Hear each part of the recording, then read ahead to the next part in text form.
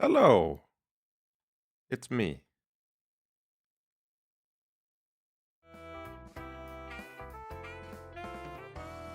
And it's music. There we go. Today's gonna be a long stream. We're gonna do a lot of Last Sovereign today. Since we're nearing the end, speed up is the wrong term, but I wanna make progress. I'm excited to see where we're gonna end up. So today is gonna be a stream for as long as I feel like I can stream, which hopefully is longer than a normal stream. Like, I would imagine it's longer than a normal stream, but, you know, we'll see. Wait, what the f... The bot normally takes 10 minutes to alert that I'm going live. Like, I'd say it has a regular delay of 5 to 10 minutes. And somehow it's already alerted that I'm live, which is crazy. I don't know why. But we take it. I'm starting a lot earlier today, so I don't know if anyone will be here. We'll see. It would be very funny to be, like, inclined to make as much progress as possible, and then everyone is gone because it's a Sunday during the day. It's not that early. It's 15, local time. Don't dox me with that information, please.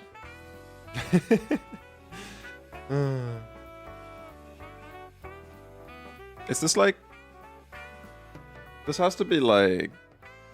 I was gonna say Dino Crisis and something, but no, it could be like a Jurassic Park thing, but I don't think... Like, this looks more like a dragon to me than a T-Rex, because of the spikes in the center. Like, it looks like a fantasy dinosaur, if that makes sense. What's the name of the asymmetrical 5v5 shooter that I loved as a kid? Or teenager? Was it Natural Selection? I think it's Natural Selection. Fucking amazing game concept, by the way. Tomb Raider? The fuck?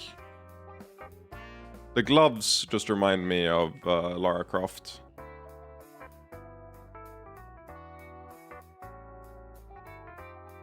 Toomba! It's Toomba. Let's see, it was Sunday. Yeah, I replied to you. I replied to you an hour and a half ago. Yeah, I understand it was 3 a.m., but I meant tomorrow because I was going to bed right as I wrote it. So that's my bed.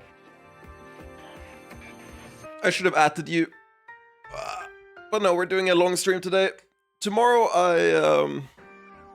I promised to play a little bit of Deathloop with a friend because I'm on the final loop, so I'm finishing that game, which is gonna be like 30 minutes. Yeah, this Discord stream notification was way faster today. I don't know why. It came in like 1 minute after I started the stream instead of the usual 10 minutes. I don't know why. But yeah, tomorrow I think I'll stream as well. I'm not 100% sure. I promised to hang out with 2 different friends, but I haven't set like a duration. So we'll see if I get a stream in tomorrow, but I don't think we'll go that late. So there's a chance that I do like an evening stream. We'll see. But today we're going for as long as possible, so we'll see. At some point I'm gonna start walking as well, which is it's gonna be a play for like an hour, then put up the treadmill, walk for like an hour or 2, take down the treadmill, order some food, play some more, you know. Yesterday I got back from a mountain trip with friends. It was really fun. Like a hiking trip or like a sightseeing trip, because hiking trips are super enjoyable, especially if it's like proper hiking trail. They tend to be so enjoyable. Nice. I really like day trip hiking. I've only done, what's it called? I've only done like a overnight, like tent hiking trip once in my life. One time, and I was like, I don't know if I'm built for sleeping in the woods, like type hiking. I don't know if I have it in me. But doing day hiking is super fun. I'm happy to hear it. I really wish I had more active friends. I should organize something like that. Get some friends to go hiking with me. That'd be fun. That'd be a ton of fun. Oh, I gotta bring this in. There's a Norwegian Smash tournament happening right now, and it's game 5. So I just want to see who wins this. I've had this on the other monitor. Oh, it's... No, you just need to jump! You had it! No! It was free! Raptory, it was free! It was free! Raptory, you just needed to jump up there and he died! Okay, whatever. Bad game anyway. Who plays Melee? We slept there 2 days. Nice. That just sounds wonderful, actually. Like, I don't know if I should say I'm jealous, but, like, I'm a bit jealous. That is so... such a good time to have. I'm happy for you. If anything, you've inspired me to do the to actually like get friends to go hiking. Real pretty scenery, yeah. Scenery. Scenery is S. Let me see. Can I spell it in my head? It's SCENERY,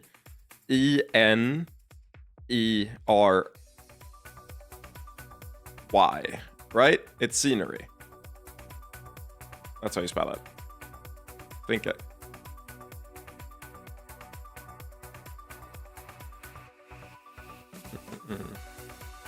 This is Italian. Makes sense. Well, let me see if it's... It is a Tomb Raider game.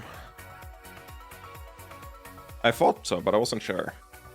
It's Rise of the Tomb Raider. Wrong franchise again. Well, the issue is I don't know... Oh, it's the OG ones. Okay. Wait, what? How is it...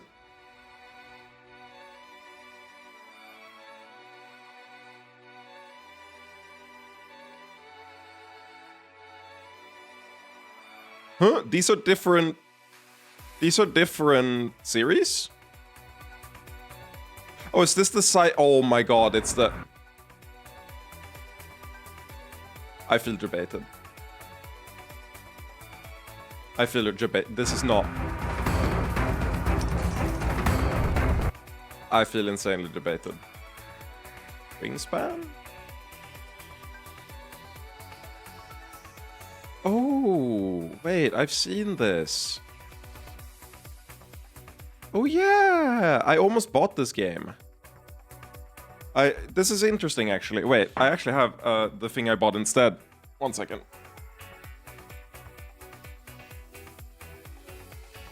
I've used this as a doorstop for my balcony door, so it doesn't slam into my like the side of my table, the hard edge. Because so when I was in Texas, I was staying with a known enjoyer of board games, and we were 4 people for like 3 different days. So they were like, bring a new, like a game that they don't know about. Bring a game they don't know about. And I, at the time, had no board games, and I also couldn't bring anything big. Like, I don't have board games at home. I have it at my parents' place if I would ever want to borrow, but I don't want to spend the space to store board games if I don't play very frequently at all. But I was traveling to Texas, right? So I couldn't bring like a massive board game. So I bought I saw Wingspan in the store, and I was like, oh yeah, this game looks really cool. I should buy it for myself. And then I put it on like the back burner and never bought it. But I did buy a game called One Deck Dungeon, which, funnily enough, I have it in my hands here. It's a co-op, like, card game, which I assume works kinda like, what's it called? Not Munchkin. I'm thinking there's a, like, D&D rip-off card game that's also, co-op, but I forget the name of it. But it's a co-op experience, 2 to 4 players, clear a dungeon using the cards. Don't fuck up. And I brought that. We ended up playing a bunch of other board games. We played Root, which was really fun. We played, well, a Garbage Munchkin game. We played a poker ripoff game that had nothing to do with poker, really, but had like a poker motif, like Balatro, but in real life, but it's not a card game. It's really weird. We played a little bit of Risk, and we never touched One Deck Dungeon, so I brought it back home with me, and I now use it as a doorstop for my balcony door. So it really came in clutch. I love One Deck Dungeon. I should buy a Wingspan so that I have a bigger doorstop for my door. No, but Wingspan is on my what's it called? My to try list of games to play. It looks cool. Let me see. What's the rating on it? Board Game Geek is my go-to. Yeah, pretty similar to Root in rating, which I'm surprised of. Way more popular. Twice as many ratings. That's cool.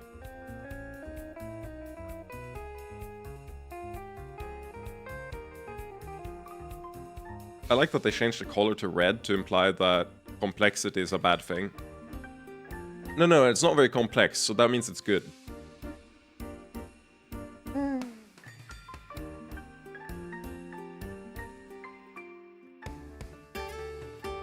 That's neat. Best 4. I really like that you can vote on like what the ideal number of players are for a game for it to like be the best, you know? The best experience. This website in general is really good. I say as a casual enjoyer. I don't know if it's like hated by the hardcore fans, but I think it's really well like put together in presenting the information and everything. It's cool.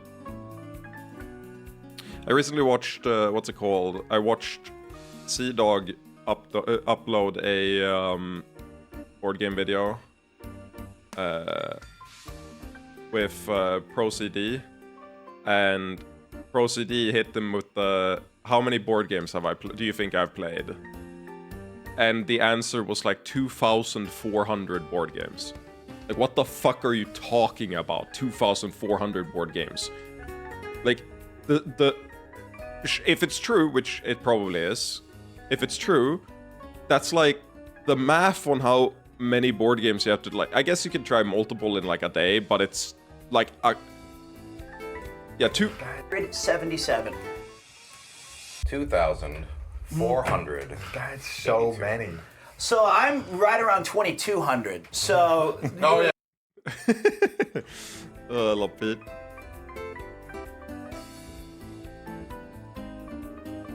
This is Mirror's Edge. We gotta analyze the exact quality of the art. Is it Catalyst or the OG? It's the OG. It's a very recognizable artwork. Mirror's Edge, I think, is a mediocre game packaged ideally. Like, Mirror's Edge, when it came out, the marketing and the, like, even this box art is extremely striking. Mirror's Edge is a example of exceptionally good, like, design, because it's so easily communicated, like, what the vibe is. It's very good. But I think the actual game itself is not that amazing. Is this... No, this is not the Sekiro character, is it?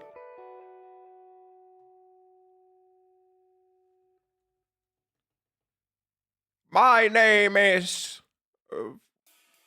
forget. First boss in Sekiro was what I was thinking of, but no, it's just a generic samurai outfit. I have no idea who this is. Nobunaga. No. Samurai Jack.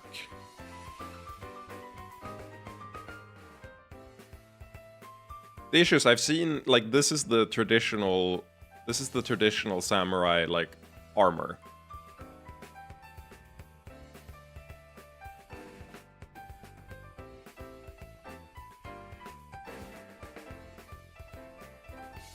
So it doesn't really help me for identifying the character. But I still feel like I've seen him.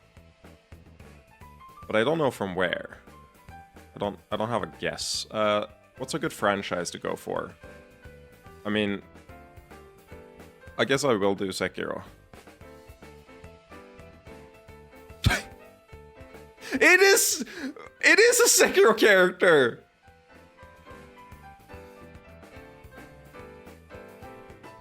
I was like, it's just an armor. It can't, like, just because it's a samurai armor and I recognize the character from Sekiro doesn't mean it's Sekiro, because it's the traditional, you know, samurai armor.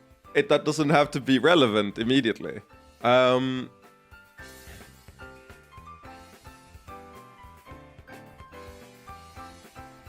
I've played through Sekiro 4 times. I should remember all the characters' names. It's not Ishin, is it?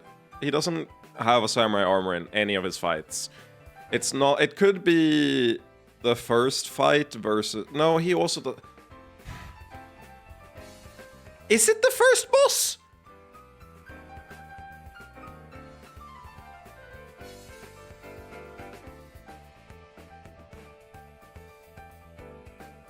I mean, he looked a little decrepit in the first picture, so it could be Ishin. And it's like a picture of him from his youth. That could be a possibility. This is like a royalish outfit, so it doesn't fit the first boss, because he doesn't have it. The coat is also bloody, so it could be the lightning guy.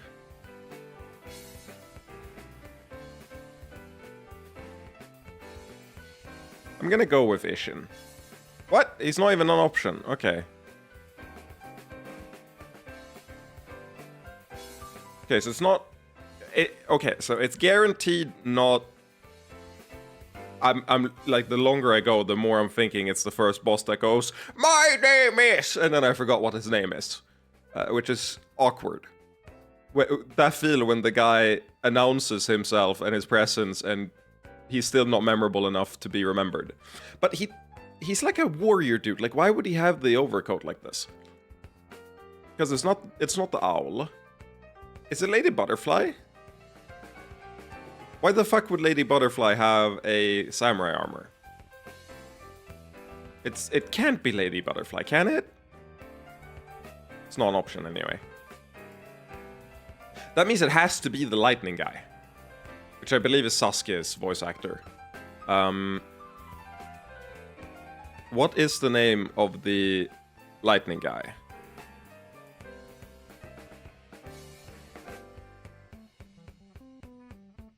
It's not... It's Genichiro Ashina, right?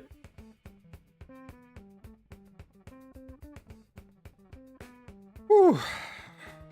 I don't recall him ever wearing this armor.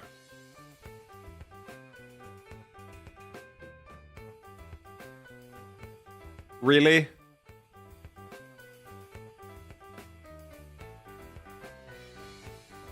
In the tutorial fight? I guess he wore it in the first phase of the second fight as well. These are not the same pictures though. Like, in-game he's never been this bloody in this armor, and the shading on it, like, it's way redder. I have a hard time like, these don't look the same. I guess this here is very telling that it's the character, but the in-game art outside of this specific shot, it's very difficult to tell that it's the same, like, coat, clothing option, you know? I'm surprised I got it. But I guess I wouldn't have gotten it, because I did, like, Ishin first and Lady Butterfly, which, if they were options, then I wouldn't have... Actually, I want to see...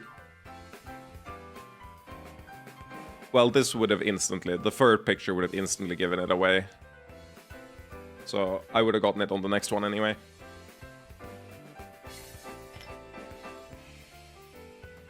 Bloody Rituals Infection.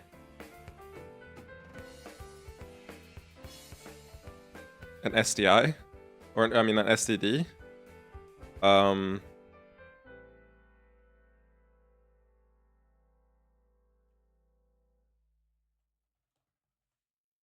I don't remember if they have rituals, but Black Magic Cursed Town. Gore system. Gorsh?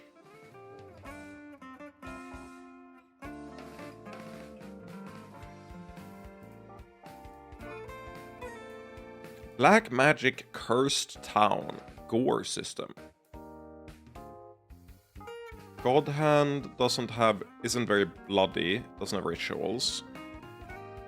Cursed Town is fucking me up. Black Magic is also interesting. Like, Black Magic is... I'm all about Black Magic in games. It's not... Is it like an old CRPG? It's not Arcanum. It's not Baldur's Gate 1 or 2.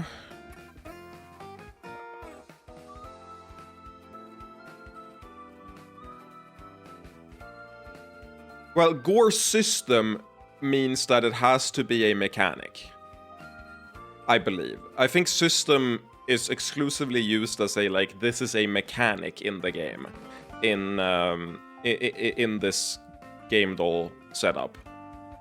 If it said, like, you know, gory, then that would be a vibe. But I think Gore system means that gore is a mechanic in the game. But Cursed Town... I mean, it could be... I feel like I've answered this so many times. Technically, it could be Curse of the Lamb. Cult of the Lamb, sorry. But I don't think Cursed Town fits, is what's fucking it up. Slow pacing, night setting, extreme violence. Is this a Resident Evil?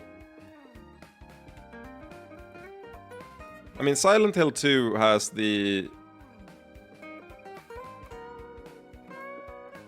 But, like, there's no gore system. Slow pacing, night setting, extreme violence. I mean, extreme violence... I guess I will do a Resident Evil... like, fucking Village? No, okay, cool. Japanese... Oh, it's Silent Hill F, right? It's Silent Hill F. What? Oh, wait, no, I know what this is. Wait. I know this game. It's, fuck. Oh, I know exactly what game this is. Sightjacking. It's, sightjacking is the main mechanic. You jump. Oh my god. I literally... Cursed Town is funny, though. Wait, is it the prequel? Because Cursed Town doesn't fit the game.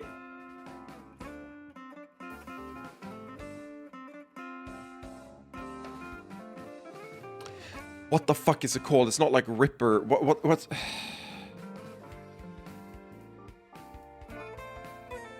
I should know what this is called. I'm literally gonna show you where I have the source for it. Was it a K-Bash video? No, was it K-Bash? It might be K. No, it's not K-Bash. Who is it? Who was it that made a video on this? It's not K-Bash.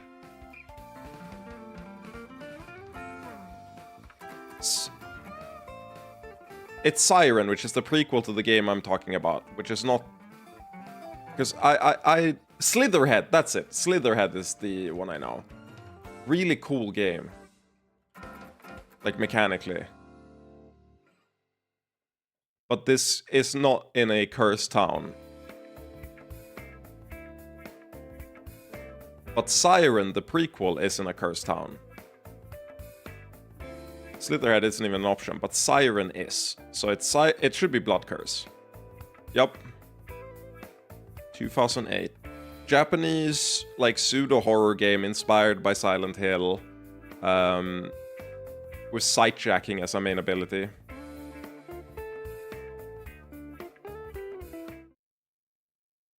Tango Mushi was the one who did the video on the Siren stuff. Wow, Cyberpunk Tracy played it. I didn't even know.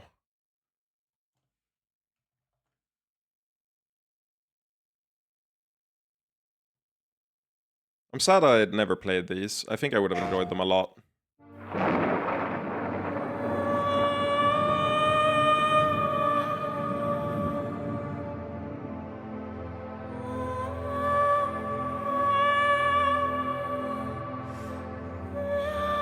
I'm a sucker for this kind of vibe.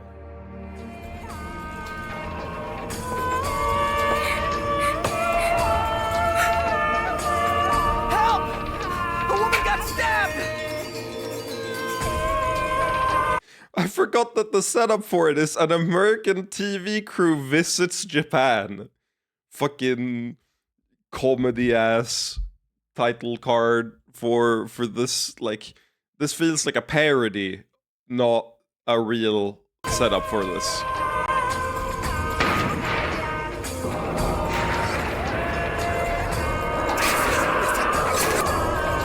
Don't worry.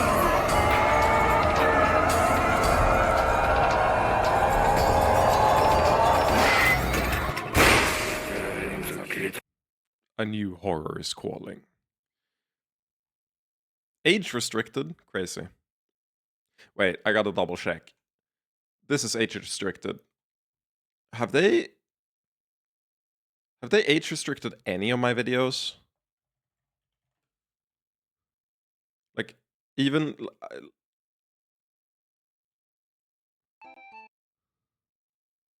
I wonder... No, I don't think a single one of my videos is age restricted.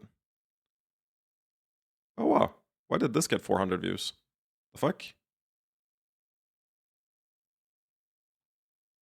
I guess it's because I was like the first out with it.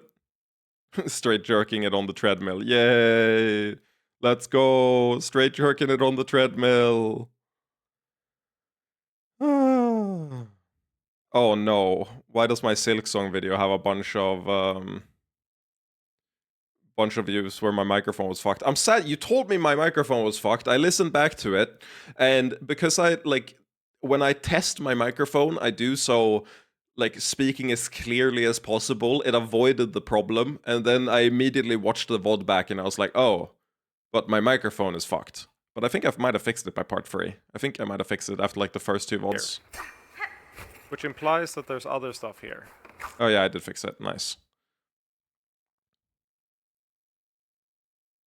You already knew that had a lot of views? I must have pointed it out sometime. I forgot about it. It is funny that like part 1 through 4 has a bunch of views, and then people just realize, I can't watch this guy, he's insufferable. Which, you know, fair. I also wouldn't watch me. But that's mostly because I live me. And it's exhausting enough to live me. Watching me as well is, whew. It's really mean of me to force that upon everyone else, right? With that said, it is time to be racist towards elves.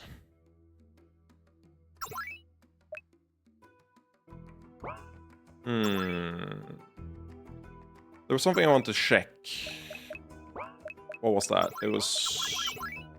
Oh yeah, it was... I like picked up a...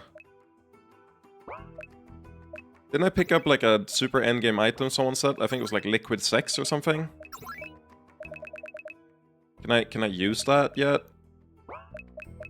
I think it was Estera who picked it up. I guess I don't have it yet, because I feel like Altina or like any of these would have been able to use it if they could. Or if I had it. Oh no, it's... Who the fuck said this was a super endgame item? I guess it's used to make a super endgame item.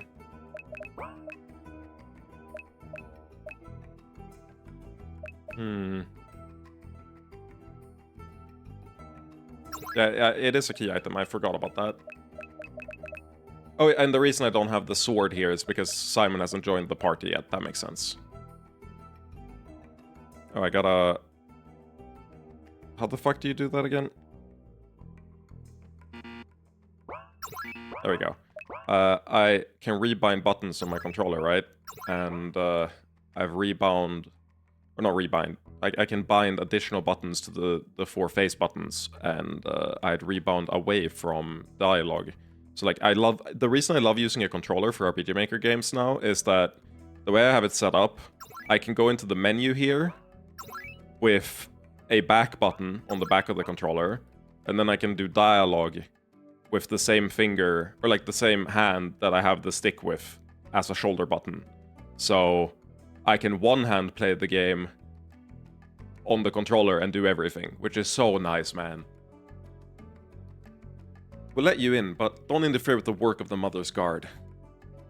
Yeah, racist elves, we know. This is all so troubling. The Mother's Guard is supposed to defend everyone, yet we're being dragged into politics. In my experience, those just trying to do the right thing are often used as pieces by those who aren't. You... human. Perhaps you have wisdom to share, but I don't know if I should speak to outsiders. Fucking... Even the non-racist elves are racist. I'm not sure I can help you with that. Let me consult with the Mother of Elves.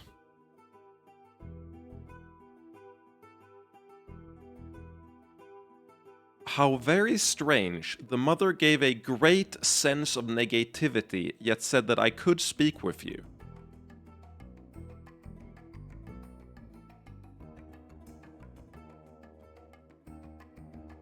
Why?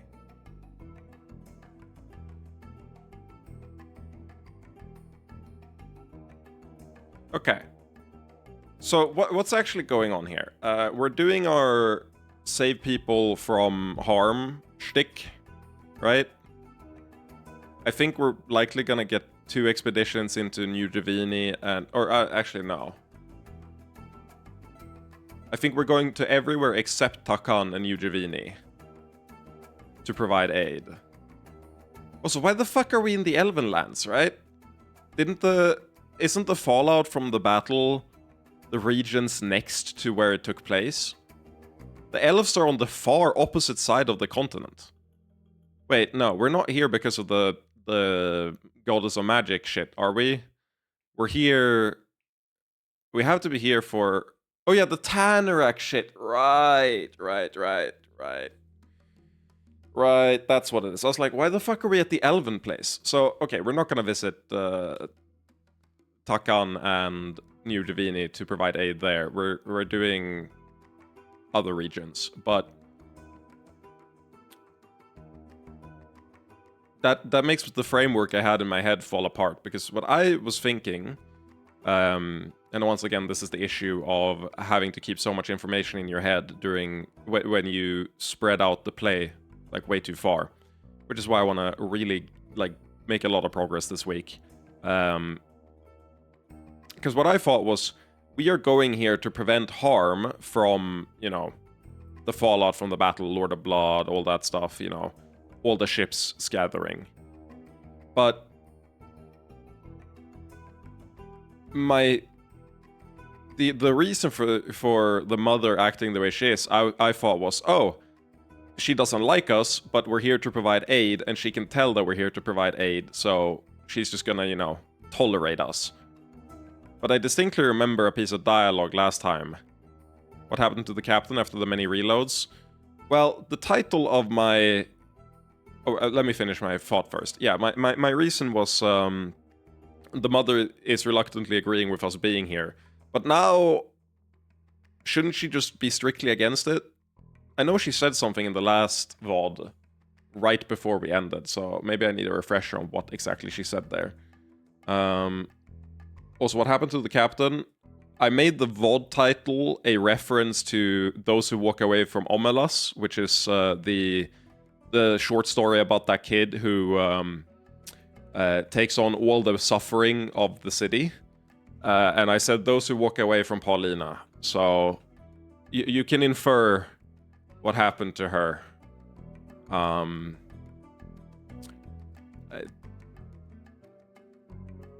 Look, my moral compass is unstained. Sometimes the few have to sacrifice for the greater good, okay? It's not very complicated, really. You know, faster than doing this.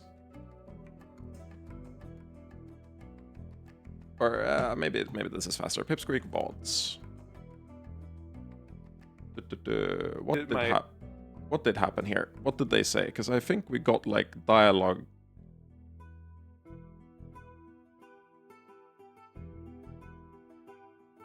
Oh yeah, we had Altina talking to the elves. And it's like, we only want to help. What did the elven mother respond with? I recognize that you're not here to kill, but you seek to gain control. We don't need your help. The Mother's Guard is more than capable of dealing with these brutes. Very well, we'll stay away from the fronts. But immense magics have moved over Arkland, and even now great forces do battle within the tower. Okay. Here's the final thing she says. I will permit you to teleport to where my children organize our defenses, but if you seek to gain control, you will be punished. Okay, so we have a like a mission statement, which is don't fuck this up. If the mother trusts us for the first time, I'm going to lean toward do not do things that overtly antagonizes her. And then hopefully that works out, right? Perhaps it's because of the difficulty of these times. We all agree about what should be done, but we disagree on how to proceed. I'm not sure I agree. Like you said earlier, there are those who don't want what's right, just using this for politics. Palantir. It was always the same with humans. The Incubus Emperor was on our doorstep, yet so many used him as a prop for their own plots. Yes, you were one of those who fought him, weren't you? Before ushering in the reign of another Incubus King. Because I believe that was the right thing to do. But this present situation is much simpler, right? Isn't it? The problem is, we can't agree on what's most important to protect. Major landmarks, yes, but every little grove is important to someone. As I see it, the problem is that if either nation or any individual faction believes they're safe, they'll begin restricting their efforts.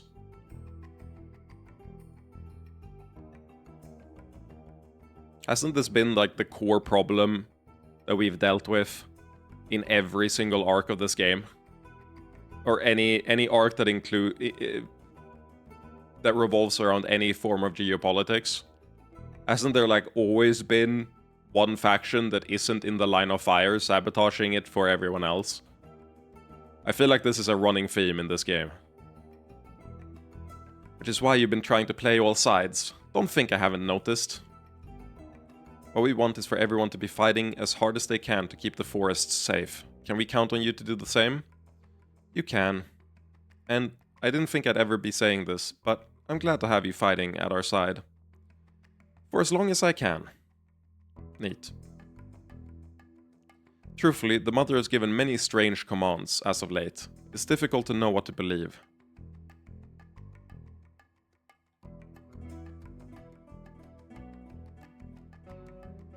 Okay, I don't want to be called Gooner-pilled for this.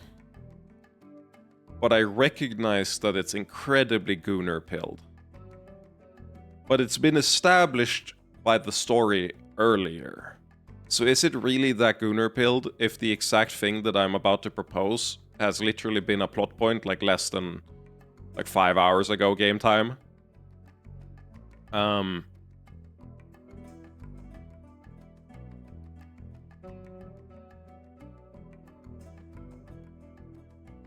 Is the mother experiencing like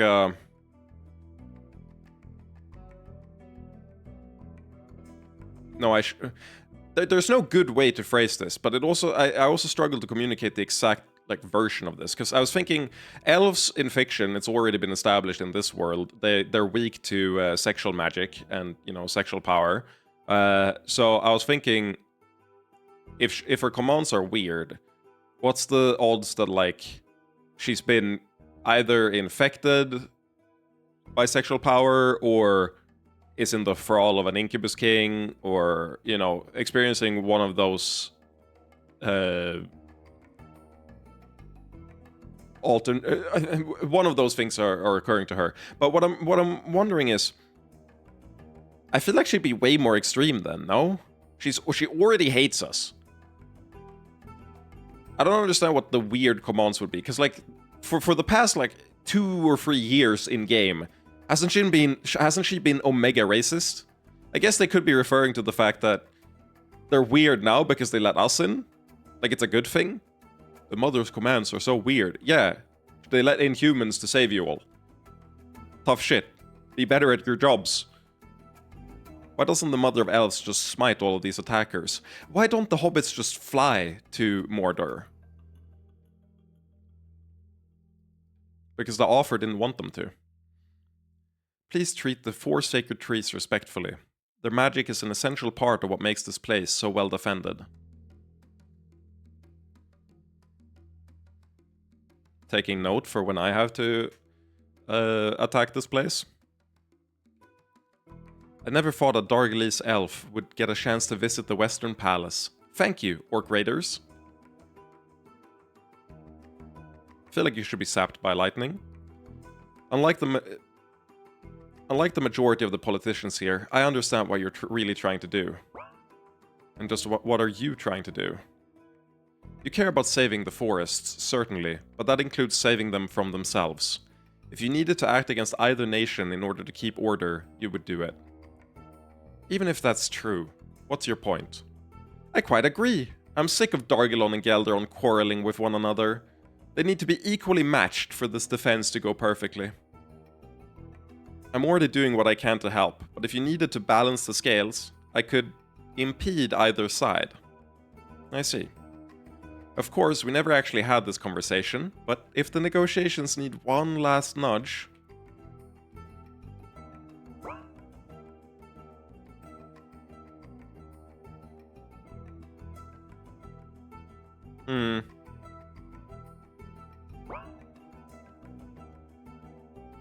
Feels like a choice where I can... If I play it perfectly, I'll end up hareming both of the Elven Queens, but if I play it poorly, trying to balance them will be a net negative instead of a good, compared to just going all in on one faction or the other.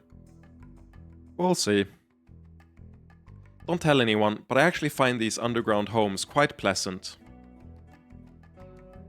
This throne was set up for Queen Atria, but it's not enough. She doesn't even have a rug.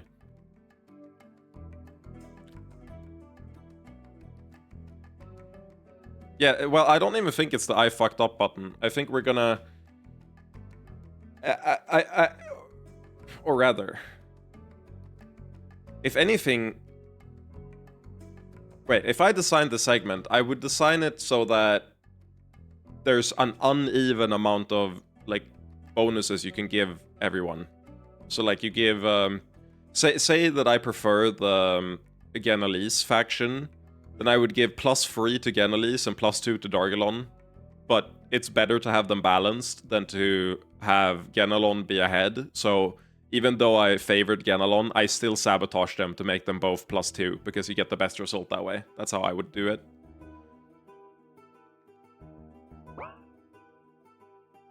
Queen Atria, I'm glad to see you leading the defenses in person.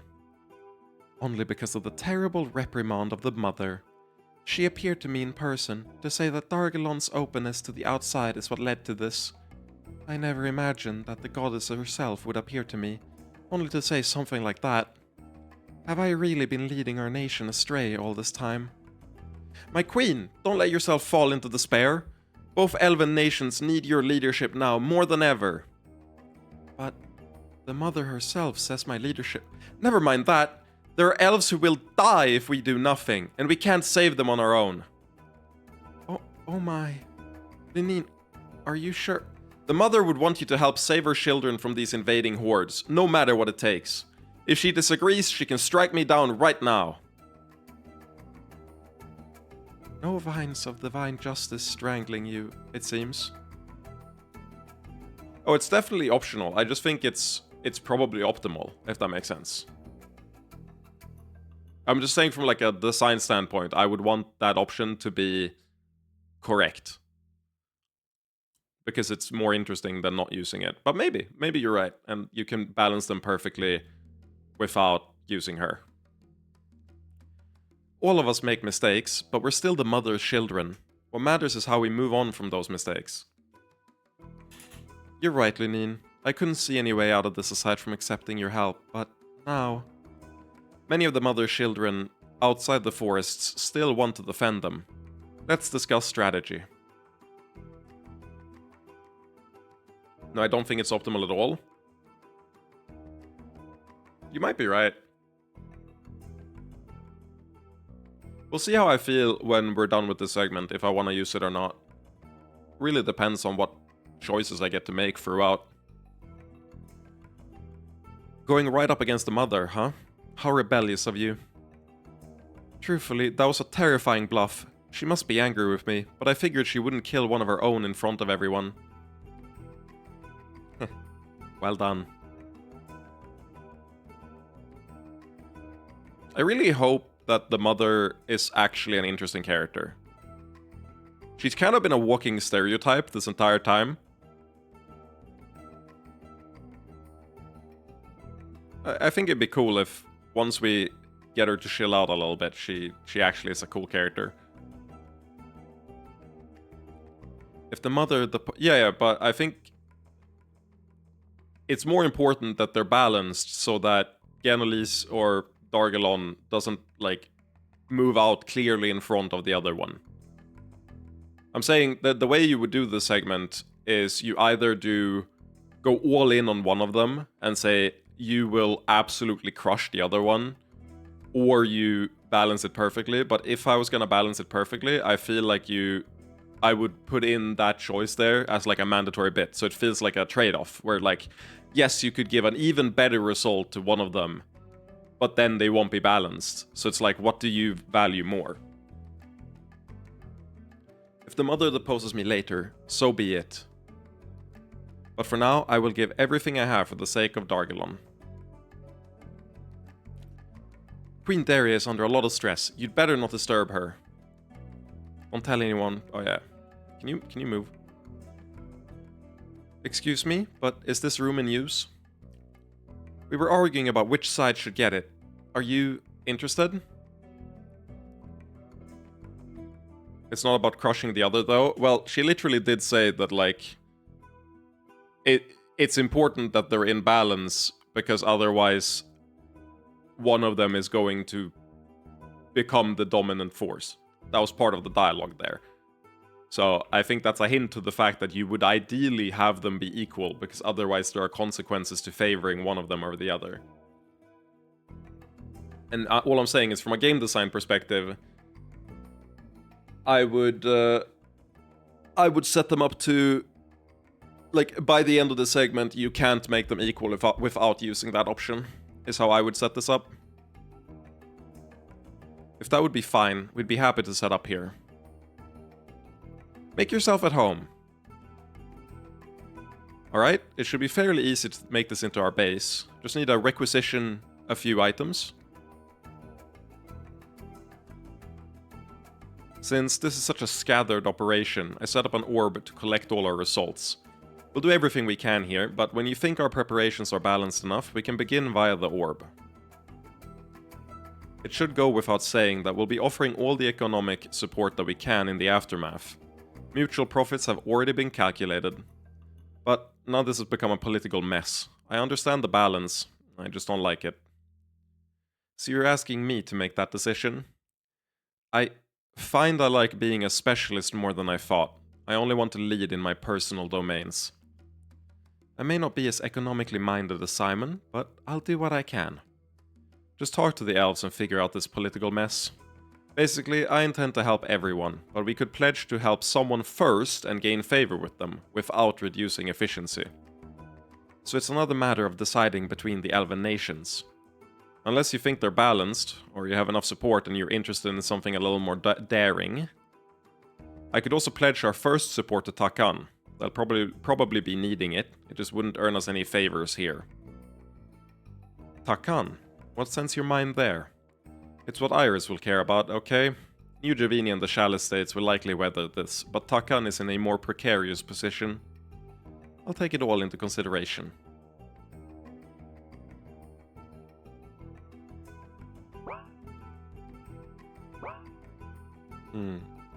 Fine, but inaction is the worst course here.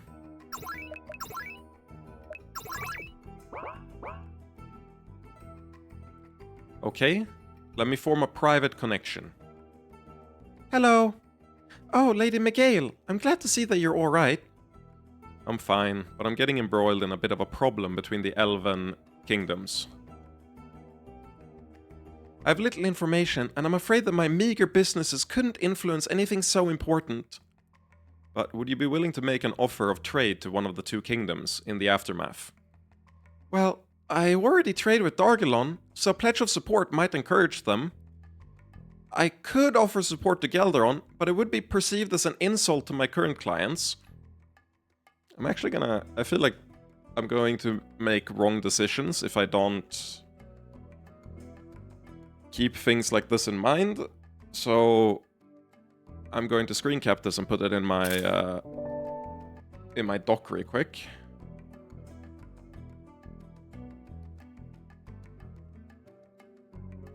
I'm sorry, but I don't think anything in my power could support them in a balanced way. So yeah, I'm definitely going to put her on Dargelon still. What if I told you that was fine? We're trying to balance the efforts of both sides, so we need more weights on the scale. Then I would be happy to do what I can. Is this line safe to discuss the details? You were right, fair enough. It's a shame the emote makes that screenshot not work, because without that emote there and it said right like normally, oh, it would feel so good to screen cap that. It's very rare that I'm right and people say I'm right. Affirmations are hard to come by as a man in my 20s living alone. I'll send you information about the battles, but otherwise I leave it up to you. Just me? But this isn't trade, it's a war crisis. And you better be equal to it, or I'll be disappointed in myself. I won't let you down, Lady Miguel. Just let me know once you've decided your strategy.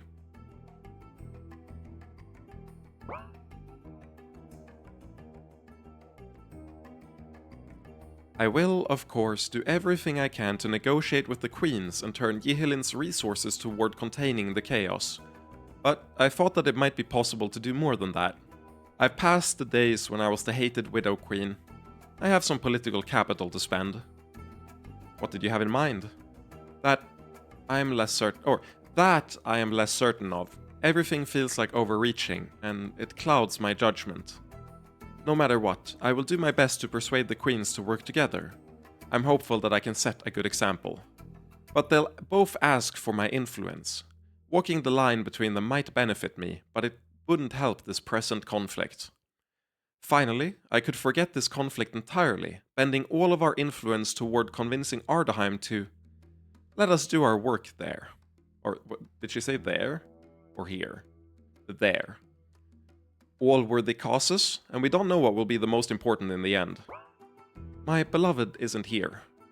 Which, you know, I call him my beloved because he's mine, like possessive, and I think you're all lesser than me. Because you're not married to him, but I'm married to him. So really, I'm the top bitch here. You're a side hoe. So you'll have to let me know which part you think he would want.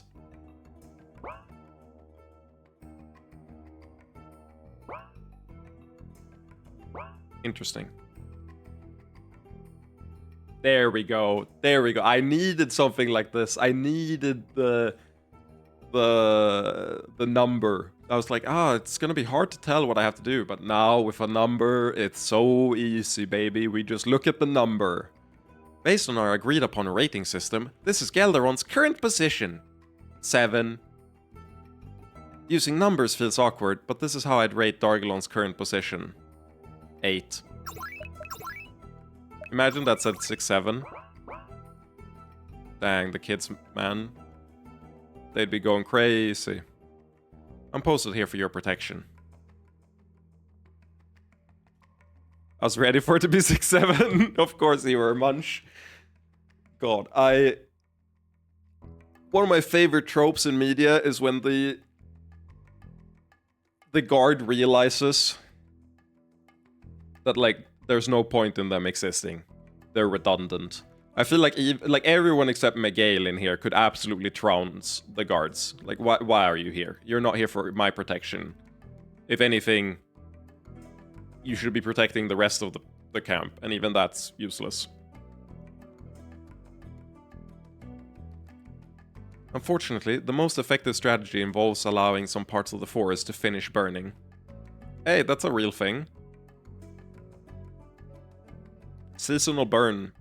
Seasonal burns are very effective, which is why we do them in even in like nature reserves and stuff like that. You let the burning take its course because it facilitates better regrowth in the next like season. It also promotes a bunch of biodiversity to allow forest burns to continue, especially if they're natural. But we also in non-protected lands, we also do controlled burns, which are essentially like artificially doing the same thing, but on a schedule.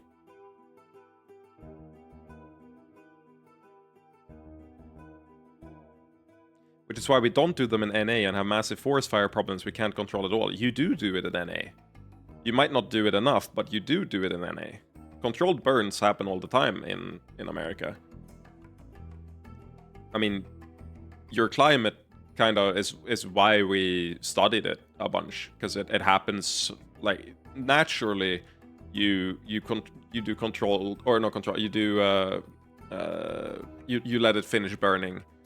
But you've researched it a bunch. Like most of the research on it comes from America, and controlled burns are also in America, right? I think the California stuff. I think you stopped doing it for a while in COVID, right? And that's when it became way worse. Controlled burns, California.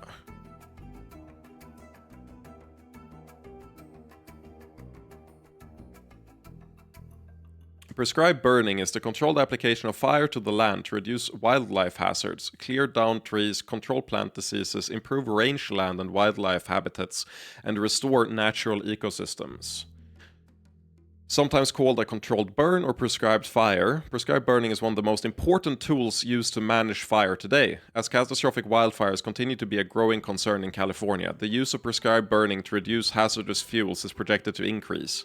Daily burn decisions are issued based on the forecast of air quality and meteorological conditions that can affect smoke dispersion.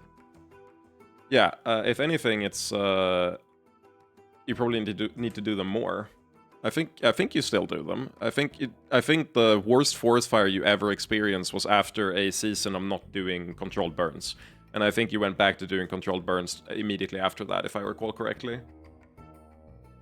But yeah, the fucking massive forest fire that led to a bunch of houses burning down and stuff, or for wildfire, not forest fire, was a result of not doing controlled burning the season before.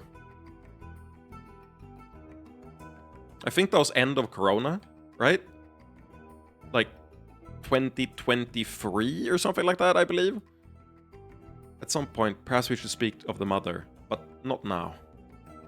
Well, we've done everything we can in here, except play the organ, which they won't let me because the game creator is a coward. The mother said it was okay, but frankly, I don't like using this holy place for war. Not even the enemy elites will get past the mother's guard. I don't like you passing through the defenses so much, but I suppose there's no alternative. Okay, so that's... We've talked to everyone in there and gotten the lay of the land.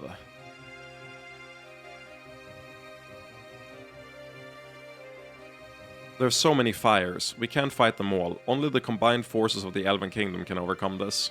Interesting. Well, you know what my first step is gonna be? We're gonna go to my most hated zone in the entire game, which is this small-ass fuck-ass tree that I spent 100k prawn on for no reason! It still hasn't paid off. And I don't think it ever will. I think I just walked in. They asked me, hey, do you want to spend 100k prawn to walk in? And I said, sure. And then I needed that 100k prawn elsewhere, and I never had it. I've, like, lost multiple rounds of investment because I fucking used 100k prawn here. This was my first failure as a player. The curiosity of wanting to visit an area. And not save scumming. If you're here to kill me, just do it. Otherwise, leave me alone. We're here to help you. Do you remember us? Oh, it's you.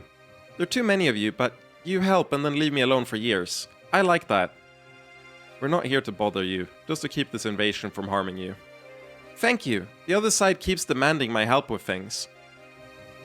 Now, wouldn't it be funny if I actually get like a worse relationship with her because I spent money to go here? And she's like, yeah, you only left me alone for like 2 years and you visited twice, but like, if you didn't pay money, you would have only visited me once in 4 years, and then I would have been a better friend for you because I don't like hanging out. Thank you. The other sides keep demanding my help with things. It might be safer if you accepted the offer one side or another. Yes, but that's politics. I don't like that. What if we dealt with that for you? That'd be the fastest way to get through this. Okay. Good thought, Hilsara. But don't talk to me until you've decided. I'm gonna talk to her before deciding. Which side should I join? You promised you'd make this easy for me. I love that they lock you into it. You can't back out. They did warn me that you can't back out. I dig that a lot. That's funny.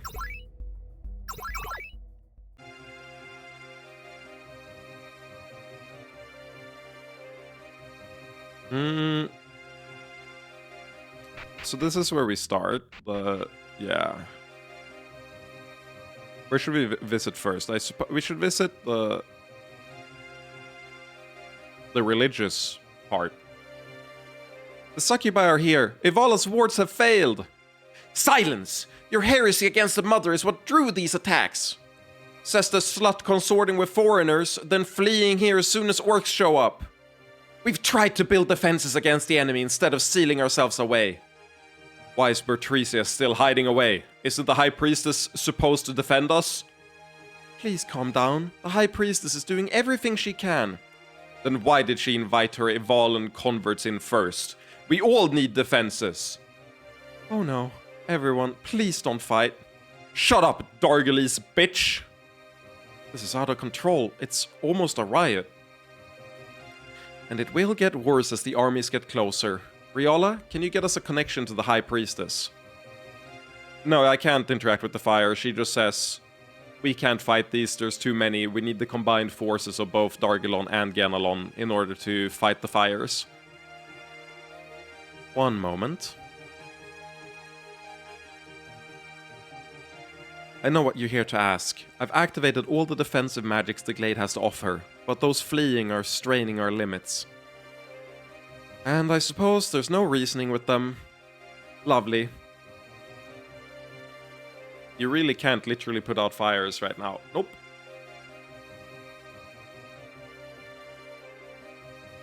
Could you do more with an infusion of mana? It would assist, but our true problem is social. Well, shit. We might be too late on this one. Everyone, listen to me! Okay, I'm legitimately hype. This would make sense. Side objective. So we got a side objective of calming them down. She hasn't had a use for a long time, so this is a segment where if you don't have her as a non-mind controlled character, she can't do this. But this is like a reward for, you know, freeing her mind and letting her grow all these years. Everyone, listen to me. Enough, foreign whore. Never mind. I guess that's it. She just says, please listen to me, and they go no, and then that's it, and we walk away. Enough, foreign whore. That's right. I'm a foreign whore. I'm a foreigner, and you can call me a whore if you want. I've suffered at the hands of orcs and succubi like those marching toward us. I thought I could fight the Incubus Emperor, but I tried to do too much on my own, and I failed. But it doesn't have to be that way for you. All of us can work together. And you expect us to accept the Ivalan teachings? No, I don't give a fuck about religion. Please listen. Just as the mother accepts all elves as her children, Ivala teaches that we must help all those who are suffering. You can make it through this. not by relying on Evala, but by bringing your strength together. Speaking of Evala, theory time, something I thought about off stream. I think I know what the small little child is. Not the Chaos Kid with black hair, but the light-haired parasite thing they talked about. I'm back on my original theory, but for a completely different reason. I'm like decently sure it's Evala now. And I'm saying it's Evala. I think it's an attempt to circumvent her imprisonment. Like, Hester has her imprisoned, but she wants to help us anyway. I don't know what parasite means exactly. That's gonna be revealed for sure, but I'm like 19% sure that it's Evala. I'm very, like, strong confidence it's Evala now. I know we said the eye color doesn't match, but the hair color does, and she's been nothing but helpful so far.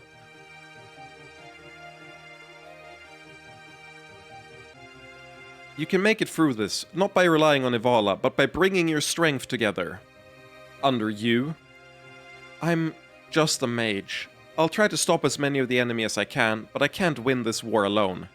But take heart. Everyone you saw left behind.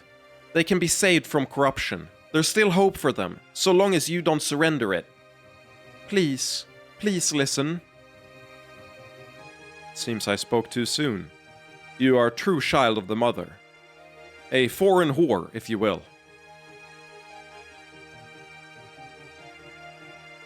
I'm a male elf. I'm very misogynistic. Even to my own patron saint deity. Did you really overcome succubus corruption? That's like, I'm incredibly self-conscious about this. It's like, the main reason I don't do bits mid-dialogue is that I'll have a bit in my head, but I have to massage it for it to come out in words that make sense. So you can tell I'm doing a bit when the pause is like awkwardly too long. Did you really overcome succubus corruption? I think she's pretty fucking corrupt. It's just that Yara is the source, and that's fine. Like, that's morally good corruption. They seem to have calmed down. Thank you, Anmin. I still can't believe they listened to me. I can't believe I did something. I can't believe I'm a real character one time. I amplified your voice, but the rest was all you. This glade is under control thanks to you, Altina. Yes, well done. I could never have displayed sincerity like that, but that was what they needed to hear. I'm a little bit too much of a saucy bitch. Everyone. We can't stop now. Let's protect the entire forest. I'm surprised I didn't get to walk in there. Please leave the security of this place to me. It really was just for that decision. So like, hey, we can have Altina do something for once.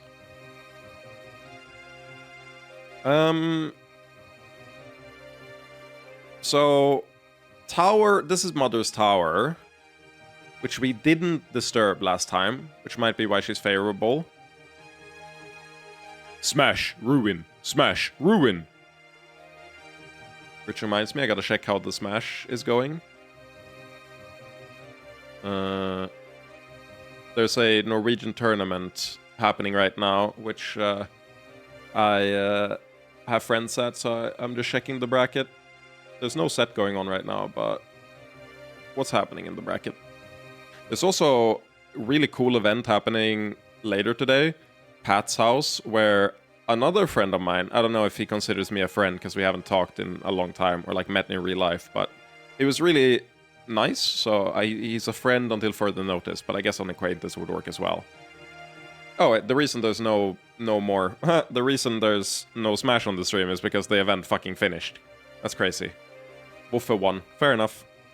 But yeah, Pat's house happened, and Chape, how do you say this in English? Chilean? Chile? It should be Chilean, right? Smasher. He's from Chile. beat Hungrybox, which was incredibly surprising. But for those of us who knew him, you know, easy for the bro. Never doubted. Didn't even look hard. So top 8, or I think top 32 is happening later today. I'll be watching that. I think I'll probably have it on the second monitor while we're streaming. I'll actually put up the BG Bootcamp. I'll actually just leave the stream muted. Just have it open in low quality.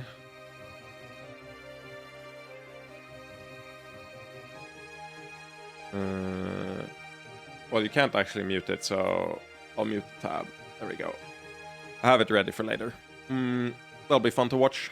I think it's gonna go until like 4 a.m. So we're not gonna stream like to the point where matches I care about are happening, but I want to be alerted when it goes live. Looks like there's an awful lot of them. Are you going to try to fight so many? I don't think they could threaten us, but it would take us all day. Ilstara, this party like, okay, we have 2 AoE mages. Don't ruin my, like the thing is, when an AoE happens in combat and it hits 4 people, that's an abstraction of what the fight is actually representing, and those 4 enemies are actually representing, like, you know, 100 people. So either we're dealing with a force of like 500,000 orcs, or a poison storm or 2 should be able to clear them out. I don't understand how it could take us all day to beat up trash when we have the 2 strongest AoE mages in our midst right now. That's just not true, though. I mean, every city is also like... Oh, that's just true, though.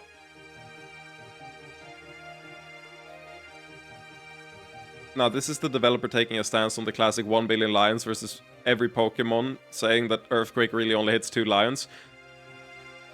I'm just saying that... That time I used to correct the emote... Well, Kirby, I want you to know that I'm... I parse the emotes every time, so if you play into them, I will read it correctly. So it gets more confusing when you try to play around them. What do you mean that's just false? Like, the idea is that, for example, they've talked about the population of various cities, but we only see, like, a fraction of the amount of people that should be there. Like, it's not like 10 people live in Ferroholm. There's, like, a whole bunch of people. So, like, sure, if there's 4 enemies in combat, there can be only 4 enemies in combat, especially because we do have people fighting off-screen all the time. But what I'm saying is, like, if we see 5 enemies roaming around on a battlefield, that doesn't mean that the actual amount of people fighting on the battlefield are 5 enemies. It's an abstraction of a force attacking, which would be like maybe 100, maybe 200 people, you know, going to breach a city or whatever. Like, it's not actually the 5 enemies on the map running around. So, in the same way, like, AoE, it would make no sense if an earthquake... Did we see actual combat like that? I think when we enter combat, it's whatever. Like, that, then it's actually representing the... I think it's mostly representing the actual scale of the fights, because you get like 10 enemies or like 7 enemies, whatever.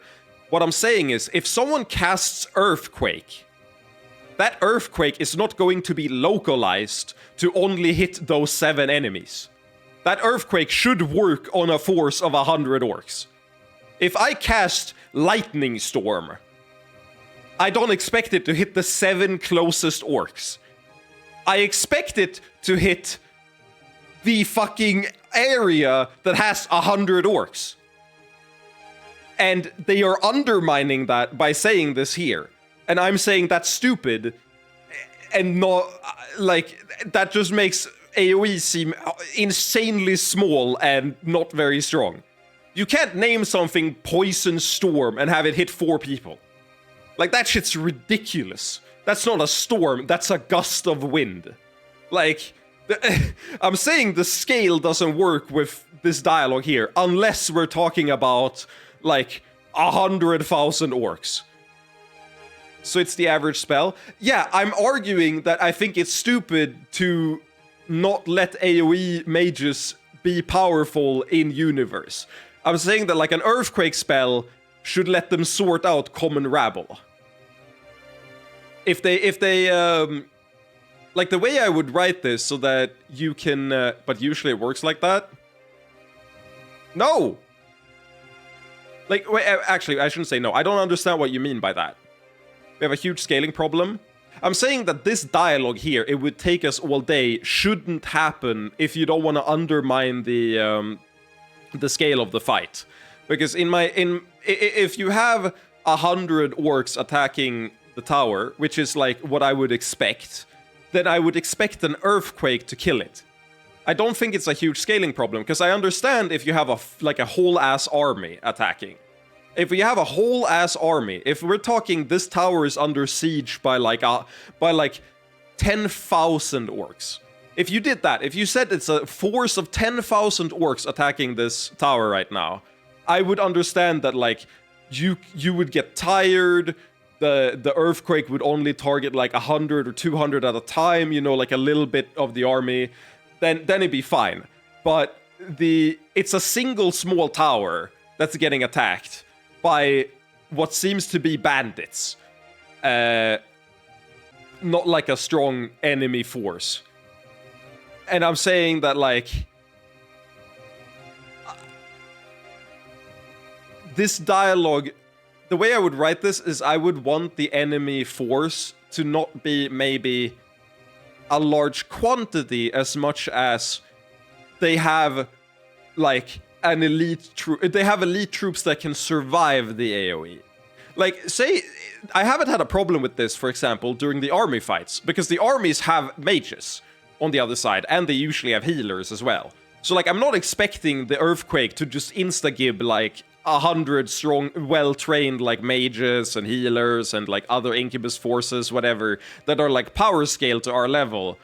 But if it's just a quantity problem, and you say, I don't think they could threaten us, i.e., we are so much more powerful that they don't represent a threat.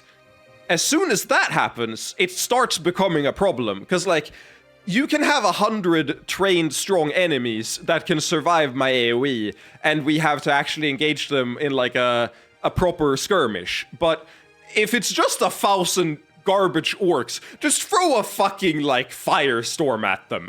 Just fucking melt their skin. Like, cast a volcano on the... Fucking...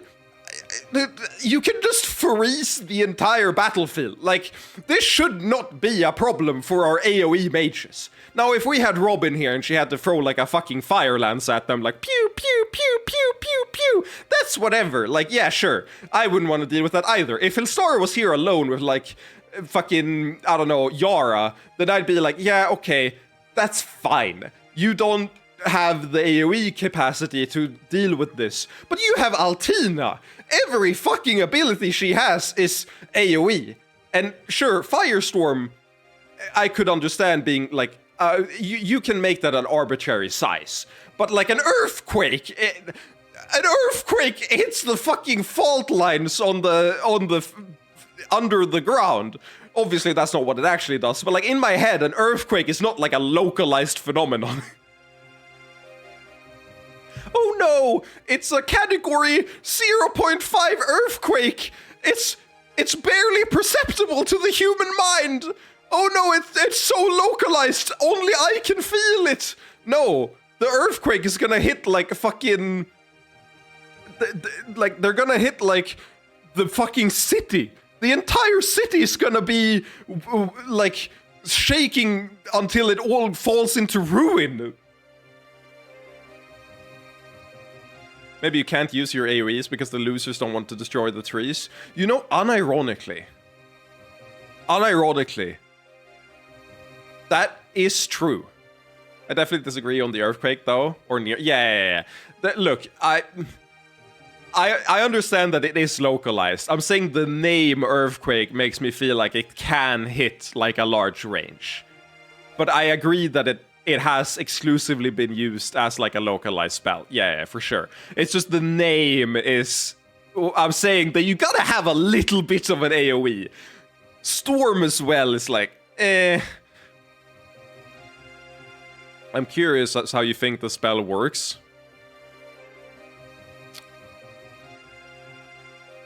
I think, okay, is it shifting? No. I don't. I think what you're doing is you're doing the equivalent of like earthbending in like Avatar, where you're targeting an area and then like manipulating the earth to like shake as if a tectonic plate was shifting. But you know, when a tectonic plate shifts, it's shifting the entire fucking plate. Whereas you would be doing this on like a localized scale. So I understand that it isn't, or like my mental model isn't that it's shifting a tectonic plate. It's just it conjures up a very violent picture in my head of buildings falling. But earthquakes aren't dangerous in the random open either. A category 10 earthquake would like destroy the world. We're talking different scales. Like there's a reason it's a logarithmic scale. When we cast Earthquake and it fucking kills like a demigod. If you cast Earthquake and it kills a literal like biblically accurate angel in the tower dimension made up of like abstract thoughts and feelings of like, I don't know, sexual purity, whatever. I'm assuming that Earthquake is like a category 9.5. Sure, it's localized, but it doesn't matter if there's any like buildings or anything. Like you're gonna stand on that, and by the end of it, you're gonna be liquid mush because of how like it all shifts and opens up the ground, and like you're swallowed up. Entirely localized in my kitchen. Aurora Borealis? Entirely localized within my kitchen at this time of day? In this part of town? Banger. Maybe you can't use your AoE because the losers don't want to destroy your trees. Let's go back to that. I think Munch has the best explanation for this. Unironically, that is a completely viable headcanon where I would completely understand that we don't want to use AoE. However, wouldn't it be baller to use Poison Storm? And like... It would be so cool if like Poison Storm made poison trees. And then like from that... Like it changed the makeup of the tree, and now you have like a poison forest that's gonna spread. Like a corruption.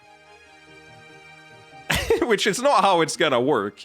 In fact, it's probably gonna melt the trees. But like, I think that would be cool, and I like it. So please let me use Poison Storm and just see if that's what happens. And like, we'll just apologize to the mother after we ruined the soil and absolutely like made it impossible for new life to grow there.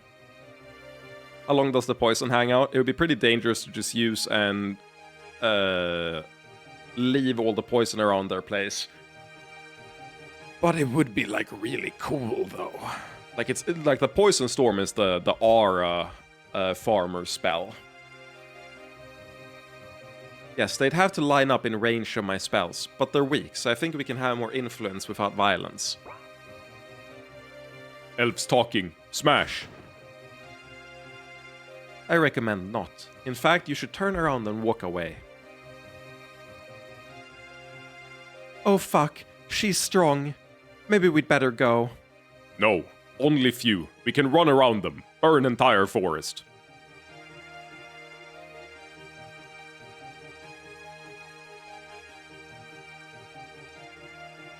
Have our orc breeding programs had the unfortunate effect of causing wild orcs to be smarter, because our orcs will, like, father children that they don't... Like, while they're on crusades and whatever, they'll father children and then leave.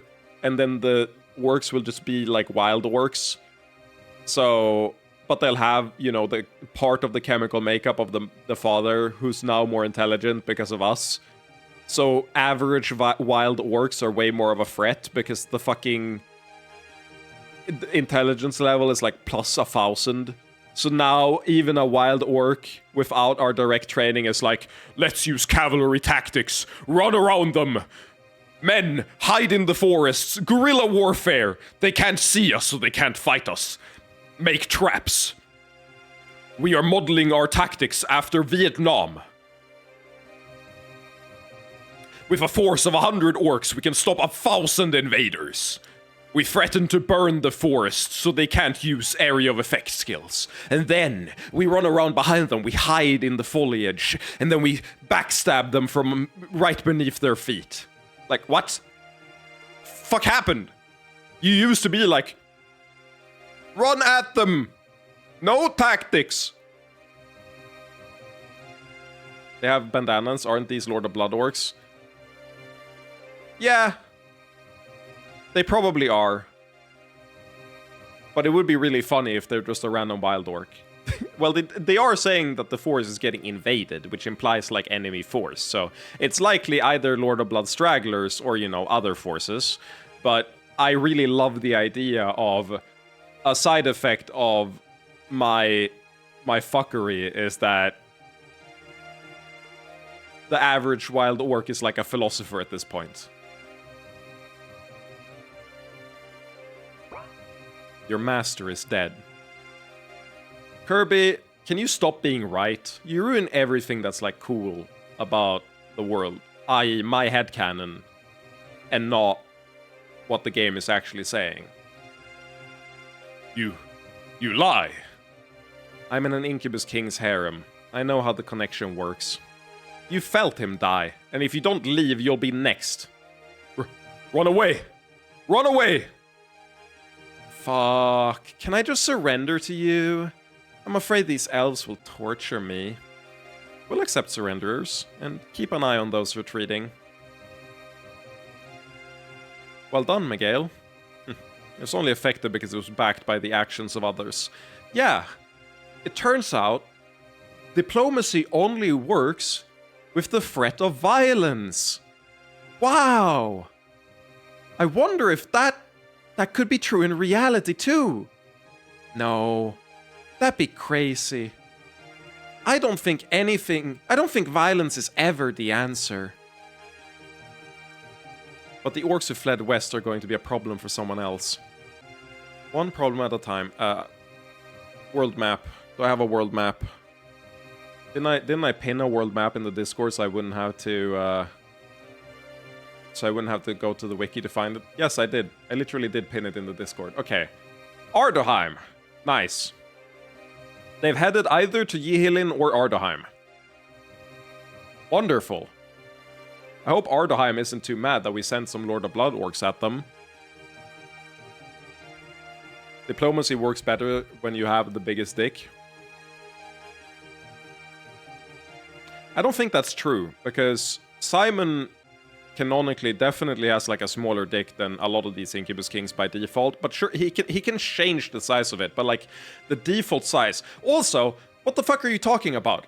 We just did diplomacy with a team of all women. We don't have a dick. I think you're just misogynistic. One problem at a time.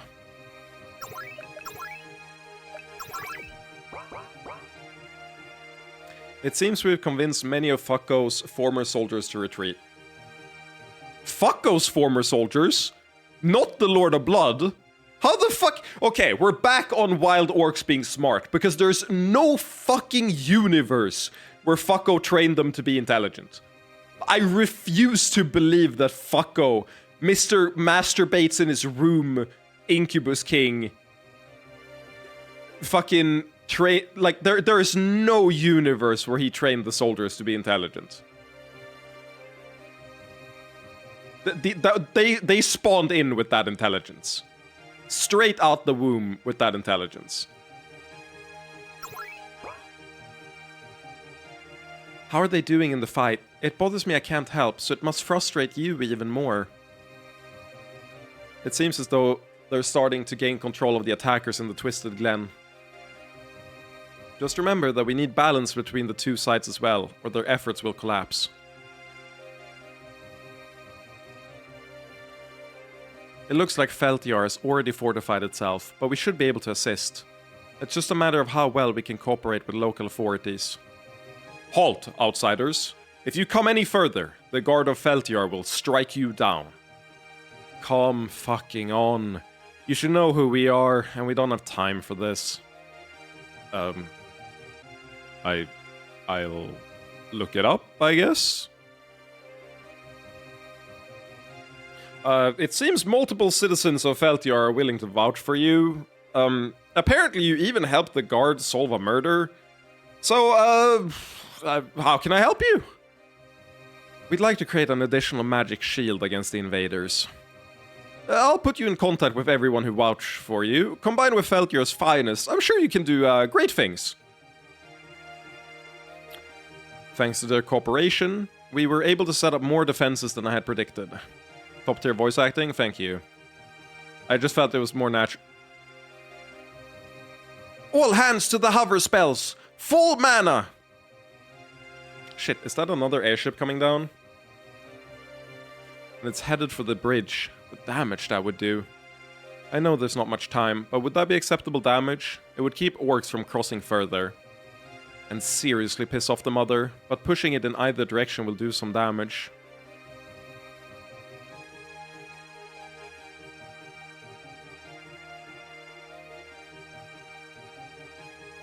I didn't even realize the top part was considered part of Dargelon. But I see that it has the Dargelon color of trees now.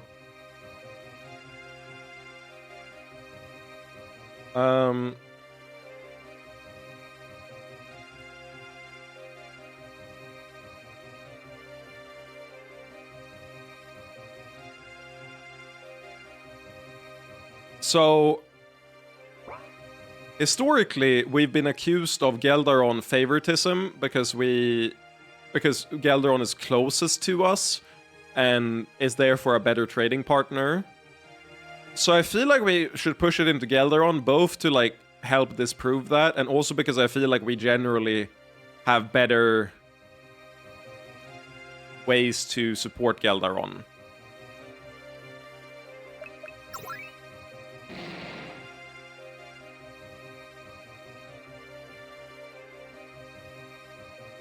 Wait, what? Am I stupid? I thought Geldaron was to the left, not to the right. I thought Dargelon was to the right. You sure you animated that correctly? Am I wrong? Have I had them backwards this entire time?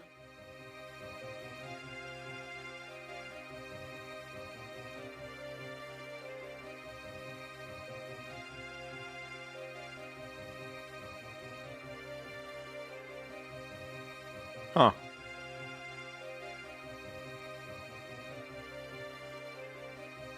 Wait, why are we being accused? Whatever. I was able to blunt the explosion somewhat, but Geldaron still took a serious hit.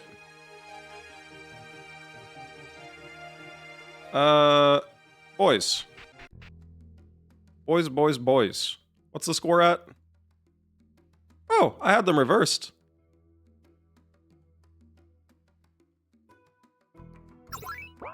Interesting.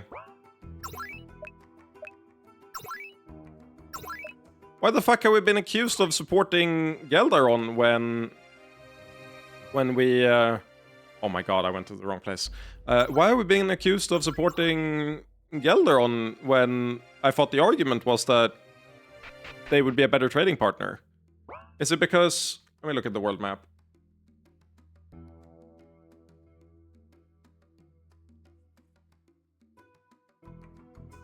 We probably did for gore, but I could have sworn it's Gelderon we've been accused of. Maybe it's the wait, let me see which queen is which. Are you the Gelderon queen? No, you're the Dargelese one, right? Oh, no. We have been accused of supporting...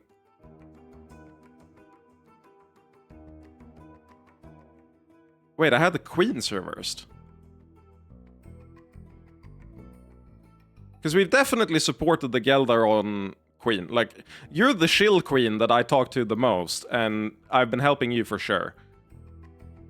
Gelderon is 9, Dargelon is 10. I mean, I guess I'll probably just send it at Dargelon then. No, the opposite? Wait, what? Like, the queen up there is Dargelon, the queen down here is Gelderon. And the reason I know this is... I will give everything I have for the sake of Dargelon. You can... Think of hair color. Lunine is Dargelon, and this queen is Dargelon. Been practicing auto-canceling on my rectangle, but I'm kind of inconsistent. Any tips to improve?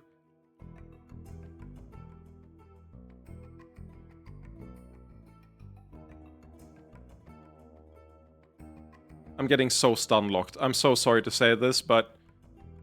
You understand that you can auto-cancel with, like, every character in the game. With, like, every situation in the game. And there are so many different setups for auto-canceling that might be the least informative question ever posed to me. That you might legitimately have posed the least descriptive question of all time. The way you auto-cancel... do you mean tether cancel? If you mean tether cancel... That would be one thing. But auto-canceling is... There is an auto-cancel window on, like, every move. Every aerial, rather. And for some of them, it's after the hitbox is gone. For some of them, it's before. And you can... It just means that the move is in the, like, either at the start, so you auto-cancel before the move is out... and it's effectively a normal landing. I play Isis, I'm trying to auto-cancel up airs.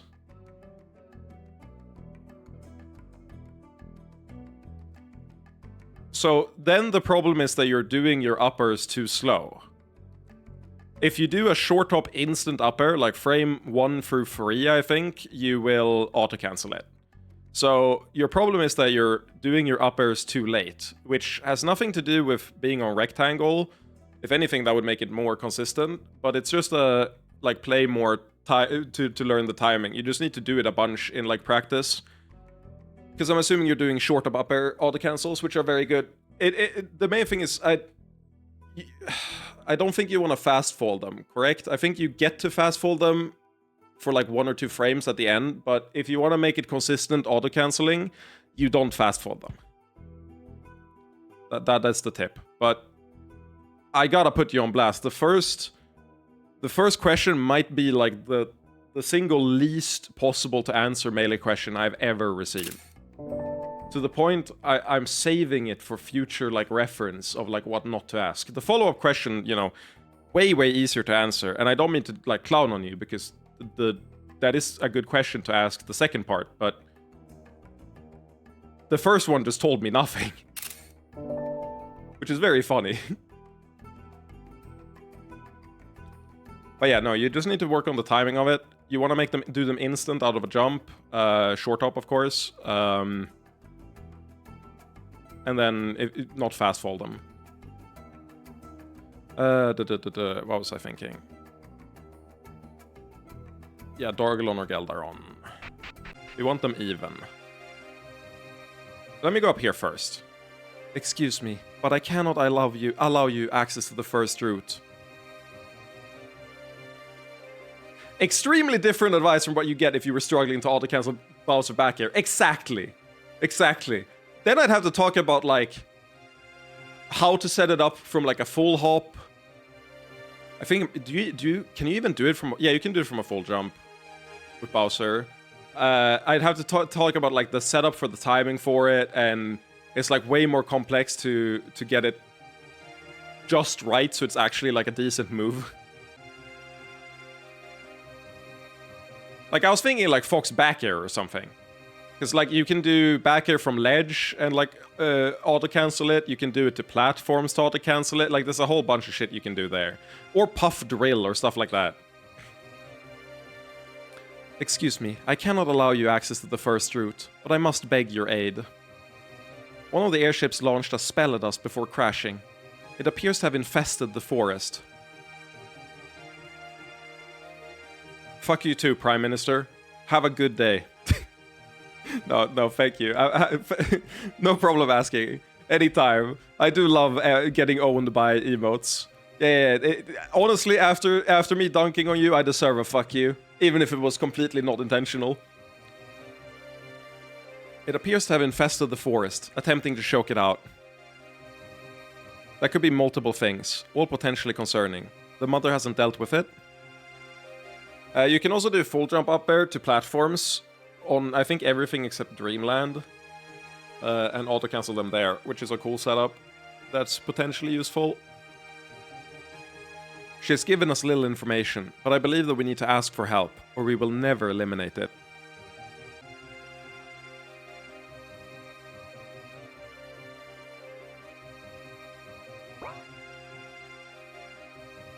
This is your area of expertise, warriors. Or wait, warriors. Politically, you could fight it, but is it possible? What I'm sensing is a modified seed of corruption. Not as potent as those Iris uses, but tower charged. I feel like we should have kept a couple seeds of corruption around. Anyone with me? Like a nuclear deterrent?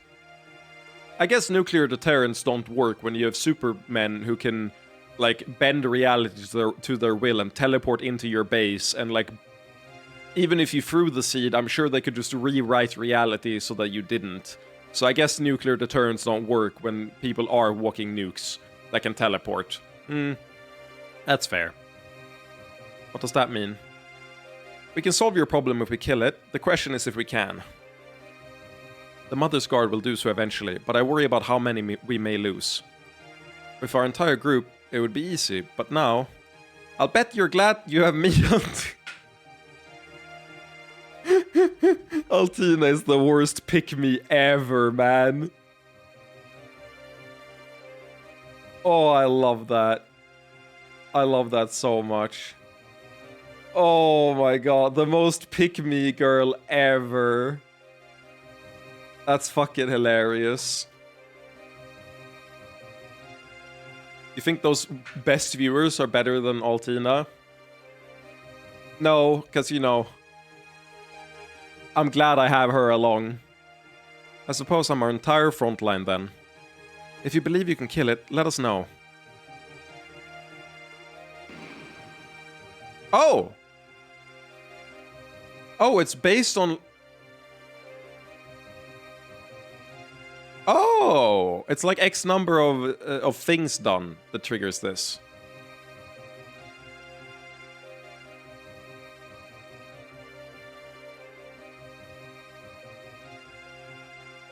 Let's send it over to Dargalon first.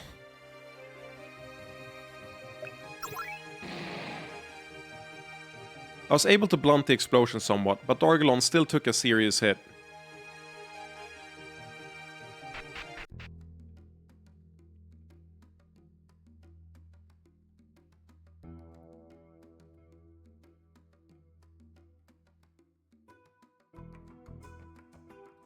Let's start experimenting. First of all, you should always go to...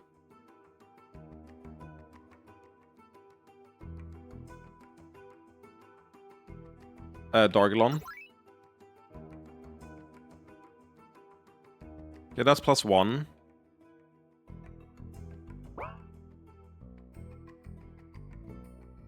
I'm surprised it's only +1. But oh, I guess it's +1. But if you sent it to Galderon instead, it would be -1 for Dargalon probably. That would be how I would represent that. So we have the sabotage option here still. I think this is a fine position. I don't think we should reload anything here, right? What I'll do is I'll create a backup save.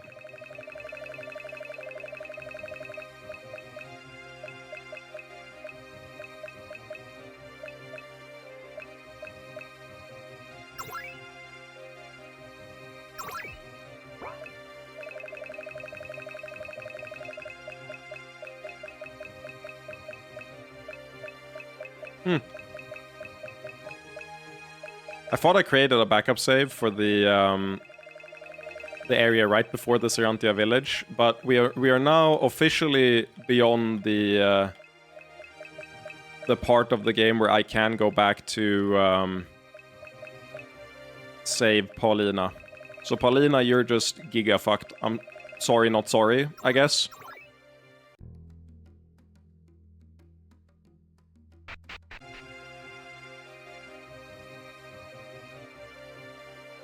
I mean, we definitely do this, right? Equipment. Anything better for you? Wow, that's so much more physical defense. Geneli's collar is so much better than the Grand Witch Hat. Why do you have the Grand Witch Hat? I guess we were in a region with only magic. That would make sense. Immense divine magic has gone into obscuring the inherent sexiness of silk. Sex defense. Neat. We take a hard stance on rape. And that stance is that if it's not plot convenient, we will not do anything about it. Yeah. Fucking hate IKEA with a passion.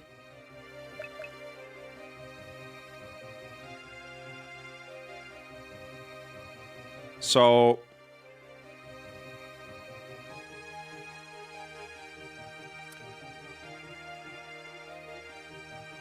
it feels weird to share personal details, but this is too much of a funny anecdote to not share. In my last relationship, which I was the one to break up with my girlfriend, the first time I ever had the thought, I don't think this relationship is for me, I don't think we're compatible, was the second time we visited IKEA. And that IKEA trip was so much worse than if I went to IKEA by myself. So I feel you. I don't mind IKEA. I mind what IKEA does to people. If that makes sense. IKEA has like a mind warping spell on people. Especially people that aren't used to IKEA. Did Paulina die? No, Paulina got raped and then was fine. She ended up killing the assaulters. Are the Swedish meatballs in Swedish IKEA any good? They used to be. I think they're still by far the best option you can buy at IKEA. Basically, all of the food at IKEA has gone through enshittification, like 3 different rounds.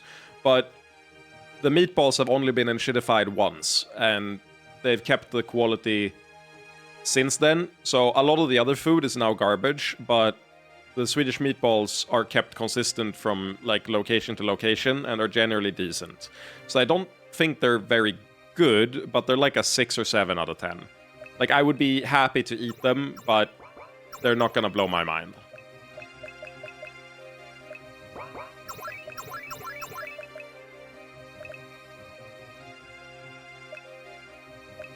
This elegant whip, it kind of kicks ass. Yeah, no, it's definitely above most other furniture stores.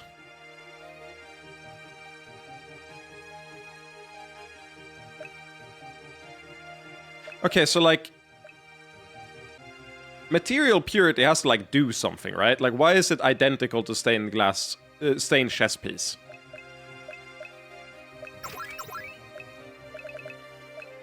Because we have like material sex as well, which we have on a different character. I don't remember which one, but like this shit doesn't track that it has the exact same effect as something else. They tend not to do that.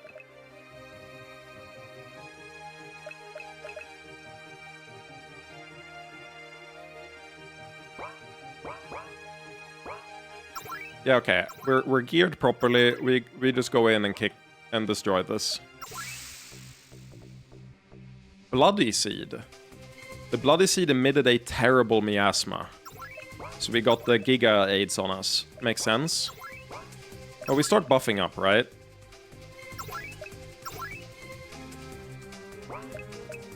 Do we? I guess so. I guess it is worth doing. I would be very surprised if... Okay, it's lightning. I would be very surprised if Poison Storm does anything of value. I guess I'll try it.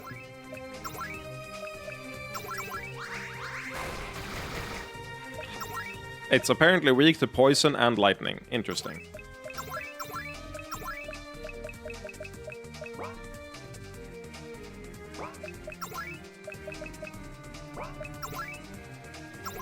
Weak to everything? Could be. I'll try Earth Lance. I don't think it'll do anything, but... No. The Bloody Seed ejected bloody drips. Dude, my drip is so bloody. Dude, you've got bloody drip, bro. Man, can't believe you've got bloody drip. I guess, Riola, you're now my buffer. Or healer, rather. Lightning Storm.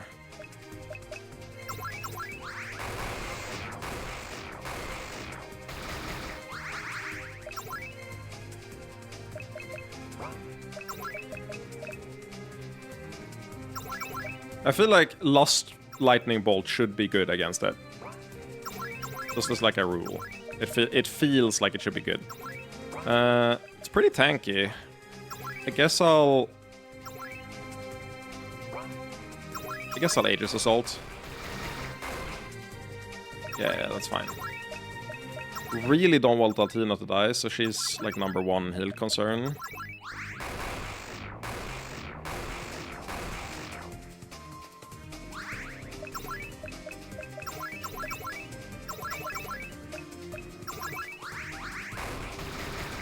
They're definitely leeches, right?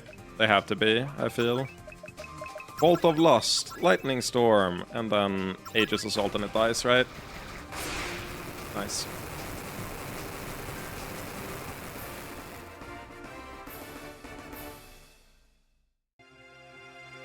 Another of the Lord of Blood's... They're blood leeches. Okay, that makes sense.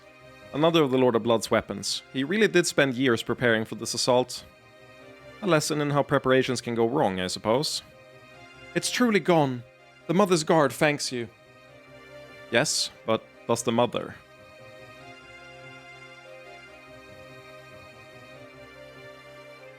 You eliminated the beast, and even removed most of its corruption. How could she not?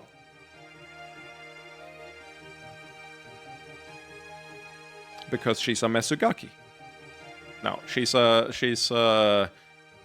got valid concerns. She's got the what's it called?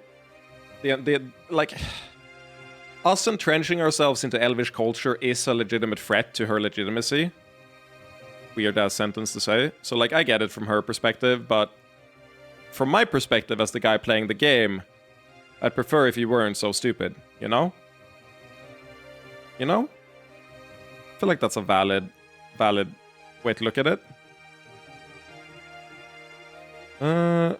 I'm starting to get hungry, so I'm going to start ordering food. What we're gonna do is I'm gonna order food, then we're gonna play, eat the food, and then I'm gonna put up my treadmill and start walking for a couple hours or something, and then, or for however long I feel like I can, and then probably continue playing a bit more unless I feel dead after that.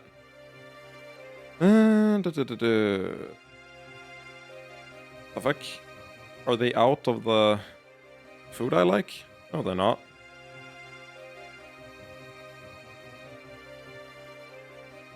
Why did it say they were out?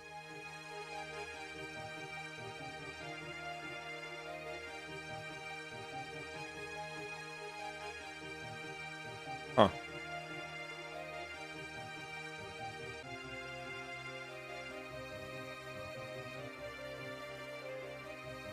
We're ordering healthy food today.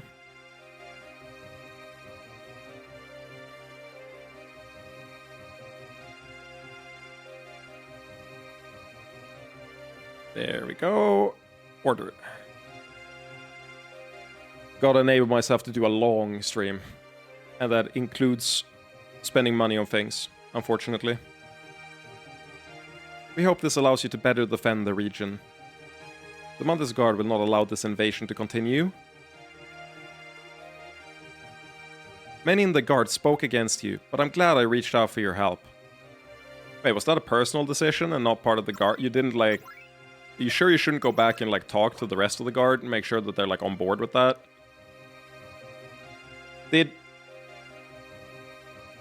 Have we met the fucking diplomat woman? Miffin or whatever? I'll have to leave this fire for the elves. There's so many fires. We can't fight them all. Only the combined forces of the Elven Kingdom can overcome this. Yeah. Have we been to all the key locations? I guess so. I guess it's just...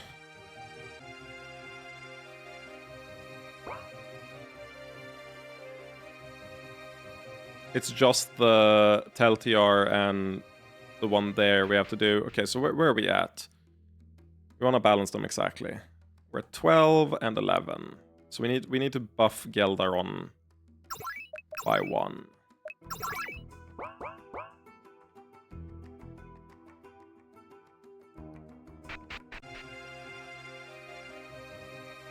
Forgive us, but we have to check everyone for illusions.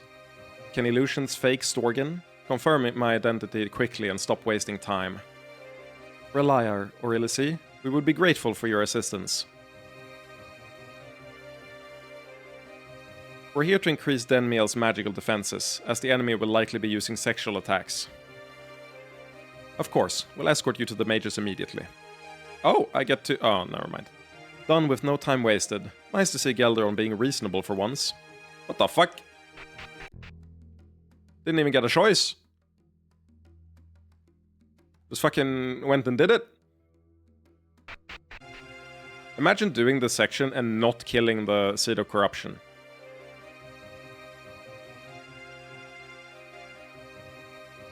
I guess I didn't do a choice here either. So... The situation is unbalanced. 14 versus... That gave +2? +1 to Gelderon and +2... What the fuck?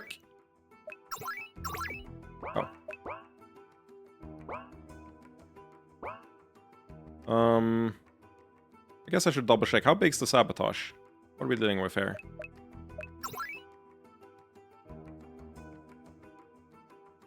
How sabotaged are we looking?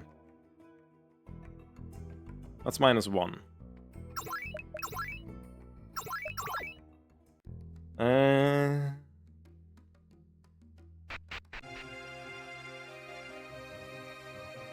Does that mean... Wait, we sent it to...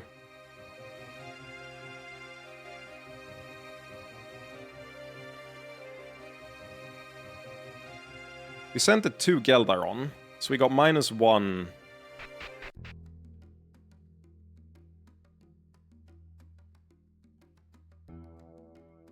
I think we want to send the bridge thing the other way then, right? Because the thing we basically have a situation where... Oh yeah, no, wait, no, I have you. I forgot I had you. Well, sabotage doesn't make them even, is the problem. It makes them one favored. Which side should I join? You should join... It was Dargelon who was weaker, right? Yeah, but I'm saying we should send it to Geldaron. No, wait, no. We did the... Yeah, you're having it reversed. No. Please get rid of all the noise as soon as possible. Okay, so now that should give +1, I hope, to them, right?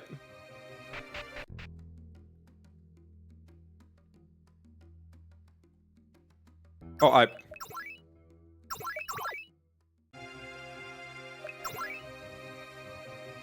Sorry, my bad.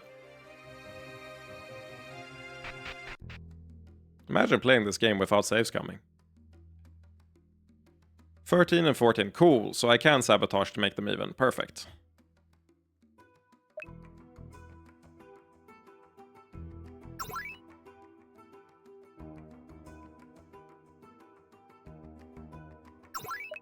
I wonder if using that sabotage makes the mother extra mad at you.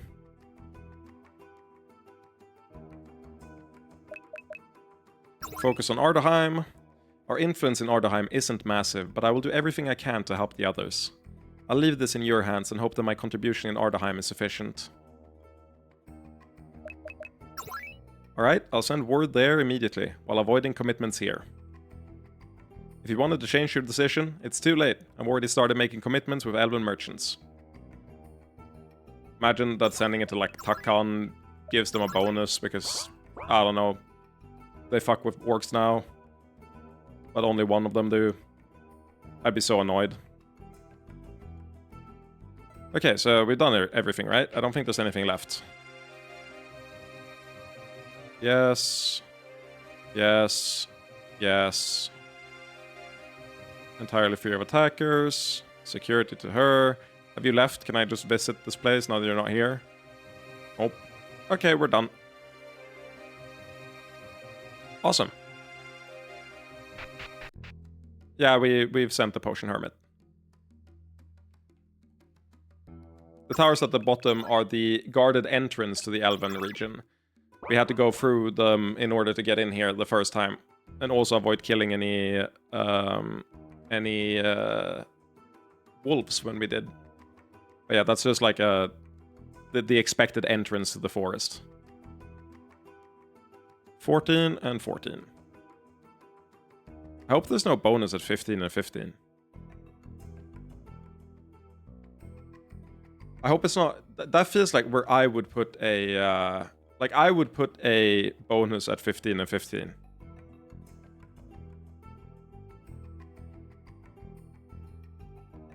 What if there's a bonus at 15 and 15? Whatever. I agree. We've done an excellent job of balancing both sides. There may be some damage in the forests, but I think we can stop them before it gets out of hand.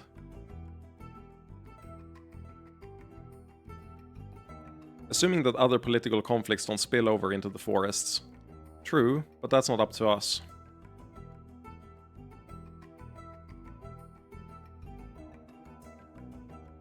What if we...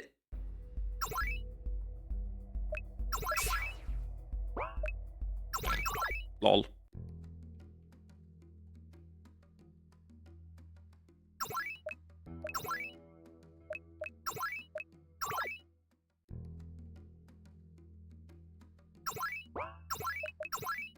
Just read it a bit more. What's the score? I'm at 14-14. What I'm thinking is... What I'm worried about is that the... I guess I'll read it a bit more first, thank you. But what I'm thinking is that we want 15-15.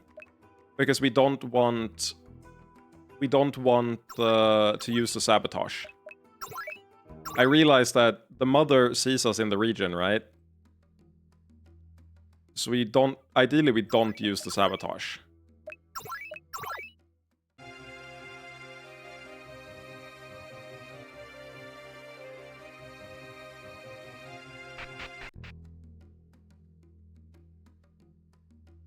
Cool. Because then, my main thing is, we need to send... in that case, we would have to send...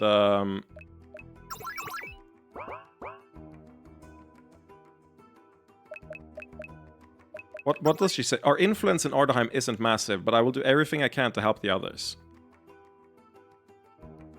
I just don't think... Like, I think really what's going on here is I don't trust Janine to be useful.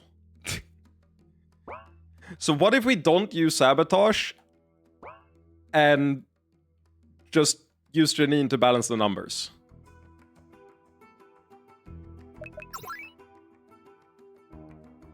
I believe that Queen Dairy is willing to listen to me, so I hope I can persuade her toward the common good.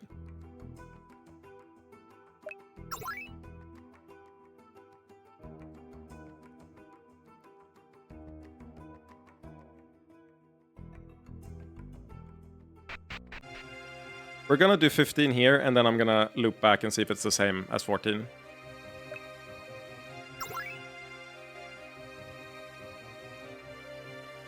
I just trust this more. I just trust this more. Especially because I feel like Janine gets along pretty well with the elves. Already. 15 plus 15.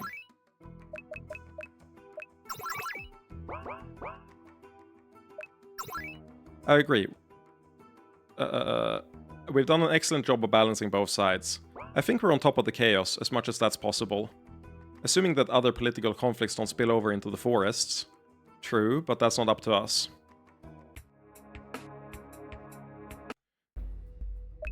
That was different, was it? I did...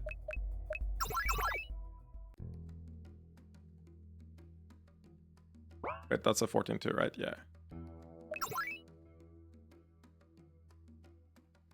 There may be some damage in the forest. Okay, cool. Nice. So don't use sabotage. Good. My,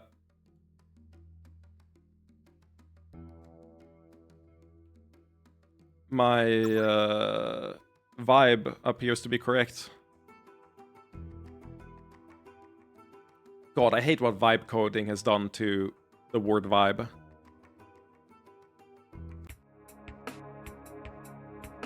Like, I feel like an incredible distaste for using the word, even in different contexts. Clearly, our plans going forth will require more improvisation than expected. Talkie Orc is here too! Kum, you have recovered? Cumdump was very confused by the fancy sparklies, but then the explosions woke Cumdump up. Do we agree that Cum is a offspring of Silica?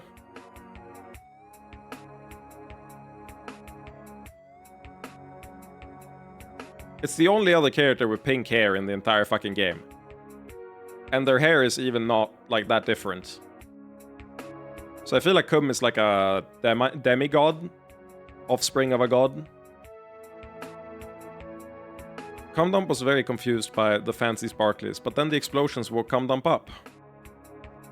Did you intend to join me in Takan, or is this an accident of the interrupted teleportation? At first Cumdump did not want to go to Orkland, but then there was too much fastness and... Cumdump was only close to Orkland, so Cumdump reached out for sparkly hugs.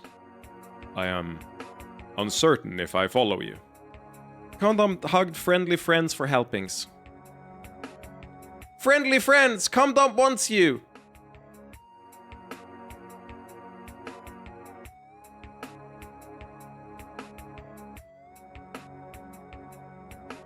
This game stunlocks me sometimes. Given the growing chaos in this nation, drawing attention may be inadvisable, but I suppose it's a little too late for that. Ah, there you are. When we were pulled into the spell, I was honestly worried for a moment. What are we doing here? Cumdump does not know what is going on, but she thought Talkie Orc would want friends to do leaderships. So we're managing Takan. Balia's potential utility is obvious, and I will do my best to handle any matters administrative in nature. Our combat potential is more limited than optimal, but we should still be able to have an impact. Tell me if I need to do things. Let's reconnoiter the social arena.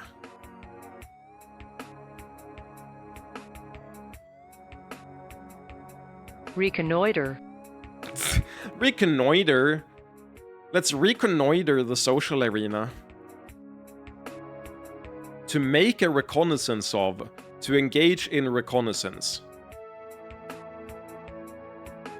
An expedition reconnoitered the coast to find out the exact location of enemy forces. They were sent ahead to reconnoiter. Oh, wow. I'll pause on that and go to the bathroom. Jesus Christ. Reconnoiter. Canadian ass word. BRB.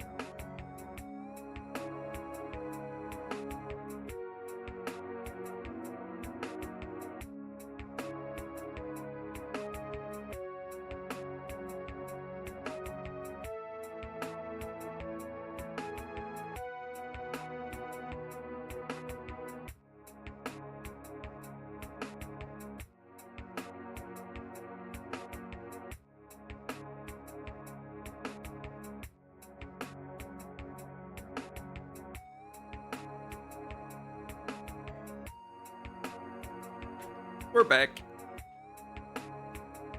Connoiter is just a bad way to say meet up the first time, and reconnoiter is the follow-up meeting.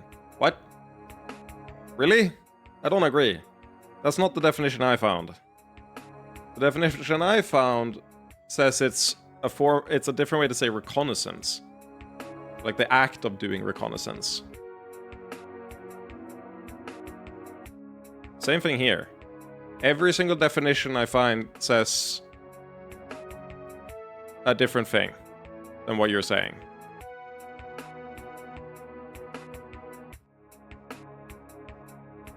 Yeah, every single definition is consistent with itself.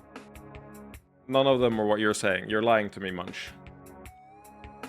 I refuse to believe that you would just be wrong. I believe you to actively be malicious and engaging in lies.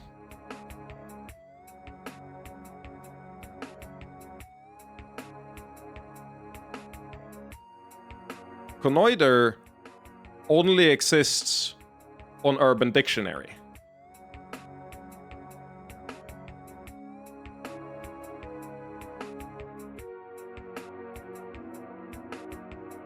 It even shows.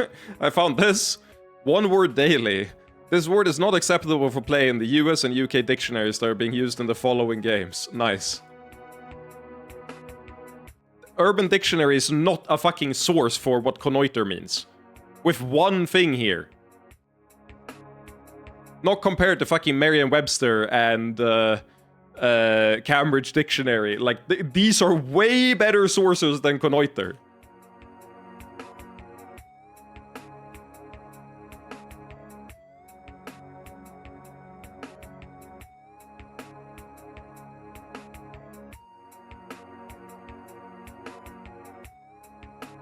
I'm being led astray. This is fucked up. Chat, does Munch hate me?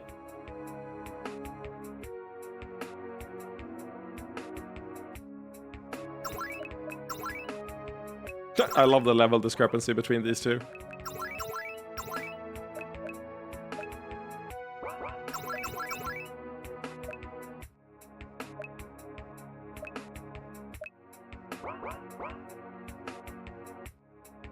Hurry, hurry. Much work to do. Ooh, already healed, but want healed again. Pink succubus so nice. No time for greed, everyone must work hard. For Takan. Me organize healing.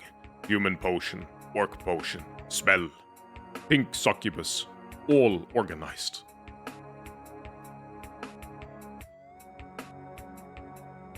Succubi and orcs just work the exact same. The difference is that the succubi have fetishes, the orcs have special interests.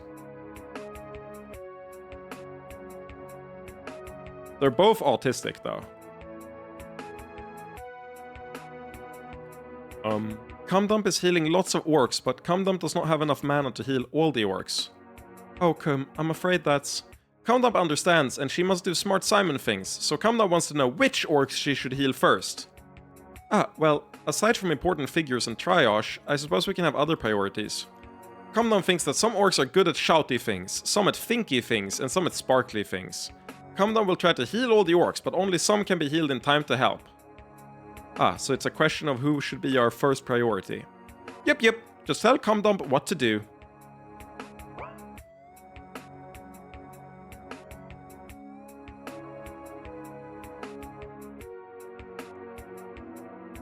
Why am I yawning? Oh my god. I'm hungry, is why I'm yawning. Stretching. Okay. I feel like I went to the gym yesterday and I feel sore in my entire body. It is so bad. I also hurt my wrist a little bit and I thought back on what exercise would have caused it, and I can't figure out what exercise did it.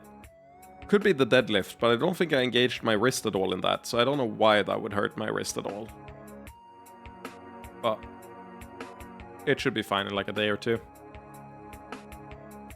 New orcs try to eat supplies. Must protect.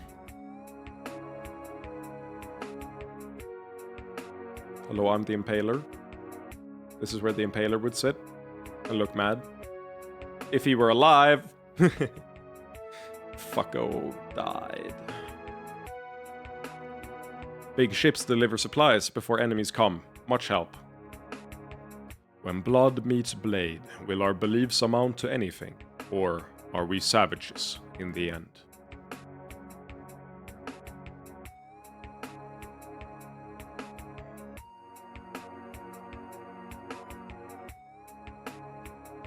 Are the attackers fellow orcs who need to be freed, or enemies? No one can decide. Mr. Orkin, sir, I wanted to speak to someone, but I'm being mostly ignored so far. What is it? I'm here on behalf of wives, partners, and prostitutes. We want to help Takan against the invaders. I trust you are aware of the relative dangers. Many of us are veterans of the Third Arclentian War, and we have magic that orcs don't, but we're not coordinated with the orcish military. You could certainly help, but roughly how many volunteers do you have? More than you'd think. All these new Kenese orcs are so dashing and handsome. And of course the lonely sailor has brought in quite a few succubi. Fucking orc Tinder is bolstering our troops. Orc Tinder works better than real Tinder. Your assistance is appreciated. We need you less on the front lines and more maintaining order among orcs losing control. We're happy to help. It's nice to be contributing instead of watching everything helplessly. Okay. So, what I imagine is going on here is a simple case of Ralk having so much orcish charisma that he's rallied fucking dock workers even, merchants, bandits, and army men to follow him into like as a party to the end. To kill the Demon King. Or I mean Human King.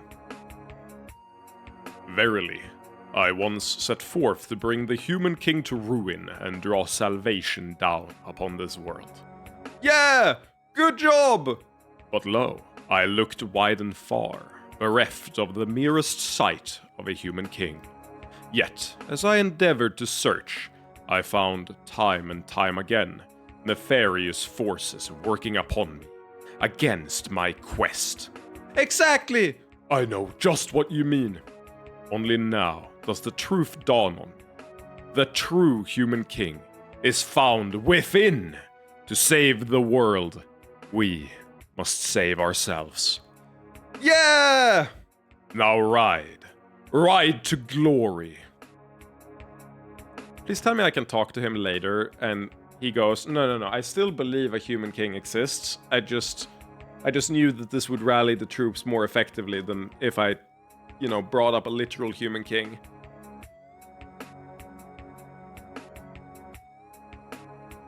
I feel like a human king would be, like, terribly inoffensive to the orcs even. Like, at this point, isn't that, like, better than the incubus kings to have enslaved you for, like, multiple generations? Shouldn't it be, like, incubus king instead of human king? Like, why are you so against humans? We missed the Impaler combo? Because he's fucking dead, bro! Fuck the Impaler. I'm not coping. You're coping. Comdom thinks it is good because the orcs seem excited. Truthfully, it's probably better to have all those orcs going with Ralk instead of trying to help around here. See, this is why I don't like politics. None of it makes any sense.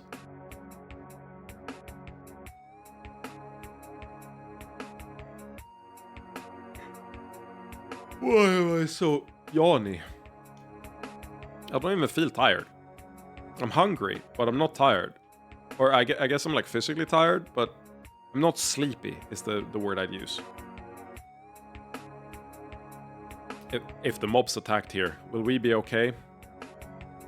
Some of us are fine, but others lose heads. So I talked to you last. Got it. Actually, can I...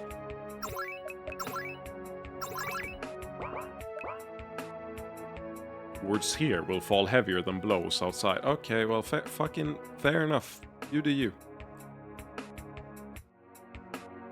Okay, what do we got going here? Stark? I didn't expect to see you here. I was called into the conflict, and it would have been more trouble than it was worth to refuse. And yet you seem less active than usual. Simon is gone, information has been withheld from me, yet given the circumstances, that seems rather ominous.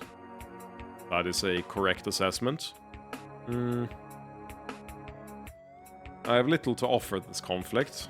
If Simon returns, I wish to speak with him.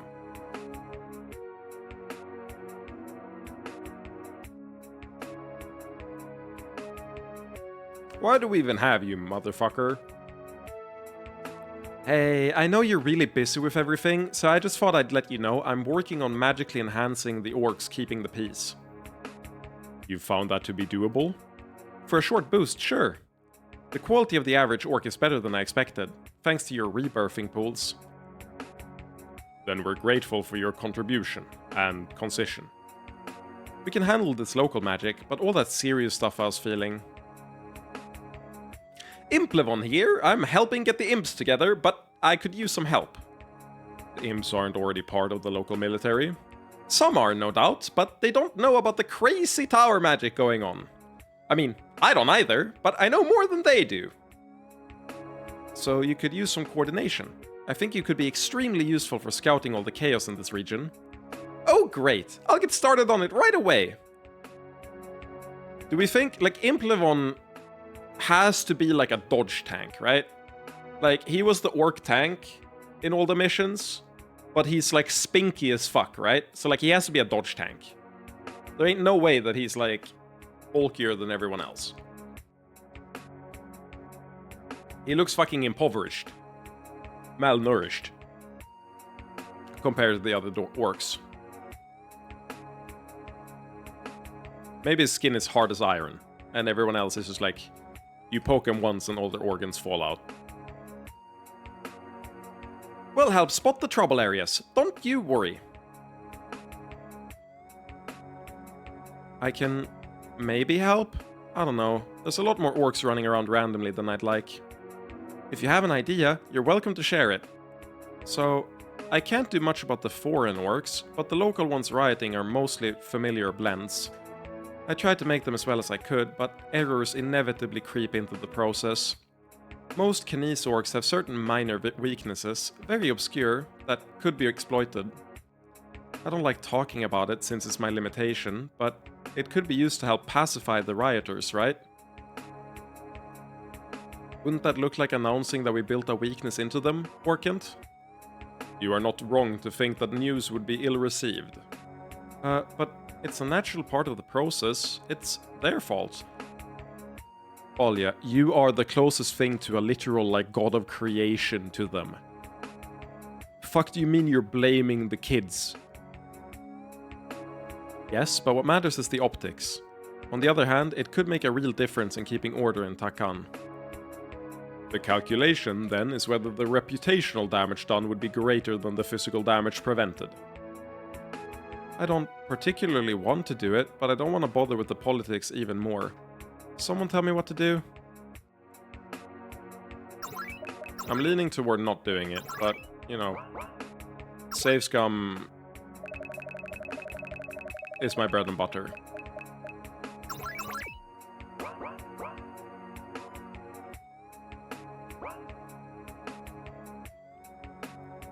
Orkant, I thought that we should discuss how political pressure should relate to our strategic objectives. Yes, I had expected as much. Comdown wants to do strategy too. I'm not sure that... Comdown's plan is for talky orc and sexy glasses to do a smart thing. Thank you, Kum. Kum might be the smartest character in the room, at like all times. Because she's the only motherfucker that understands delegation. Like delegating to someone else that knows more.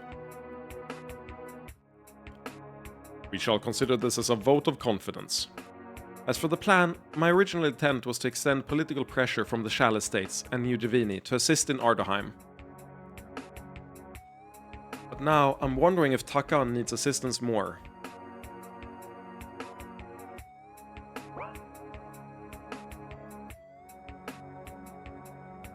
Unfortunately, New Javini has suffered more from the attacks than I expected. Yeah, that's my fault. And I'm not sure they're willing to look externally.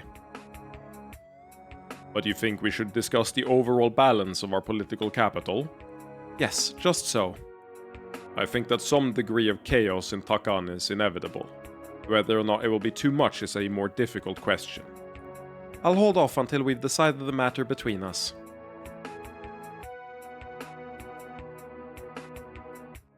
Kamdam thinks the orcs need help. Maybe we should call Shompy Demon. Sabitha, I believe her reserves are limited, so it's a question of whether our needs are greater than others. Kamdam will do the sparklies. Pink one, I am busy eating or not eating mammals based on quantities of hair. It is frustrating. Shompy Demon is busy and cannot help.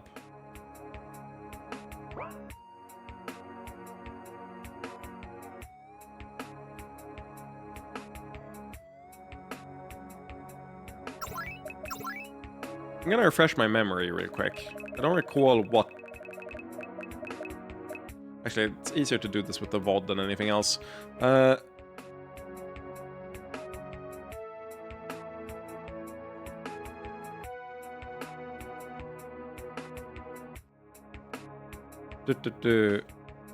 Yeah, we went back.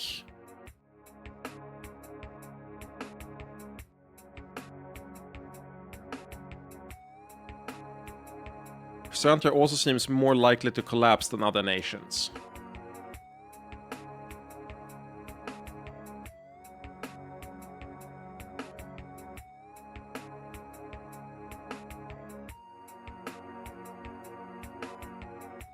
What are we invested more in? Takan or... Because, like, New Javini not being able to help is a mark against Takan.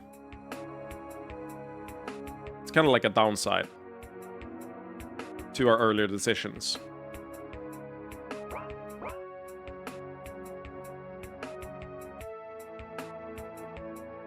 What do we care more about?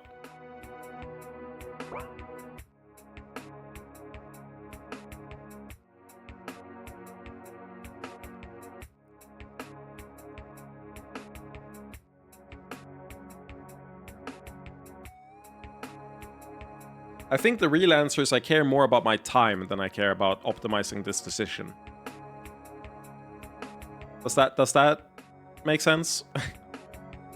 I think the Elven part was long enough that I would prefer not to go back. And I also think it's very ambiguous whether this is more valuable than Serantia. And I've already invested so much in Serantia that I like the idea of allowing them to come out as unscathed as possible.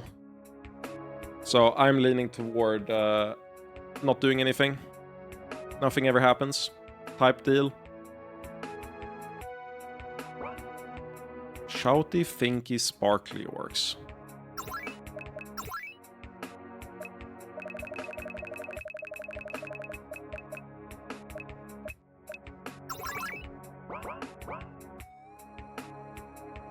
A war in the clouds for the fate of the world, with countless orc lives at stake, and Takan can do nothing.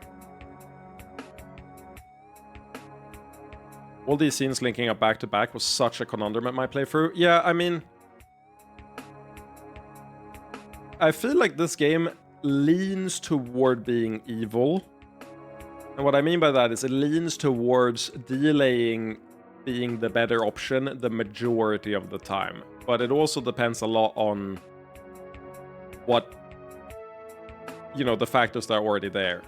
If I hadn't invested in Serantia with the 2.5 million, I would guaranteed have preferred to send it to Takan. Like, if I bought Ferroholm instead of Serantia, I would much rather invest in Takan here than I would Serantia. Which might be backwards, because they're talking about chance to collapse in the VOD, and I mean there's like no risk of them collapsing after how much we've invested in them. But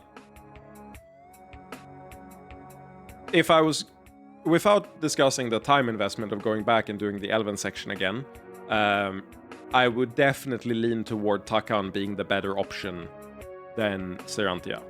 Like, if I could just teleport it like, dink, I'm doing it now without any time investment, especially because I'm streaming it. I might have done it on my own, but it also gets way worse the less optimally played early on. Yeah, making the best of a very bad situation, whereas, like, there's no risk that Takan is going to disintegrate from this, and there's no risk that Serantia is going to collapse. Whereas if you have a much worse playthrough, then it's like, I lose one of these, you know. I'm gonna force a friend of mine to play this game, and I want him to do it blind, fully blind. What I'm gonna say is trust the characters. So, like, if Miguel says this is a good thing to do, trust the characters. The game doesn't really lie to you. I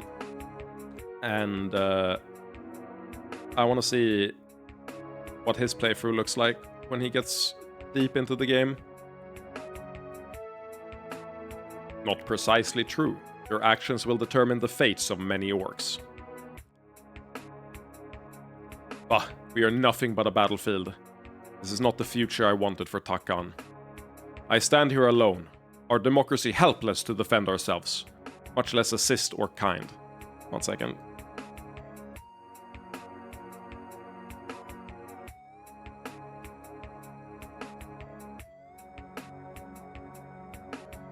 But it is too late to change what is.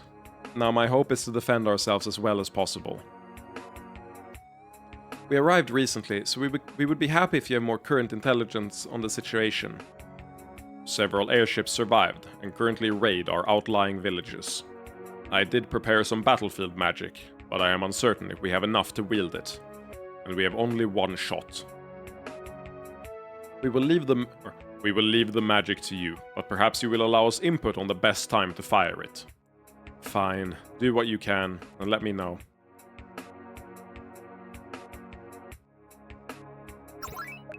I really feel like I have no information on whether to heal shouty, thinky, or sparkly orcs.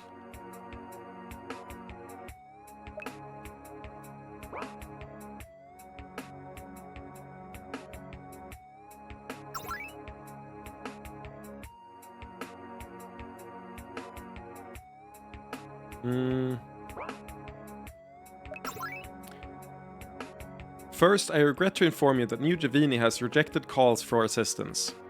Second, what about support from the Chalice states?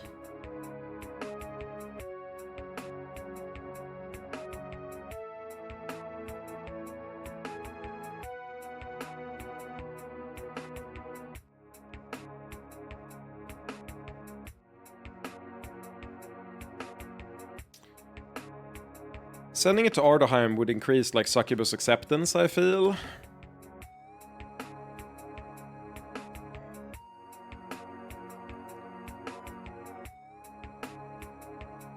It really depends on how fucked we are here. Kinda wanna delay this choice a lot. I hope we can make a difference. Then it is decided. I desire to say, Iris, that I am glad to work alongside you. She's very pretty. I really like Iris as a design. Iris is really cute.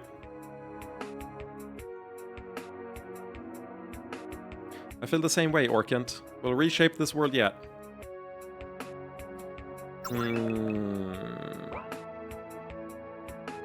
I mean, we've invested a decent bit in Takan. I think we'll be fine.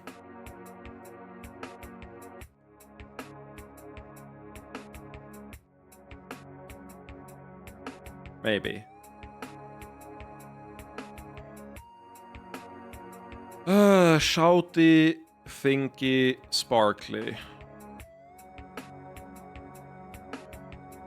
What is shouty orcs? Like, thinky orcs... Are shouty orcs just warriors? Are we saying warrior, mage, healer? Is that what we're doing here?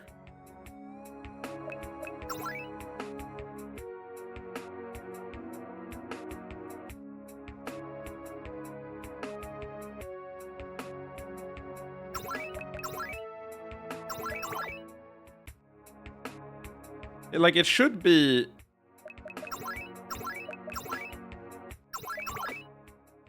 I don't actually know. I'm so curious.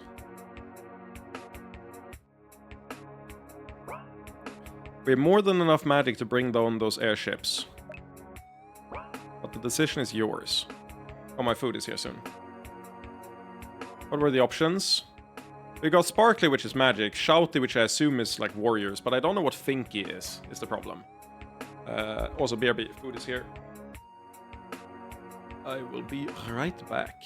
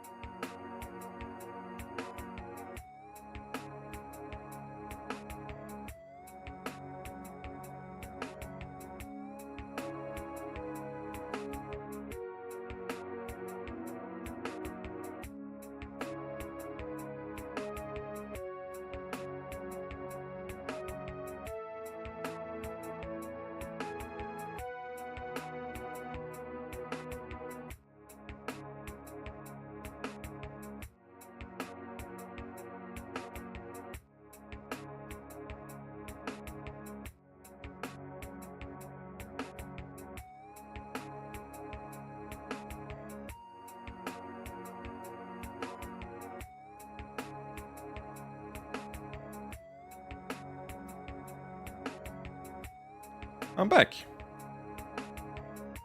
The 3 hidden stats, social beauty and something else, I think.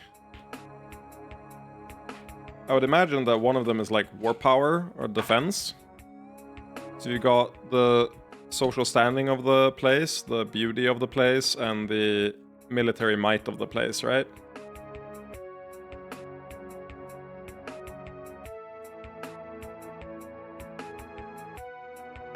Finky is thick and tanky. I feel like the Shouty is gonna be the tanky one. I'm really unsure what we want to do here. I'm worried about the military might. I wish I... Wait, I'm stupid. I'm actually legitimately dumb. What? I'm tabbed in.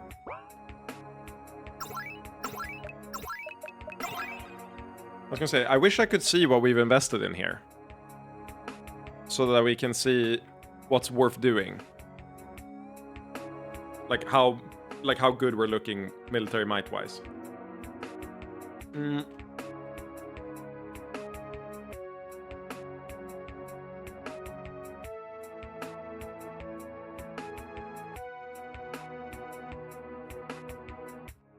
I can't trade, housing, hollow mental strength, boost shack, Darn can upgrade, trade smasher guild, shipping.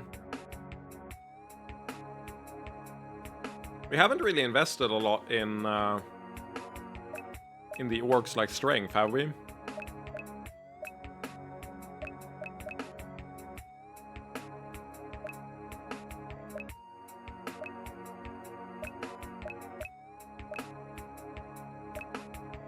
I feel like we haven't. I'm gonna do shouty orcs. I think they're likely to be hurt the fastest. The most hurt. Now we gotta ask.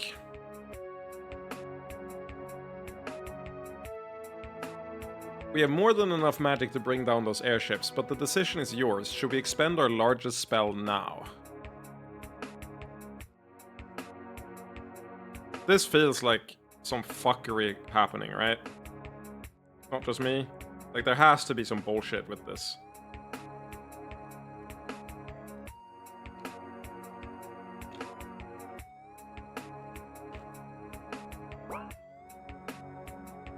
Don't we have to exit before this and then check? What?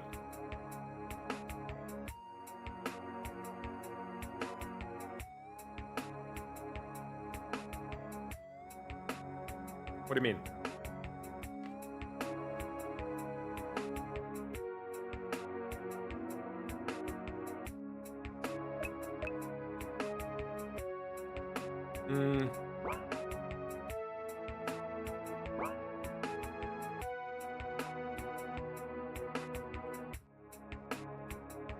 Let me see what happens if I don't send any help.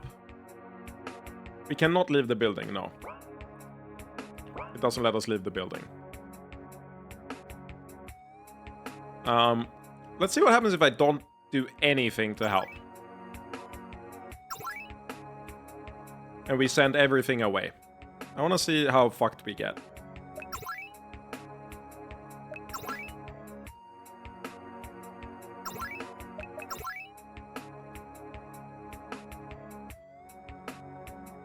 So let's see how fucked up we get by this.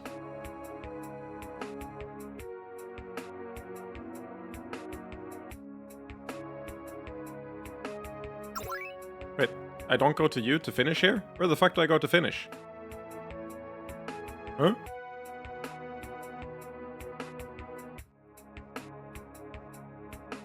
Or can I go out now because I did all the investments?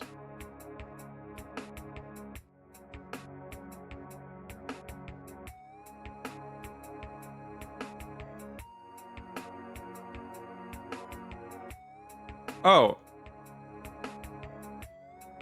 Do I have to do the magic? Oh, I thought that the middle thing was a decision, but it's not. It's just saying when do you want to actually strike them with the... Oh, this is not a, hey, do you want to use it now or later? It's saying, hey, do you want to end this segment? That's very funny.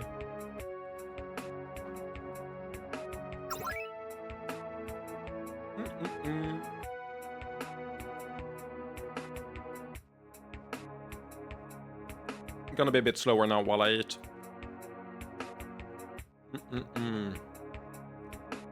Eating black rice and chicken with a bunch of veggies and some sauce on top. Very well, we will do what we can. Our mages destroyed the airships without collateral damage. Perhaps Takan is not as magically far behind as I feared. This may be all I can do myself, but you are not so limited. Speak to me once you have completed all your other work.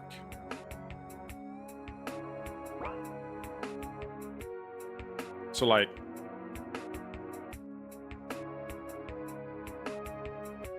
that's just mandatory.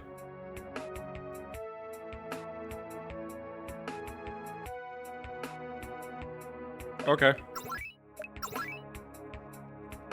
The armies say they have largely defeated the foreign invaders. The question now is whether that violence will spread. Is that the only question? Would it be possible to harvest technology from fallen airships? In other nations, perhaps, but not here. I believe we have done all we can do administratively. Perhaps it would be best to organize expeditions towards specific purposes. You're not the first person to suggest it, there's so many different demands. I will gather those with proposals, remain here and act as you see fit.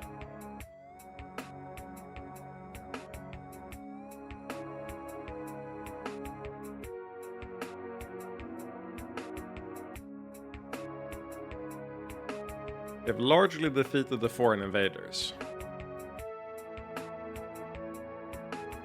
Screenshot time.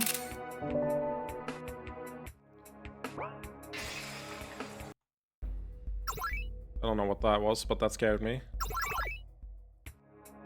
Let's do the opposite. To Takan. Inform.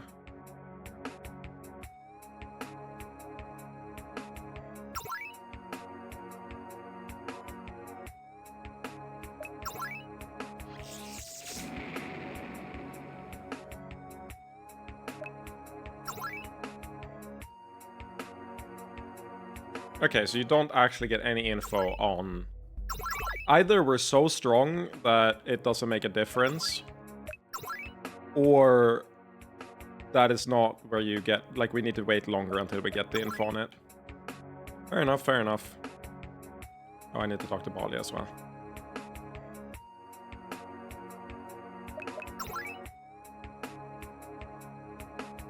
I trust the orcs. They're giga shads. Either they're giga shads or they're dead, i.e. the Impaler. Fuck the Impaler.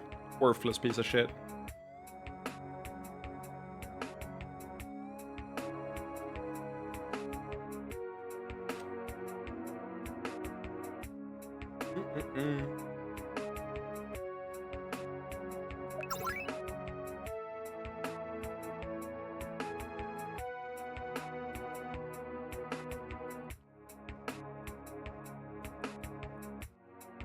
My question remains.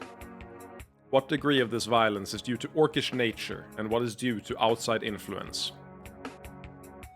Isn't there also the simple phenomenon of mobs? Even succubi and other races are susceptible to that? Perhaps, but with magic working invisibly at all times, there is an inexorable fear of... I believe that the probability of magical interference has just increased. It's very red in here. Also, the music went out, which tends to be a sign that something bad is going to happen.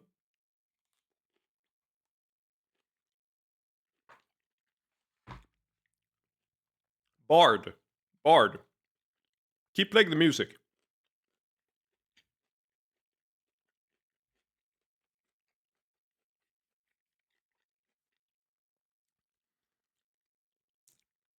That magic. Working. Are you alright? I believe that was a ripple through the tower, attempting to turn the orcs of Takan toward violence. I was, as you may have surmised, unaffected. Low-quality orcs will start getting angrier, though.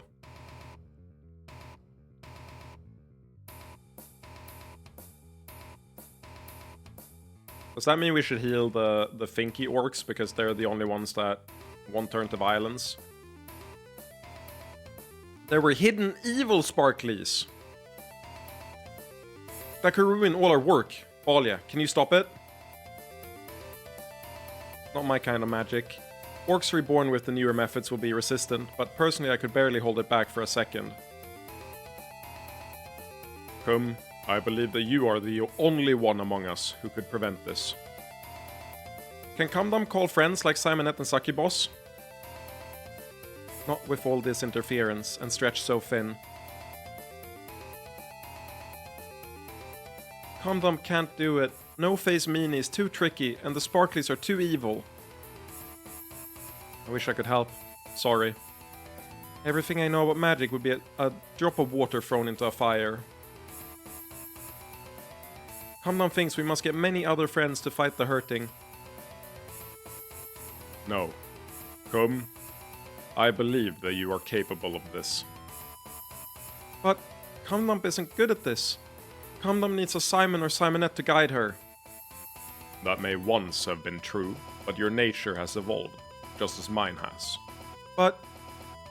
in fact, I believe your vision of a world of happiness may be better suited to counteracting Tanorak's world of cruelty than any other options. Think about the bombs. Throw more small bombs.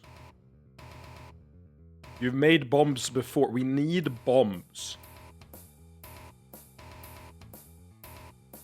Talky Orc is so good at talking. Comdom is convinced. Comdom will do it. What is Comdom going to do? We haven't prepared another bomb, but you remember the technique, right? Oh, Comdom can make all the orcs forget about the violence and want happy fucking. Effective as that incident was, I believe these circumstances require a slightly shifted strategy. Bear in mind that these orcs have been under dominance, or the threat of dominance, their entire lives. They might later resent any imposition on their wills, even, or especially a benevolent one. Either they all fucking die and kill each other, or they get small bombed. Pick one.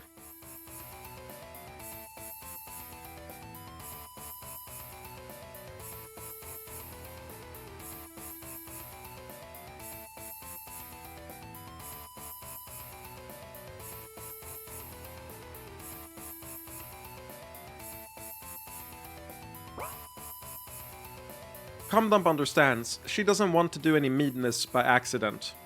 What if Comdump helps all the orcs see everyone else the way she does? Then they will not choose to hurt anyone.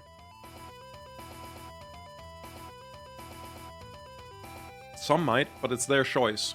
I think that has a chance at working. Think.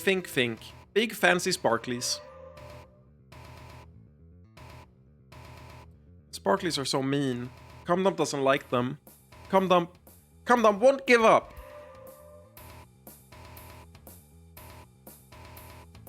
So happy that I don't have like a big fan base. I feel like it's social suicide with how clippable everything you say in this game is. Comdump will not give up.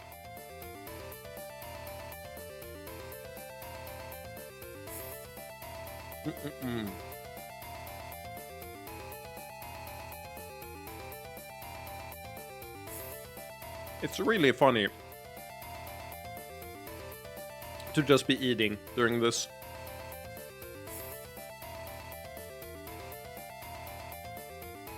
Really takes you out of the experience. Most of No-Face Meanie's tricks were already weakened. Comdump changed many of the evil sparklies. Well done, Kum. I think we may have done all we can in this conflict.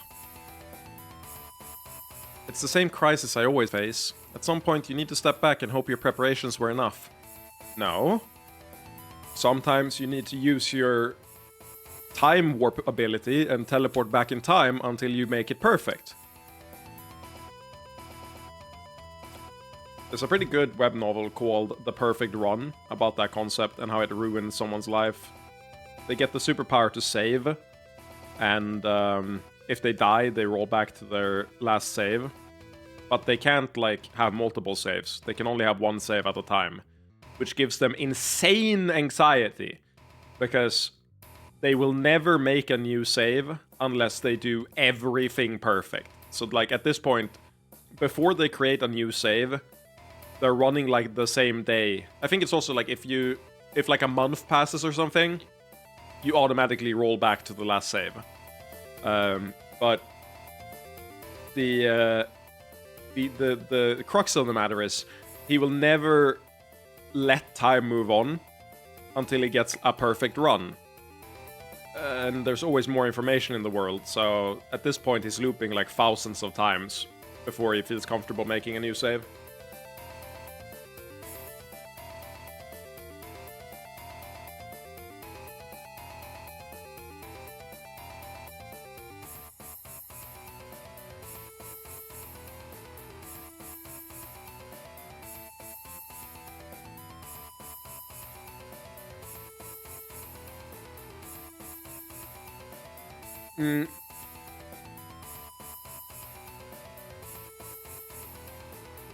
It's great because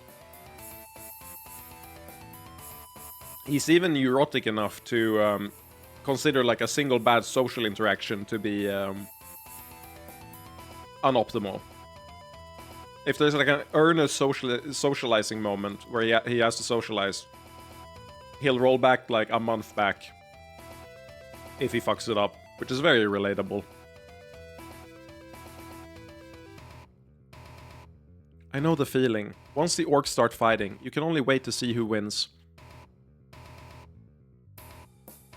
You may have meant that literally, or in relation to our present circumstances, but that could almost be taken as philosophical. What? Cumdump is very, very, very tired, but wants to know if the orcs will be okay. Miguel provided such wonderful support. How the fuck do you know that?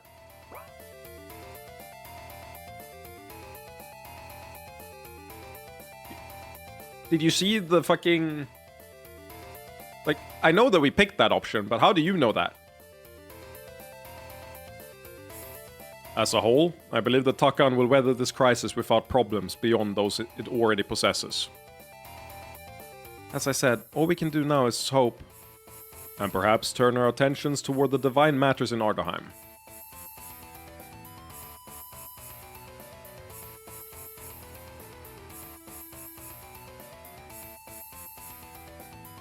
One thing you learn in this game is you gotta start identifying what lines of dialogue are the ones that change depending on how well you did.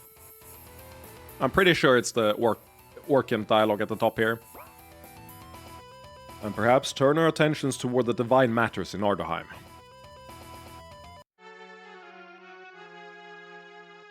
Oh dear. Oh dear, the spell went terribly wrong, didn't it? I may not be able to teleport, but I control the magic enough to stabilize our group. The Doom King is here with us. Can we get someone else, or will you have to control it? There's so much magical interference. I think this group is all we have. Not quite. We'll do what we can to assist you. I'm not sure how we ended up here, but we're happy to help. Everyone was tossed about by the explosion, but it seems that your personal magic kept you on course. In that case, we can proceed with the plan. Whatever this entity really is, we need to free her. I'm guessing you don't mean fighting our way in. It may ultimately come to that, depending on who imprisoned Simon, but it would be much better if we weren't in conflict with the church. Let's start by examining the situation and opening negotiations. I think that has to begin with Tina. I just had a flash forward into how the game is going to go. So Karina has been locked at 99 points for a long time. And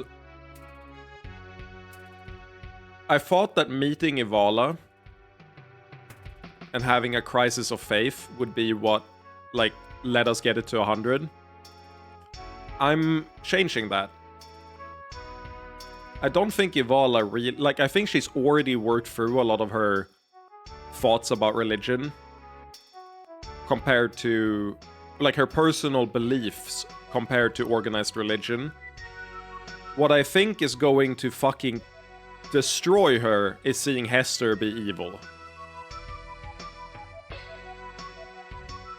I think we're definitely gonna meet Hester in this segment. Let's start by examining the situation and opening negotiations. I think that has to begin with Tina. A being trapped within the crystal of Ivala? This is all a great deal to digest. Isn't it possible for us to access it normally, or run a formal test? It would be better to do this without conflict. I'm afraid not. everything has been under heavy lockdown ever since the floating island was sighted. And the church has always been resistant to anyone interfering with the crystal, even to the point of conflicting with the crown. My contact suggested that they were completely opposed to any investigation, which would make sense given our claims. Do you think King Alanon would be willing to assist us?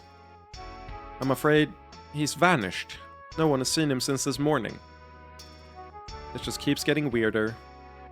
But still, we don't want to attack unless there's literally no other choice. I probably shouldn't get involved with this, but I'll let you use this area to discuss strategy with your contacts and make your decision. Whereas Kalant, the shadow of power he still possesses could be useful here. Oh, I'm afraid he went to go help fight the raiders from the airships. I don't have a way to recall or even contact him. That's okay. Thank you, Tina. I thought she was gonna go sit in the throne and it was gonna be badass. Okay, let's see what options are available to us.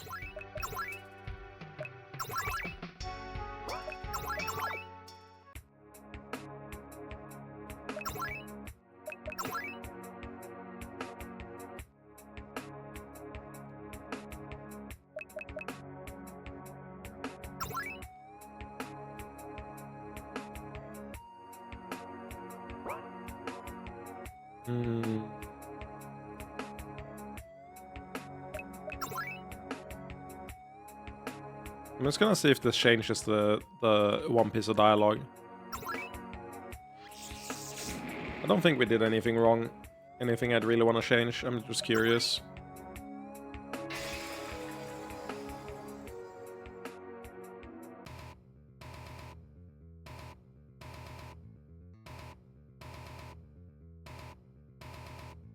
$800 animations.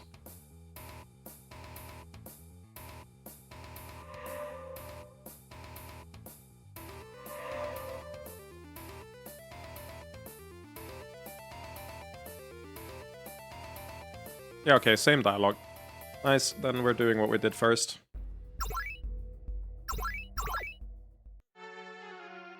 Nice, new segment.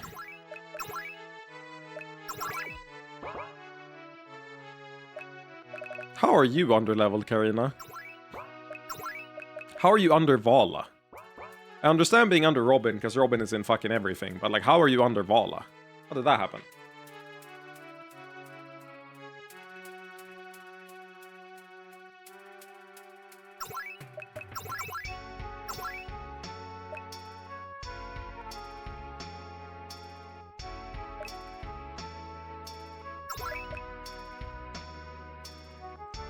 I forgot that this gave elemental defense.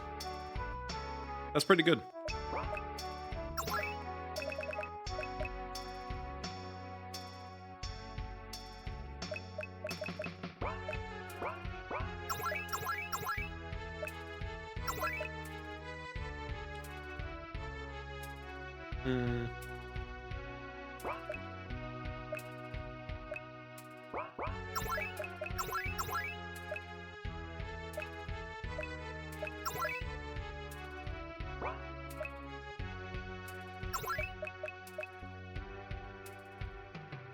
Wow.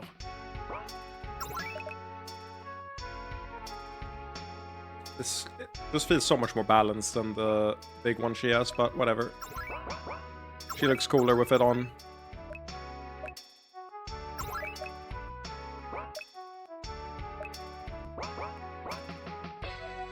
Is that our entire party? Yeah, it's just these four.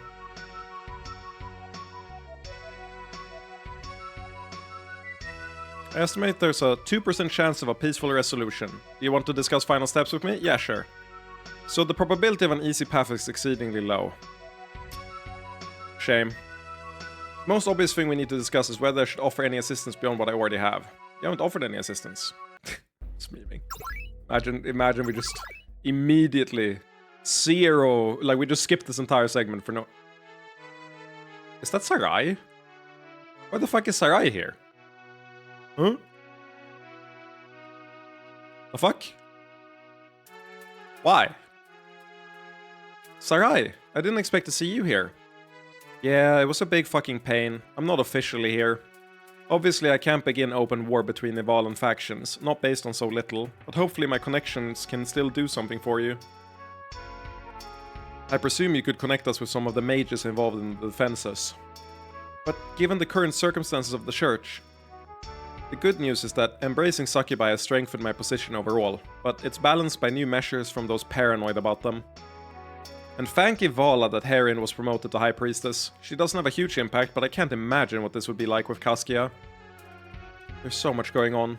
Why don't you put together the strongest viable plan possible and we can decide on it? You got it. Want me to burn influence to help you get through the barriers? Unfortunately, the best I can manage is low risk, low reward. Nope.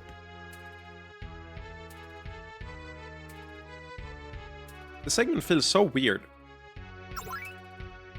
This like kinda doesn't even feel like a political segment yet. This area might, more so than the others, but everything we've done so far,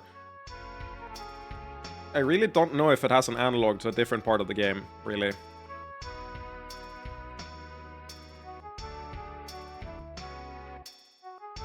It's not bad, but it's very different. Gonna grab a drink, BRB.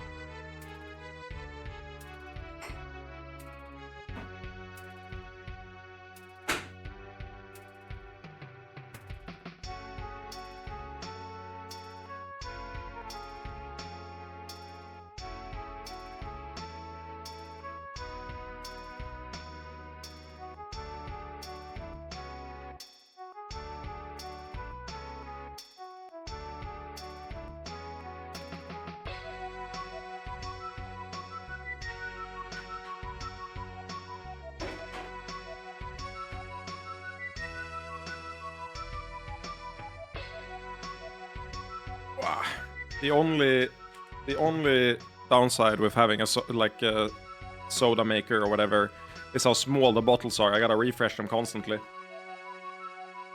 Which is why you did the trains be like comment. I forgot that it's audible on stream.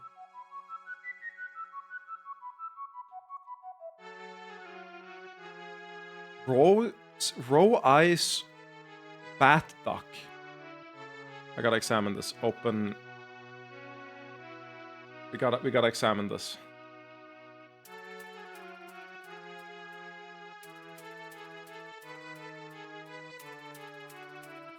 Okay. Critique.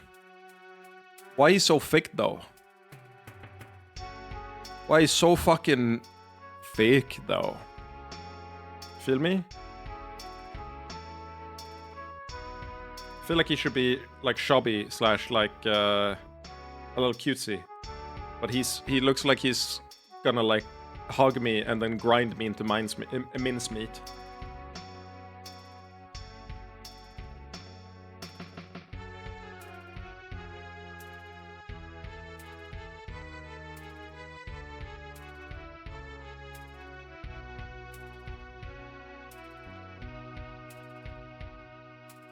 Wait, what? You're actually a streamer. 6,200 followers. Do you play The Last Sovereign? The fuck? What? Dude. He's like legit botting. What is he doing?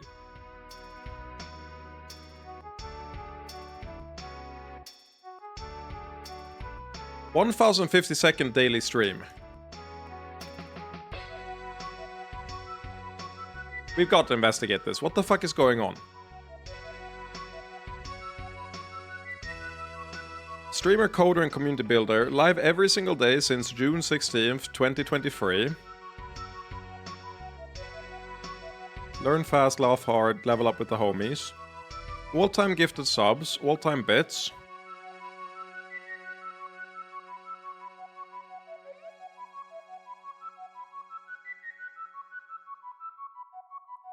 %90 of the...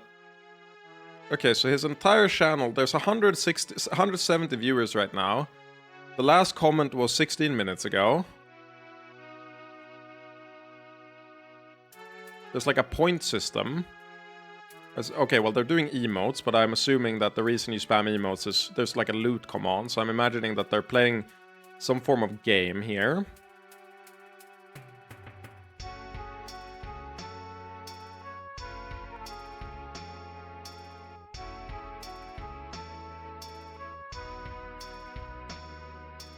It's been live for 18 hours, so what are we dealing with here?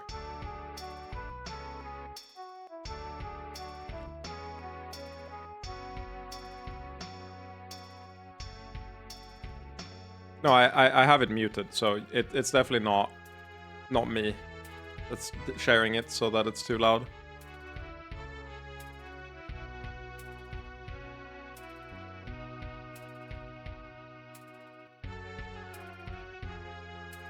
Hours live 316. And all he does is just watch videos.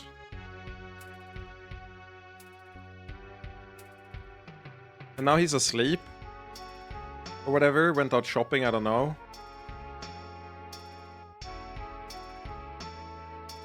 And he just posts emotes on other people's... Like, he probably has a bot that's going around posting emotes in other people's stream to get them to check his out. Right? You've only gotten 10 subs in 3 days of streaming? You've streamed fucking 72 hours and you have gotten 10 subs?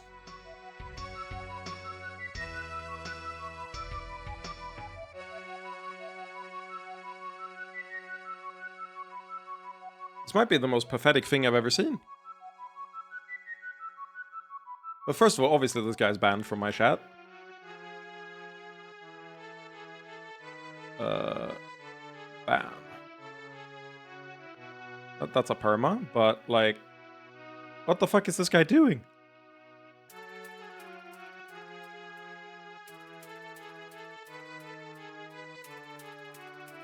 He's been live non-stop as well, so does he just like sleep on stream? What are we dealing with?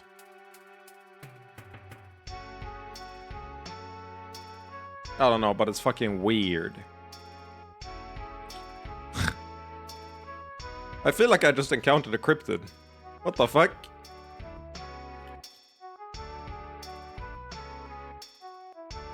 I had to investigate that, sorry.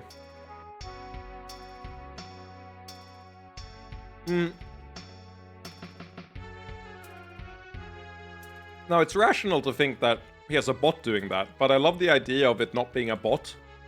It's just while he has YouTube videos up, all he does is he goes in other people's chats and like posts an emote and says nothing and then leaves. Wait, do I have more followers than him?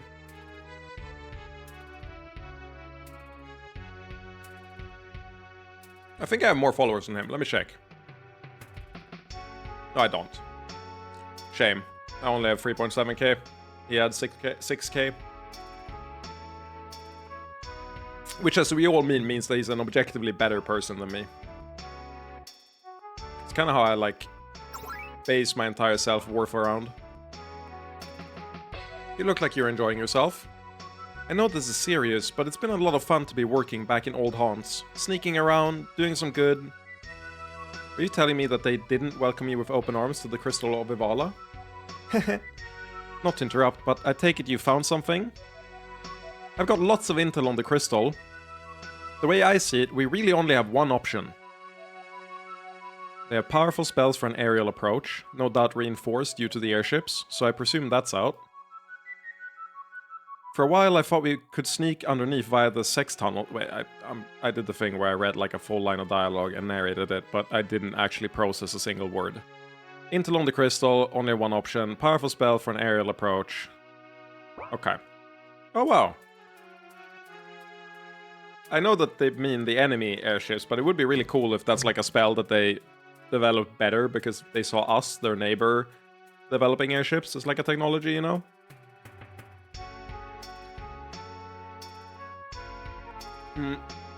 That already happened with the elves, didn't it?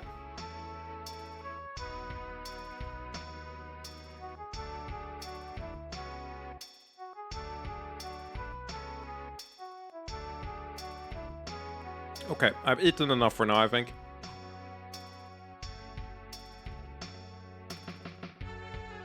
Ate about half, so I can eat the second half later.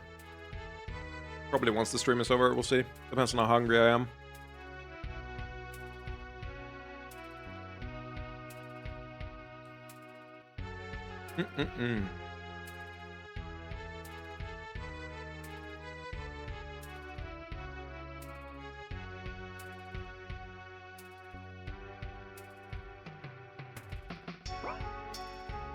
For a while I thought we could sneak underneath via the sex tunnels, but nope, they packed those with even more spells than the surface. Since the crystal is in the middle of church territory, the sides are well protected too. I almost got caught. But there's one big weakness built in. The big path that the pilgrims use to touch the crystal.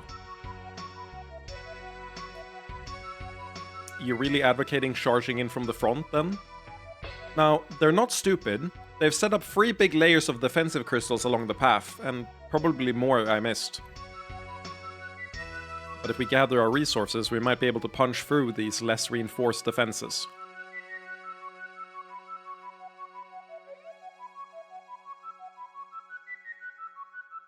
It feels so weird. The timing of the crystal appearing. Like, why the fuck? What the fuck are you doing, Hester? It was like synced to when the Tanar'ri... Like, it was synced to coincide with Tanar'ri increasing instability in the region. To benefit from it? Question mark? People that are more unhappy, more likely to turn to religion, maybe? It just clocked as such an overtly evil move.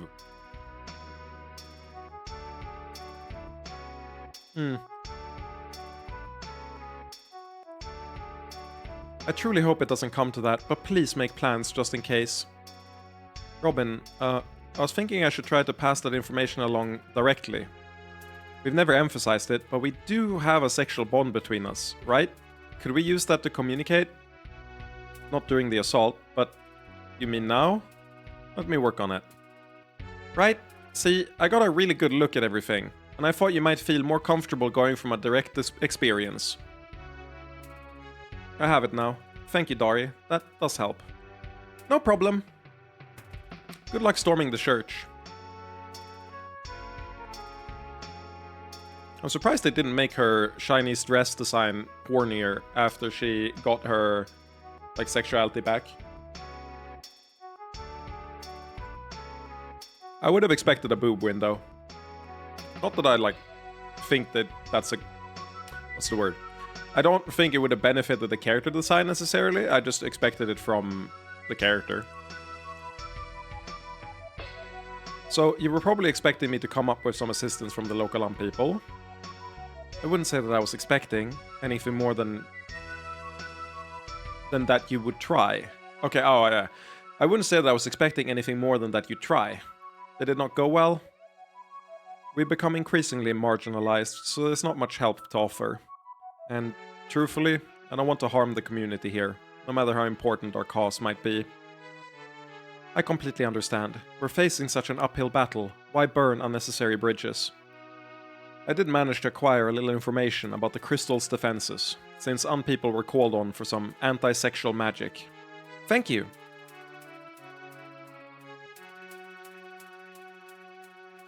My primary focus will be working the Doomed King armor, but it seems I'll also be working as our magical expert.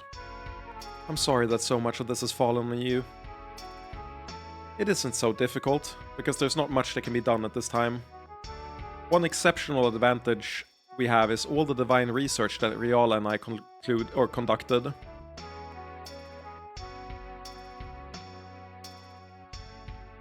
Yes!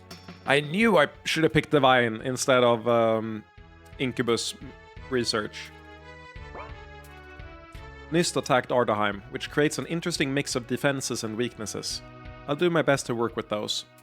Fortunately, it seems that whoever developed the crystal's defenses optimized for other Incubus Kings, not our usual methods.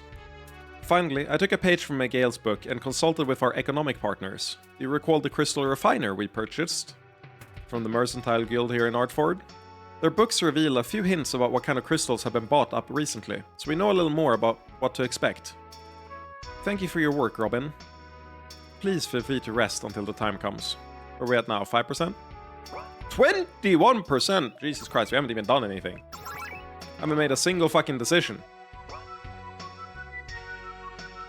So, we have the armor. How are you feeling about this, Robin? If I merely need to play the role, I am unworried. But if, as seems likely, we must take the Crystal of Ivala by force... I hope it doesn't come to that, but that does seem likely. Remember that all of us will be supporting you. And I'm grateful for that, but what if I make a mistake? What if the deception is revealed to everyone? I don't think you need to worry about that. Why? Why not? I presume, from you, that isn't simple encouragement. If we actually steal the Crystal of Ivala, that act will send shockwaves across the continent. All minor details will be swept aside as anomalies. All anyone will remember is that the Doom King became a tyrant and stole Ivala.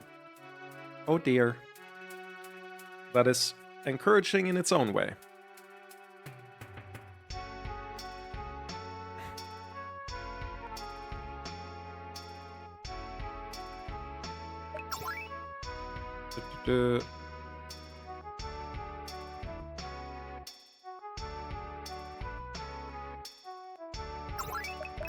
So you're brigading a homeowner association.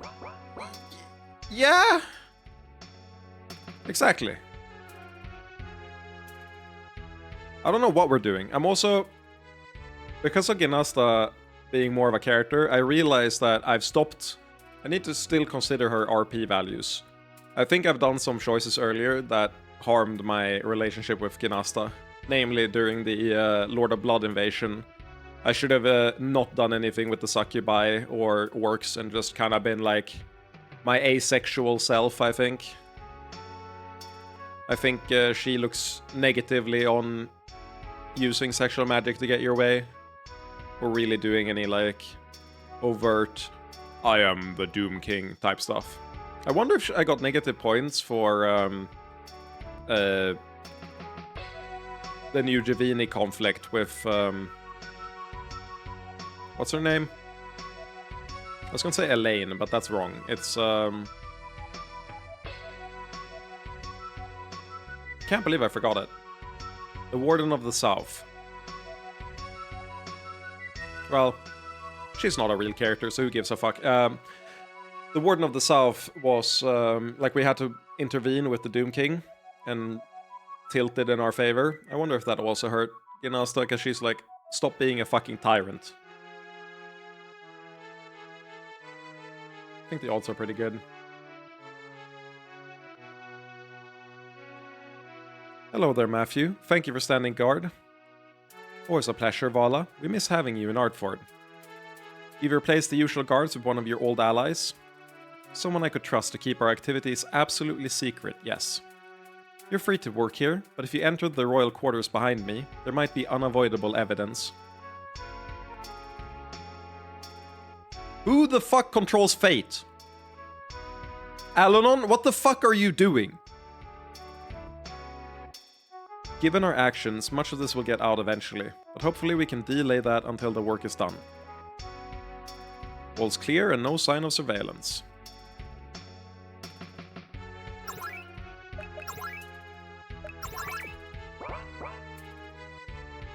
I appreciate you calling on me, but whatever you're planning to do, I think it's beyond my influence. XD. Okay, I feel way out of my depth here, but I've been tasked with organizing all the diplomatic help we've received. Don't feel self-conscious, just let us know what you've learned. We received support from the Chalice states. Some Ardens may not like them, but their trade is becoming important. Finally, Serantia has offered a surprising amount of support, insisting that Ardford work for the good of all. Anilon, or Alanon, certainly doesn't. I mean, Alanon is the one who's talked about it. And he said that, like, fate is a force that exists, and fate can be tied to different individuals. So, I am presuming that there is a guiding hand doing that. Otherwise, like, it could be an anomalous or an autonomous system, but the fact that, like, tower entities like Ginasta and fucking Mestan existed and the Chaos Girl, it just makes me feel like it has to be personified in some way. I feel like Fate has to be a hot anime girl, is what I'm saying. And we have to collect her like a Pokemon game. What about Varya, though? Varya is suffering from it, but Alanon specifically pointed out that, like, she has the eyes of fate on her. Like, it's fate magic, essentially, that is causing Varya to live the way that she is. It's the way Alanon phrased it.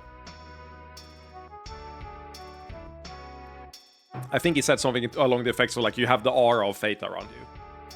But whatever. She's definitely a freak occurrence, though, for sure.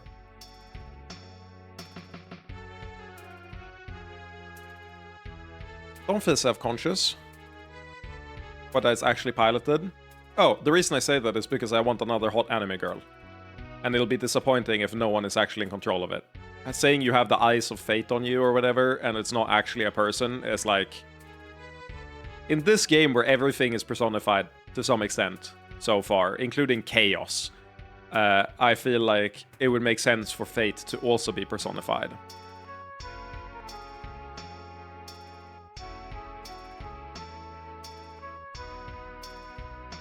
Don't feel self-conscious. Also, I feel like if it's not personified...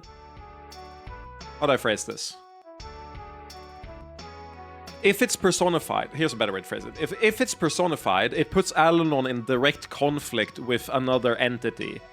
Whereas, if it's not personified, it just makes Alanon look like a sore loser that's really fucking tilted at determinism. And, like, sure, if you believe in determinism and that depresses you, get out and get some sun. It was predetermined, motherfucker. Go out and live your life the best way you possibly can, like you're predetermined to do. Fucking nerd.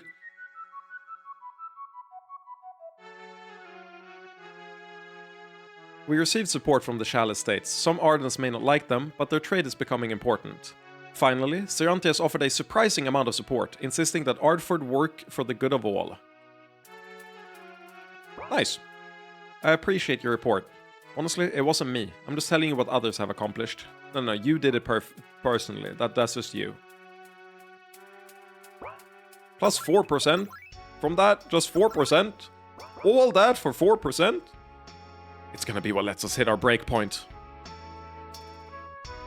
I was sent to distribute supplies. It seemed to earn us a lot of goodwill, but I'm afraid that can't get you any closer to your goals.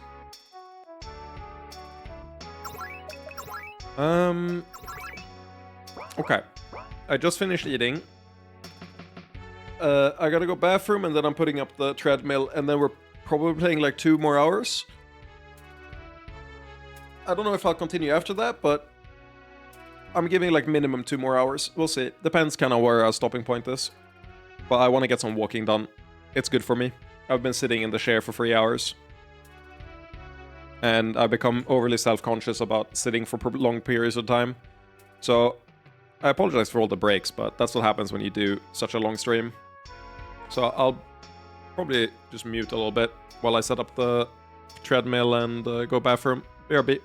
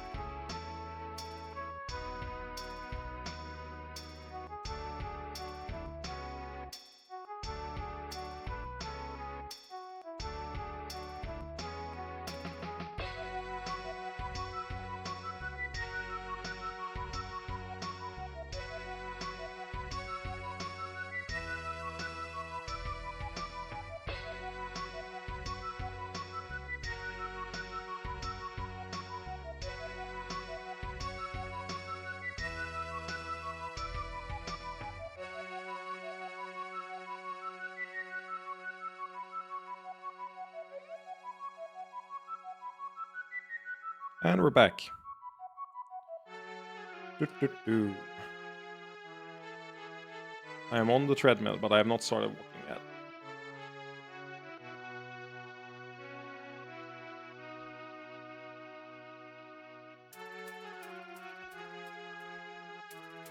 There we go. 3 kilometers an hour, good start. Got my anti-shock band on to not electrocute the PC. Got the PC monitor up high, so it's ergonomic. There we go.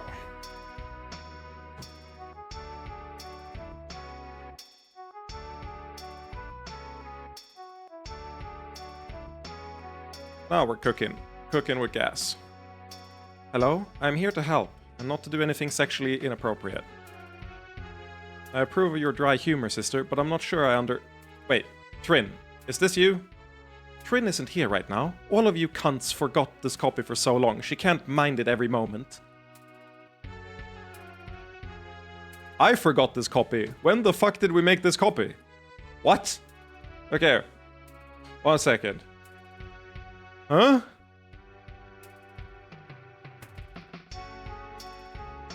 But like... Is this like from the first time we were in Ardaheim? Do you remember this copy?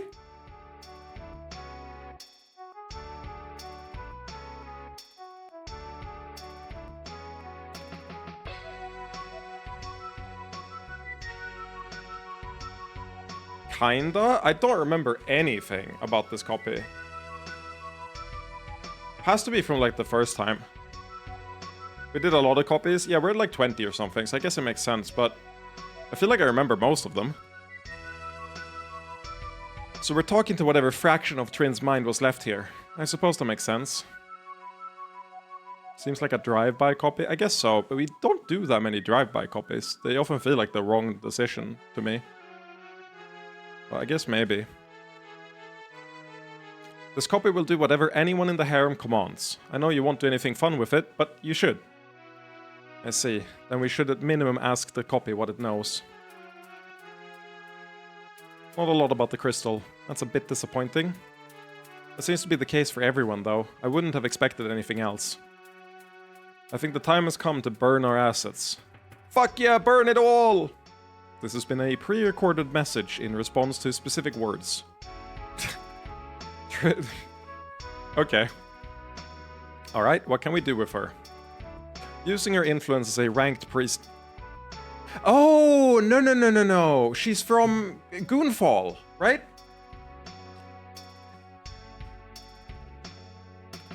She's one of the side priestesses we took. I think. Or not from Goonfall, but she was in Goonfall. We got her because we wanted more influence at Goonfall. I might be hallucinating that. Using one line of dialogue to, like, reconstruct a memory that doesn't exist. A simulacrum of reality. Using her influence as a ranked priestess, she should be able to lower some magical defenses. They'll get her caught instantly, but the confusion should last long enough. And we don't want to trigger it too soon. Meanwhile, perhaps we can do something for the people she oppresses. I agree, Vala. You, copy. Forgive all the debts owed to you. Free your captives and try to make things right before coming back here. Really funny if this takes so long that we're done with whatever we're doing by the time she gets back. Because, obviously, like, she has like 10,000 people in debt or something.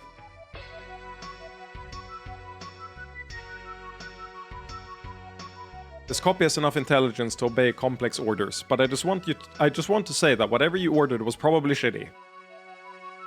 Well, that's for the best, hopefully. Given how all our church allies are held in suspicion, it's better than our other options. Wait, what? Than our other... Yeah, cool. I'm just happy to finally get to use that copy. Investigation pays off in the end.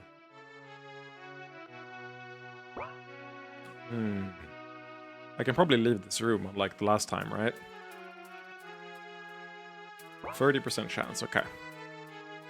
Time to go investigate, I suppose. So talk to everyone in here. All as well, right? Yeah. Storming the church. I'm glad for the chance to meet with you.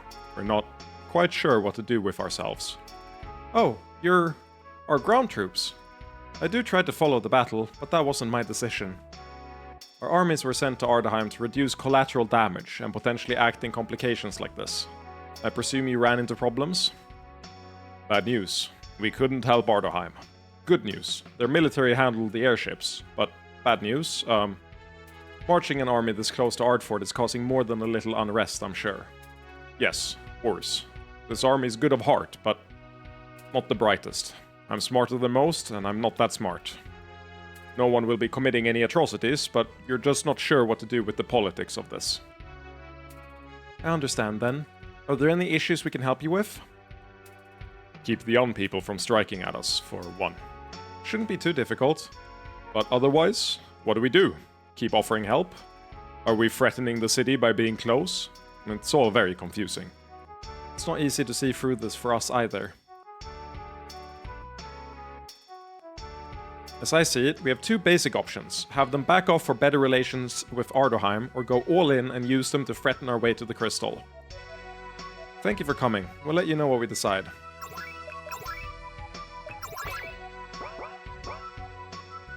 One meme I wanted to do, I've never done it, but I think it would be hilarious to do, is have sex with someone and then say, "Thank you for coming," in like a customer service voice.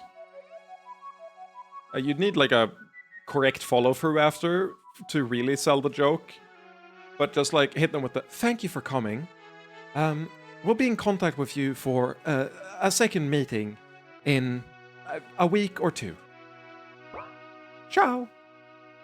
We better not show any hint of our presence before we try to take on the Crystal of Ivala. Really? Never mind, I thought we were gonna leave this place. Really?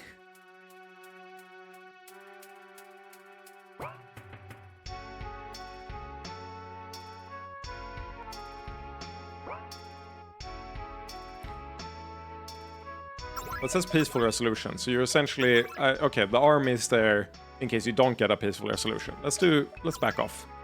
Okay, we'll make nice with ardent soldiers. Let's see if we can get a peaceful resolution. Seems optimal.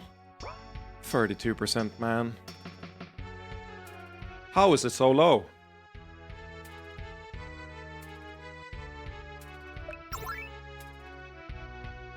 What does this do? Does this change the odds at all?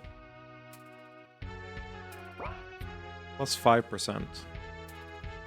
Seems so low.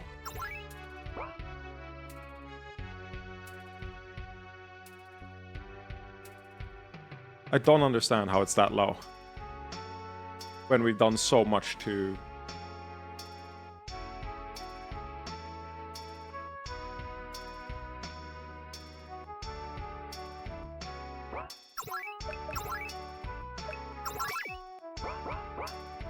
Like, I feel like we've done nothing but good things for Ardfort.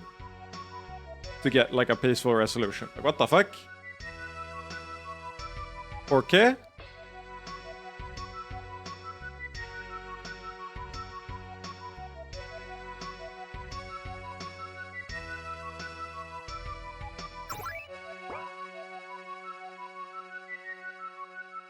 It just wouldn't feel right to sit in a chair.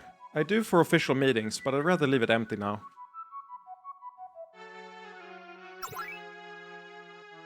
What if we take the odds? We take the odds on this.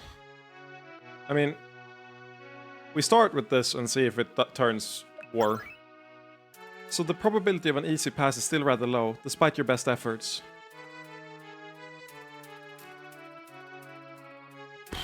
The most obvious thing we need to discuss is whether I should offer any assistance beyond what I already have. This feels like a reload to me. Like... But I really don't want to go to war with them.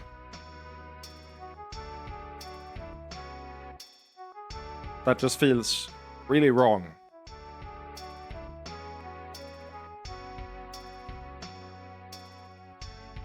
Let's just see what she says. Yeah. Are you willing to do that? Won't that risk your position?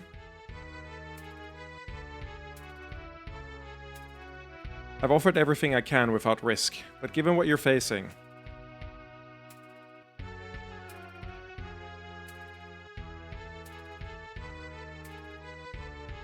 Perhaps it is selfish of me to avoid risk.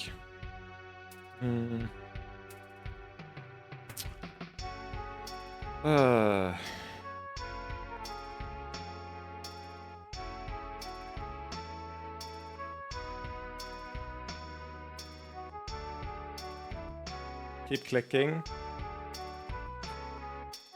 Yeah. Perhaps it is selfish for me to avoid risk. Not necessarily. Your position in Ardheim is as important to world stability as these broader magical concerns. I certainly wouldn't want you to throw your lot in with the Doom King, not given the way this looks likely to go. That may be true, but I could still offer some help. It would get back to me, but I'd have plausible deniability.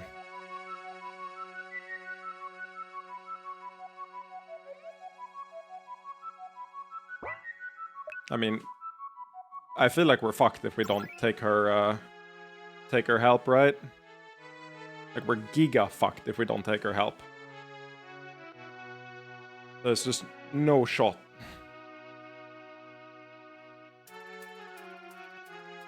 We're reloading anyway. I'm not sure we are. I don't know what... Well, I suppose we're reloading if we do get the war. I just really wish that we didn't get the war, you know?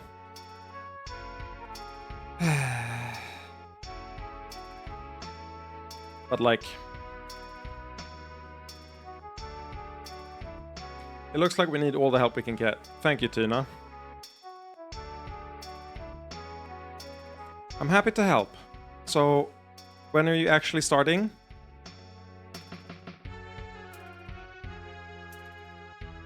Well, that depends on a number of...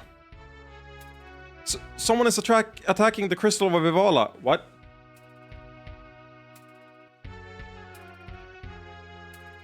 I think if this goes well, I don't see how this is going to really turn back to bite her. Although there are some really bad options for her. Yeah.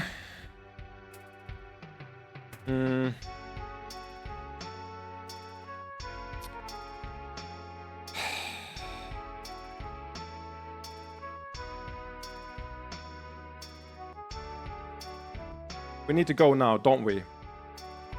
Did one of the airships make it through all the defenses? I wonder if someone else is attacking the crystal, we want the army there, right? Sending in the army means that also, like, even if it does turn violent, we have one more option. We'll see. You aren't going to believe this.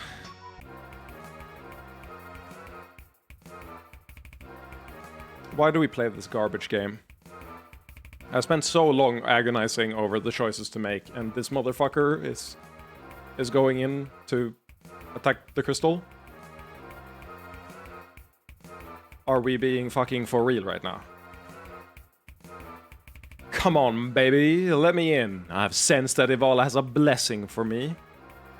Antarian, we're under complete lockdown.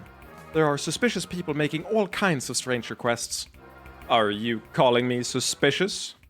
I don't even have the capability to lower the defenses. And you, hero or not, I think the most you can do is weaken them for someone malicious. Ivala is calling me. That's why I'm not out fighting the armies. Antarian, I said you could... Enough! Oh, shit!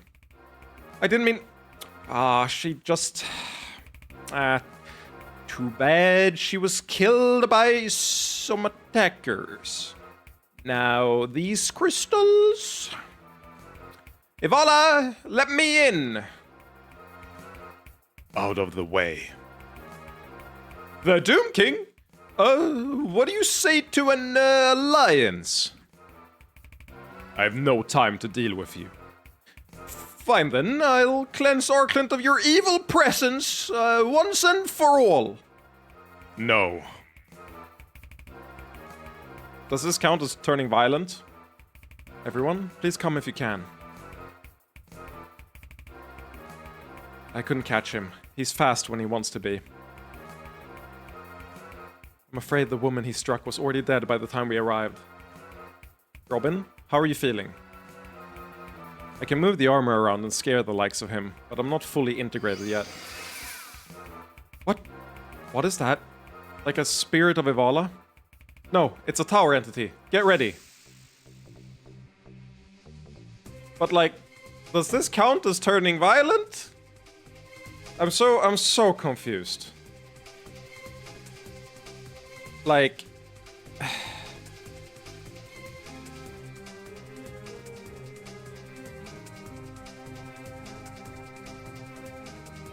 we have to... Okay, but like if they have tower entities and all this shit, then... we have to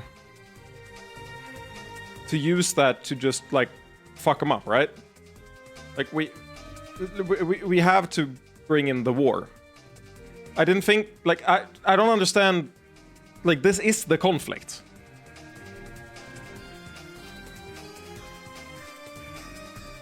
Am I wrong? Is this not just, like... what do you mean, do this, like, turn into a conflict?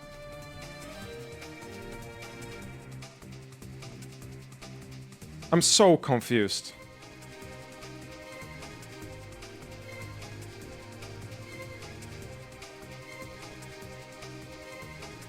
Well... because I don't wanna... okay, here's my deal. I don't wanna involve Tina if it's gonna turn violent anyway. Like, if it's gonna turn violent anyway... oh my god, I'm stupid. I would much rather press in. Will look scary, but try to avoid violence. Like, I would much rather have the army there, right? That just seems so much better. I don't understand.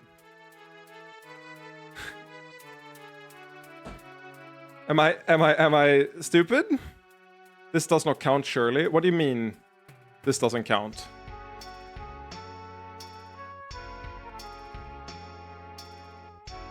I guess 35%. Like, at this point, what did you say here? I can want me to burn influence to help you get through help you get through the barriers. What if we just disregard the number being spooky? Okay, I'm gonna disregard the number being spooky. We're gonna fully disregard the number.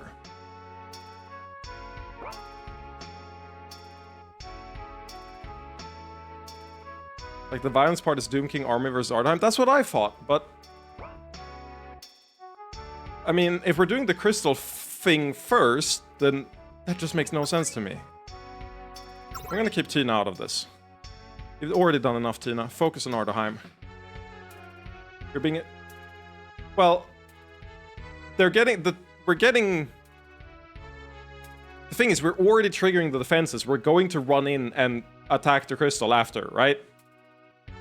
Like, the jig is up. They know we're there. So, we're definitely gonna go in and start a conflict. So, like, it's going to turn violent no matter what. I don't see the army being... well, the crystal has Ivala in it. We're trying to save Ivala. Or it has someone in it, but we're assuming it's Ivala. So we're trying to save her, or whoever is in there, from being in Crystal Prison. I understand. I'll clear out, so good luck.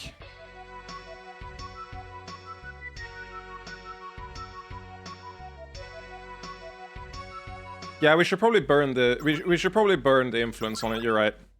I don't... my brain was like, but like, Sarai will keep her influence with the church, which is good, but I forgot that we fucking...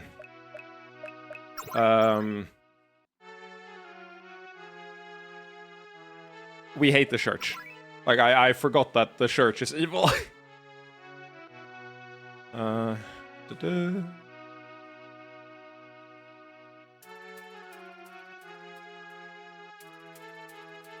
But I don't want to press in on the army.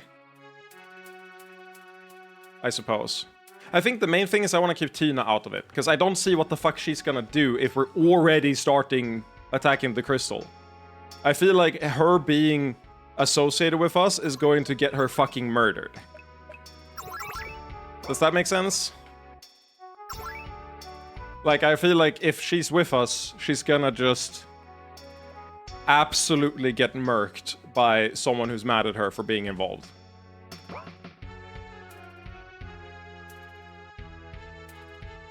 So I think the main thing is, yeah, I would keep Tina out of it.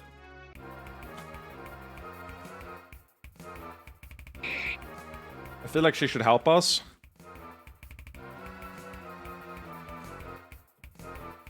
I feel like she should help us, but not, like, in a way that makes it clear that she's with us, if that makes sense. They talked about it like everyone would know that she's on our team, which I think is really, really bad.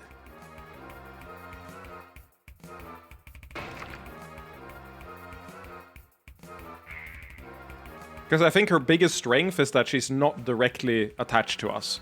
But we'll see how badly this goes. I have a suspicion that this is gonna go horribly.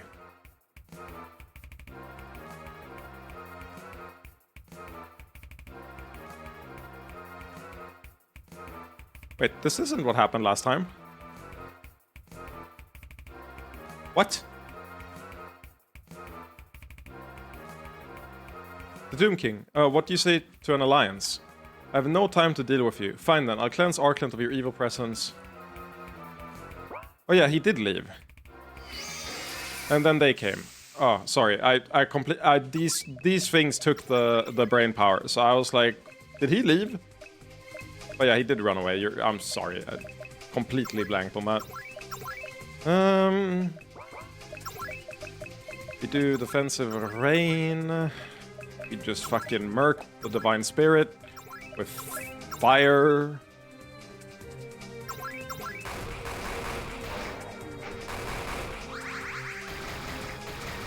Excuse me? Can someone explain why one of my teammates is fucking dead?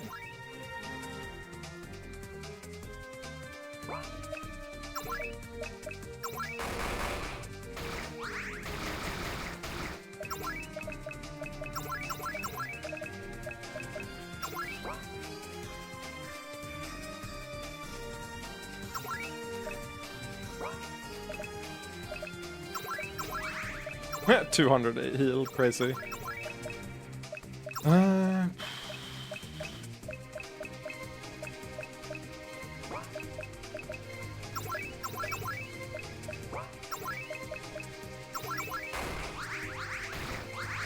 This feels really bad.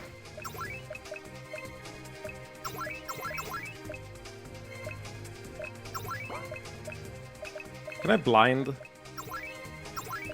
No, I feel like it's only the big one doing damage.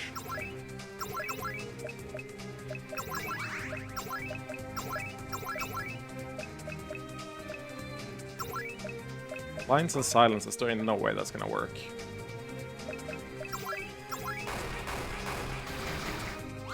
Oh, plus 7k. She almost died. That's crazy. Mass heal. I'm gonna do on person, or it might not make a big difference, but it might be necessary.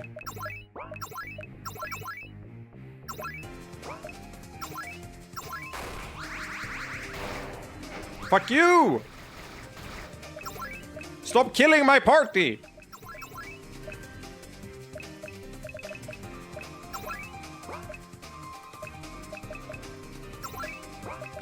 The thing is, they won't have... I guess I'll do that.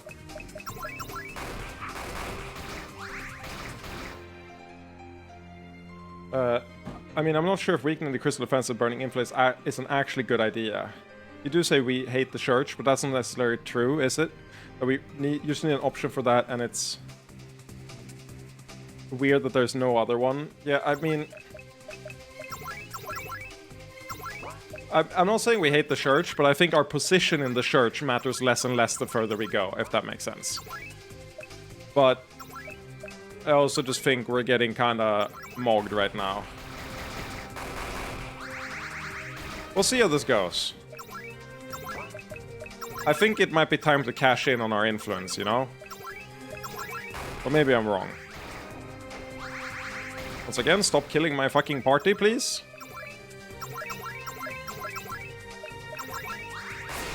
Thank God.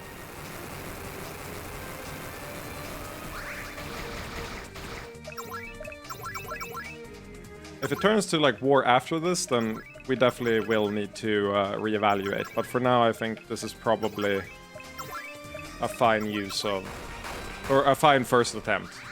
I just don't have a picture of how this is gonna play out compared to the other segments.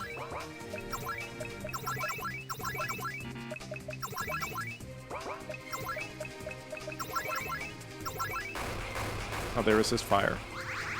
Oh, good. You are the one doing free K. Why the fuck are you doing free K? I killed the scary one. Stop hurting me, you motherfucker.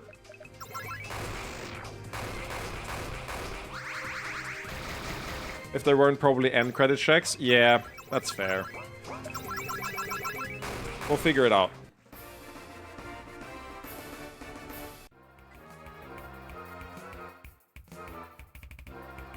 I just think that because Hester is acting the way she is, the church as an organization is going to be so different at the end. But I also don't know what church influence means, right? Because we burned a little bit of her influence. Does that mean that in the aftermath of Hester, she's not going to be in as good of a position? I don't know. Oh my, just what is happening? Regardless, we're now irrevocably committed to the plan, correct? We want Sarai to come out on top. We do. But I would rather Tina doesn't get involved than Sarai not burn a little influence. But ideally, I wouldn't want to use either. We'll see. We're gonna play for the segment and see what happens. And if it feels garbage, then we go back. I don't know. I'm spooked. This feels like one of those segments where it's impossible to tell what's right ahead of time. Or rather, wrong. It feels like a segment we already have fucked up, if that makes sense. 1 second, I forgot that if I walk for long periods of time in the wrong clothing, it all starts to chafe, so I need to put on proper exercising clothing. 1 second.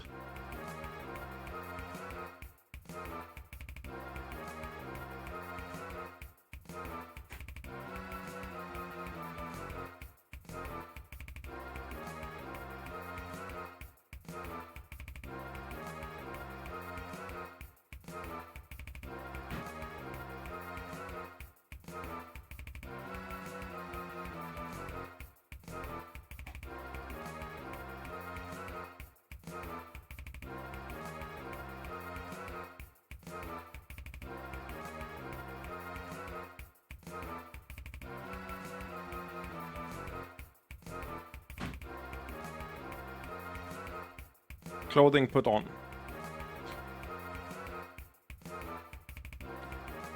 If we weren't committed before, we are now. Go. Everyone, I'm going to head up now, but there's no way I can do this alone, even overdrawing my strength. You won't be alone. I may have mostly okay, we're going back.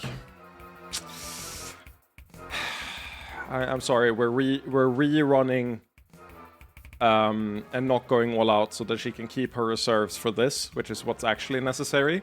So you keep like 30% energy so that she can actually, you know, push to the crystal where she's useful. So we're gonna go back to the Lord of Blood section and you know, save her energy. I can still take out a little barrier or two. Hello, above. How are you doing? Don't answer that. It was depressing last time. Oh, fucked up thing to say as the streamer. Incredibly fucked up thing to say. Hit you with the, how are you doing? No, don't tell me. I ain't dealing with that shit. No, I hope you're doing good. But if you're not, you're also free to share. I can handle a few minions, but not a massive spell response. Go!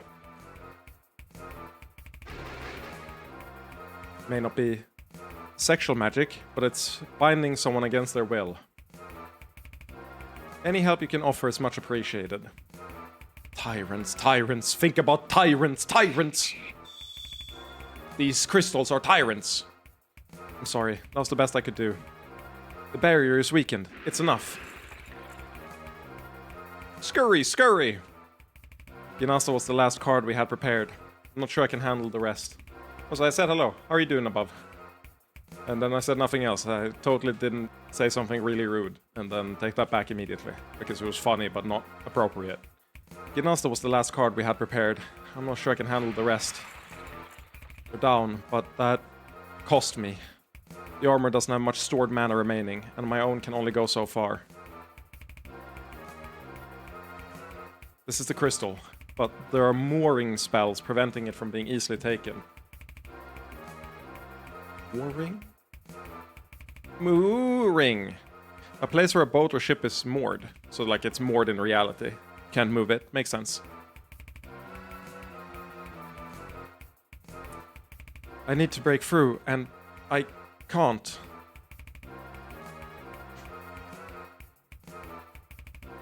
Neat. I didn't think you'd talk to us. I also didn't think you'd be... Or I did think you were gonna be on our side, but I'm surprised it happens this early. Don't despair. You've come so far and weakened my prison so much. Ivala, let me finally take a hand. No! I don't know why I gave her that voice. Just what is this? The harem's remnants trying to steal some of my power out from under me? So close. But not enough. I'm sorry, Ivala, but you... Hi, mommy! I love when a prediction comes together. A fragment.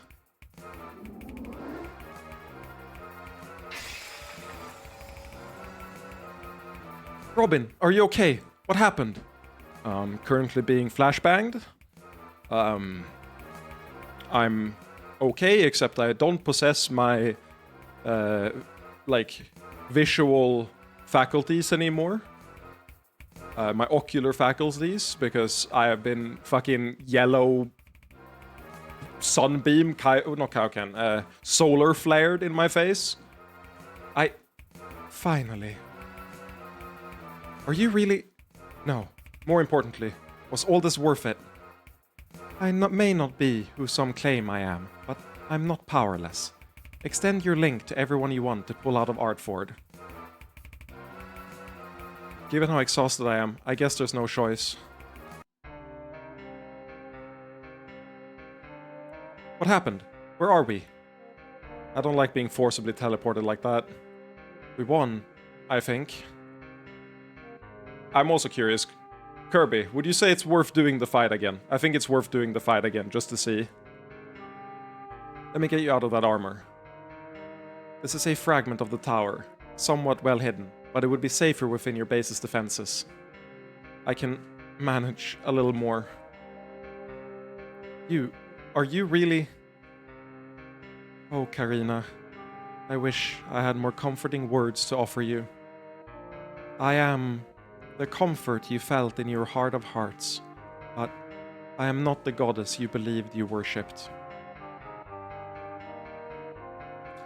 Given everything that's happened, part of me isn't surprised. We need to have a long conversation, but not now. We need to gather everyone as quickly as possible, recover, then go find Simon. You freed Ivala? Good. With another goodness, it should be much easier for you to complete the spell I've been working on. It won't be soon. Regardless, this time we'd like to do empirical tests of every component. I expected nothing else, and you may not trust me, but I will still state that I have been working since that moment to undo the damage I did. Aside from all that, should we expect retaliation? Aren't we potentially hated by the continent? The Doom King maybe, but I hope that all the good we've done still counts for something. I'm afraid it's too early to know how the church will respond. From what I hear, the narrative is still highly confused. Everyone knows that Incubus Kings fought in the air, but no one knows the exact outcomes. Not what we're talking about. We're talking about the heist of the century, stealing the goddess. Get fucking updated, Janine. Everyone, get some rest. You deserve it. By the time you've recovered, hopefully the spell will be prepared. I'll go make sure the goddesses feel welcome. How are the two of you feeling? It's my first night outside a prison in years, so I'm not a good judge. We're grateful for your hospitality. Every day with you, I feel much closer to whole. We've done our best, or we've done our utmost to make you comfortable. But I'm afraid now we need you to assist with the spell. I wouldn't have it any other way. I haven't come this far only to lose Simon to her. There's a little time left, is there not? Yeah, we have a bit. We've also gathered some items collected during the war. Speak to Sestris when you'd like to begin. These hoes ain't loyal. Hitting me with the... You're gonna... play Slay the Spire during combat. SMH.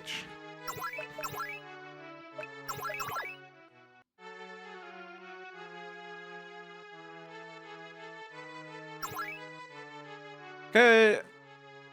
Let's take the most hands-off approach we've got.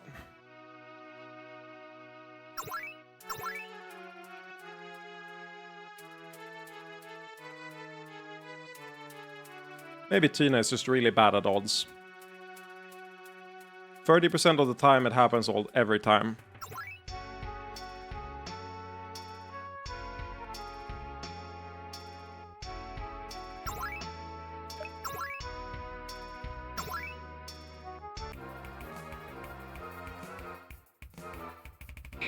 Really rude for them to not specify what's gonna happen. Agreed.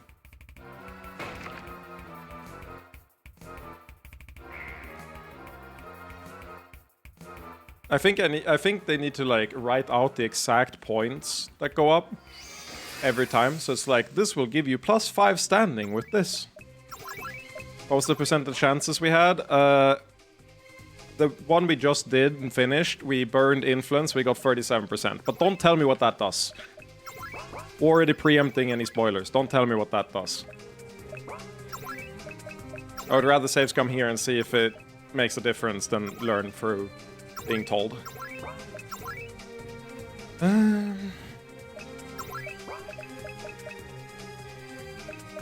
Blinds and silences an opponent. I wonder if that works. God damn it. But yeah, this time we're at 32%, I think, or 35.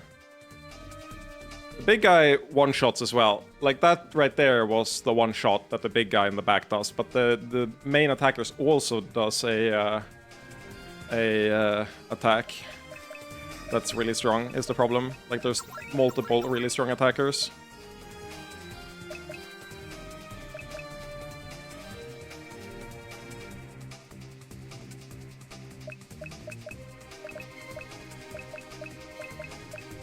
After the buffs? That's fair. Why can't I use air? Oh, Robin synergy, that makes sense. I was like, why can't I use this? I feel like defensive arrows did like nothing. Did that work? It lowered defense. I guess is good. Okay, there's 2 abilities that deal a fuck ton of damage, is what I'm gathering. Arrow of Ice, because she's weak to ice. Healing lands on you. This is going significantly worse than last time.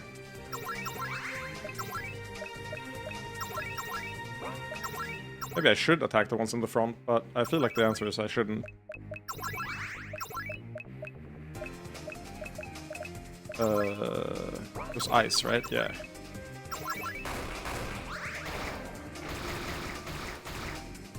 Yeah, like, I don't have a revive here. It's kind of like the problem. They go down significantly easier, the ones in the front. Fair enough. Did the autosave work there? Please tell me the autosave worked.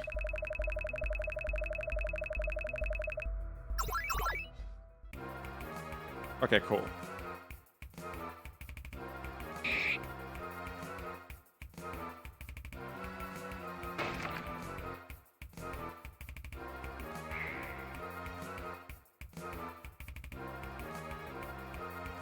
Yeah, what we're doing now above is we're redoing the segment without using like any resources to see how much worse it is.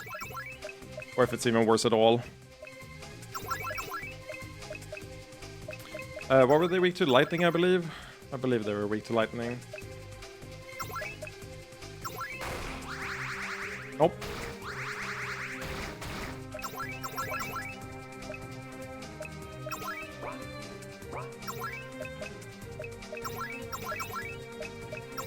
Darklands.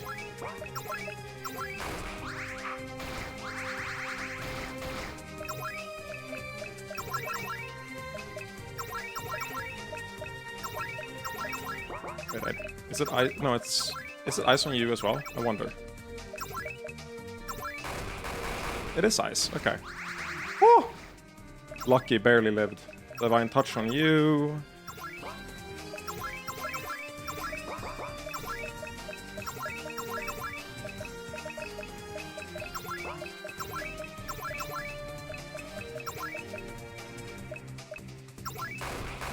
Nice. I'm so surprised that this has worked as well as it has. I thought this was gonna work way, like, be way less consistent, but you're so right. They take way less HP, or they have way less HP. So it's a lot less doomed to do it this way.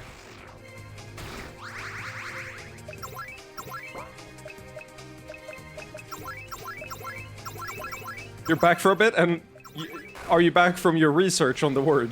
Because I respect that, but it's not what I expected you to spend time doing. That's really funny, though.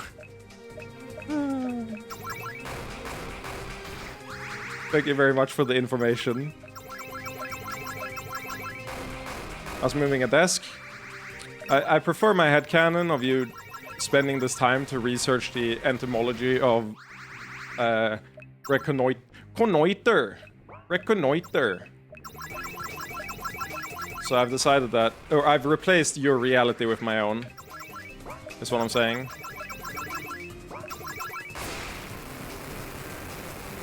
I do research much faster than that. Shame. My reality, bitch.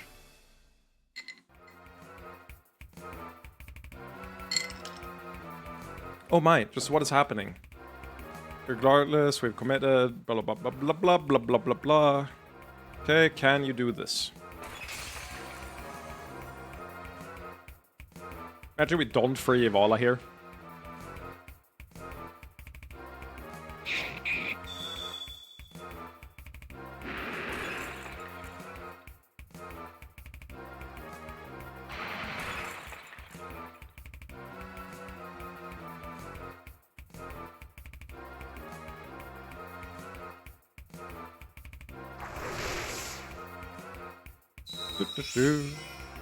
Hello, mommy.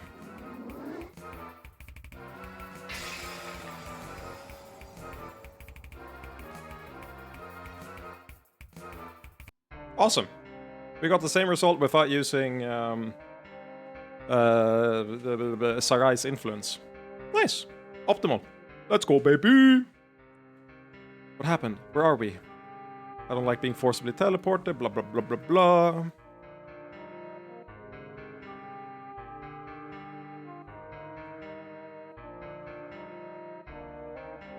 I wonder if any dialogue changed there. I look confused.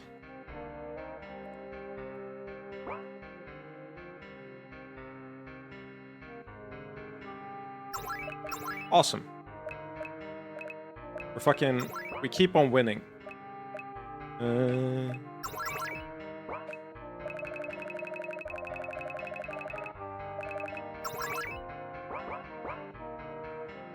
Chest here? Received Crystal of Stability. A powerful essence from within the tower, stabilizing all around it. Okay, so what do we think that Crystal of Stability and Liquid Sex are used together? I think the odds are pretty good. Also, this black shard is spooking me. I love how much bigger Tertia is, or whatever. Wait, no. What's her name? Is it Tertia? It is Tertia, isn't it? So I need to open the window.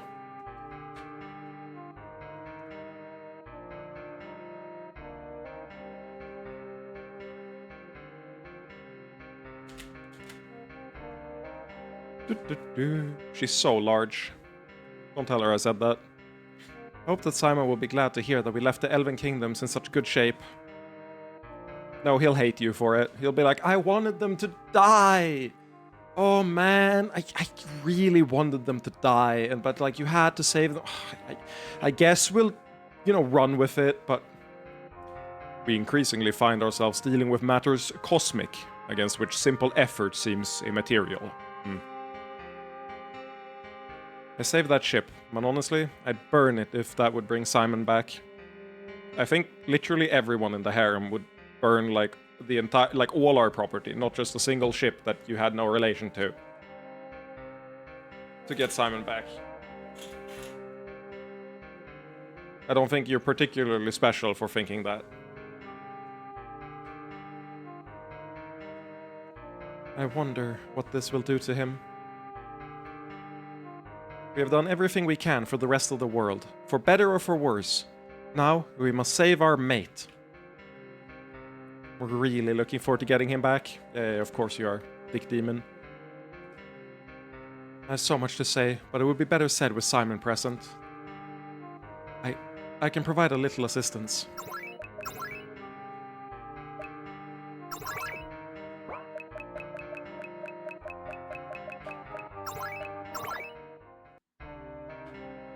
Okay, same dialogue. I just had to double check that she doesn't have, like, way more energy in the other one.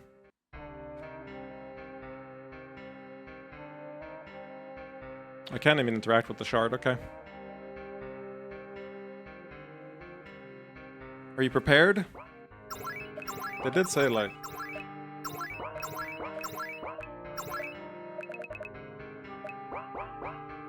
I guess I'm prepared? I don't really know what else I'd do right now.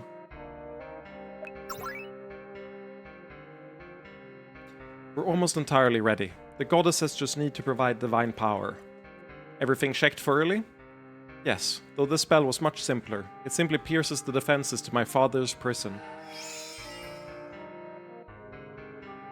I've added my power. Why isn't yours pink or purple? Why is yours also the same color? It makes you look like you're piggybacking off of Ivala. Makes you look like you don't have your own identity. You're a bad character. Get your own color. As have I. It's wonderful to be working together again, sister. I agree, Miffin. I'm glad to see you recovering so well. Tertia, we need your help as well. I'm afraid she does this at times. When she drifts away, there's not much that can be done to bring her back. Despite everything done to Ivala and Celica, our sister has essentially ignored their plight. There will be no help from her. That's what you think! You think you know her! I know her better! She's going to help!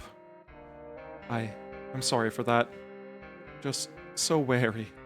Since Simon was cast into the eons of time, I felt as though I have been set adrift again.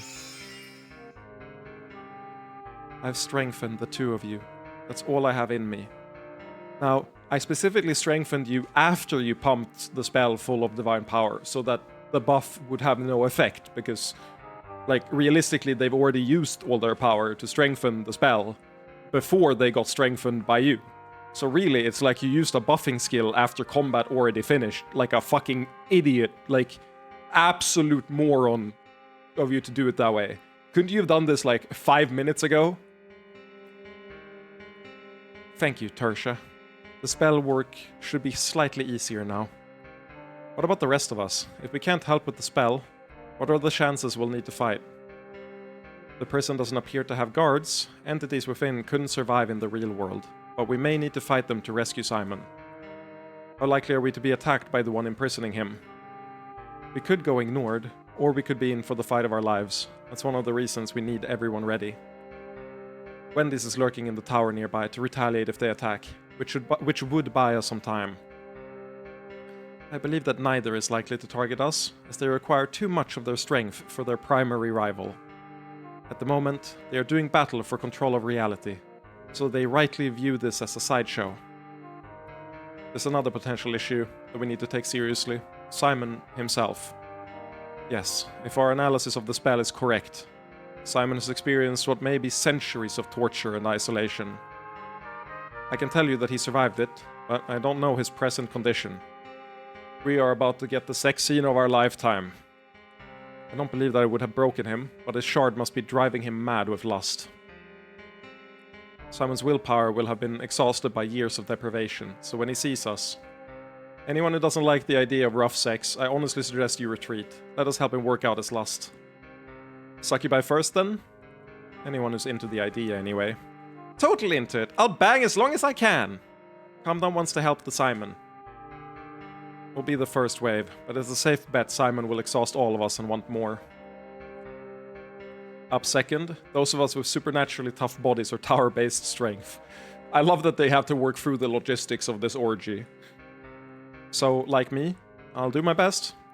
Thanks, Aka. Now the third wave is where things get dicey. Hopefully we'll have taken the edge off, so next is anyone who doesn't mind rough sex. Hell, I could go in one of the earlier waves. I don't mind some pain.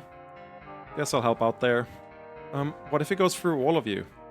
I'm not sure. I hope by then the succubi will be up for another round. I don't want you to be hurt in any way, Lenine. Maybe you'd better stay back. I don't believe Simon would really hurt me, but the idea of him without self-control is scary. In any case, that's our battle plan. Just remember that we're fighting with Simon here, not against him. It's an argument. It's not you against your partner, it's both of you against the argument. Riala, I will hand the work over to you and then depart. Of course, I understand completely. Alright, let's break open this prison. Unlike other magical portals, this gate wavered into existence and emanated a cold mist.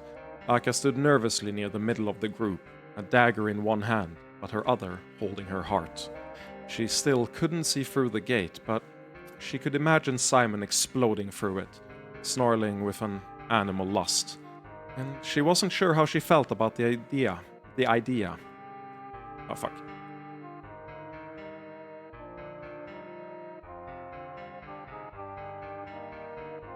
Don't be nervous, Aka. Yara slid up behind her, the succubus breasts pressing into her back. He'll still be Simon. He'll just need us more than he's ever needed us before. Dooba-dooba-doo. Though Aka squirmed away, talking to Yara made her feel more normal again. She tried to ready herself for whatever she would see on the other side. She could see a glowing circle within the haze now, the mist beginning to clear away enough to see the other side. A piece of bloody metal fell from the portal along with the mist. Everyone stared at it as it struck the ground, but it had begun to dissolve even as it rattled on the stone. Aka strained her eyes to look deeper into the mist, making out what appeared to be a battlefield. Torn dirt, fallen weapons, and dead beasts. Aka pulled her gaze higher, spotting flames in the distance.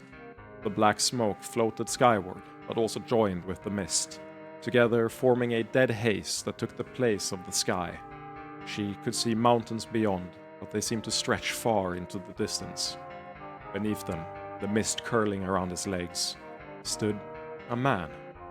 He turned as slowly as if the weight of the world bore down his shoulders, and looked at them.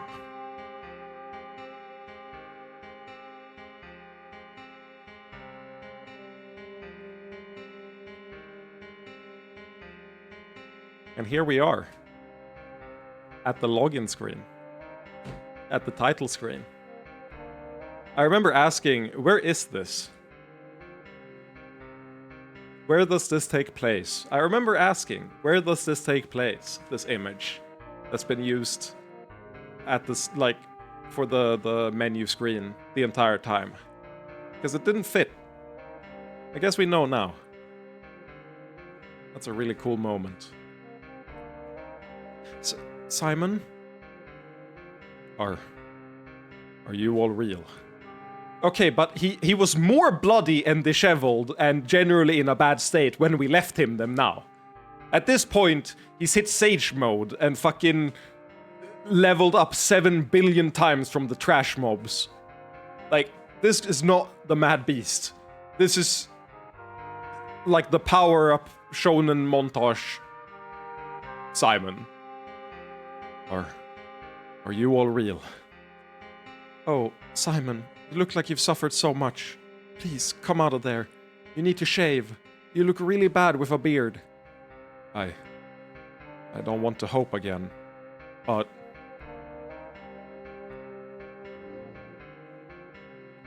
You look, if not well, then not destroyed. Are you overwhelmed by lust? We're ready to help you, but please be gentle. I don't. There's no real lust. Oh, come on! I put so much work into that battle orgy plan, and you're just fine, not horny at all? I'm not sure how much I can feel at all anymore. Oh, Simon, what's been done to you? Simon. Wendy's. Physically he's fine, but the prison has taken an immense toll on his mind. Would healing magic help, or Cumnum does not think there are easy healings? Simon, focus on us. This is real. You escaped. I've just seen so many delusions. Fought so many phantoms. I feel your shards. In fact, I feel more than before, but they feel inert. Did you finish neutralizing their natures? I did at first. It took perhaps a decade. I thought the power would let me escape, but even without the shard's lust, it got worse. I thought I would die, and now I just feel hollow. How long has it been? What's happened? Here's what's going to happen. Someone of us will help you recover and catch you up on events. The rest will prepare for the next step. Simon, Cumdump is real and loves you very much. Come? It looks like they didn't target us, but they're close to frightening amounts of power, and that's coming from me. I think Simon will be alright. He just needs time. Meanwhile, we need to make preparations for an attack in the tower. We have many resources available, but you'll need to guide us regarding these recent shifts. What's the plan for Simon's recovery? First, he needs some time just to be reassured about the stability of his reality. I think Kum has the right idea there. After that, I have in mind successive steps helping him get back up to speed. I know his lust took a hit, but it should be more powerful than before once it's reawakened, right? Yes, but I don't think we should begin there. Discussing the current political landscape with him might be more important.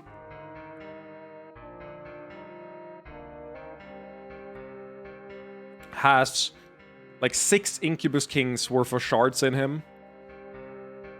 Surrounded by harem of the most gorgeous women in reality, including multiple gods, and goddesses rather. Still would prefer to discuss politics. Still more interested in the geopolitical discourse. This might be the legendary Sigma male grind set. Of course, Ivala has a great deal to say to him, so we should discuss higher matters of destiny, the tower, and so on. After that, it might be best to let Miguel and Iris discuss matters of economic and administrative policy. That should take half a day or so. Then we should probably spend 3 days rearranging the... That's enough out of you! Truthfully, we should let Simon guide his own recovery. All we can do is offer what we have to make his existence seem normal again.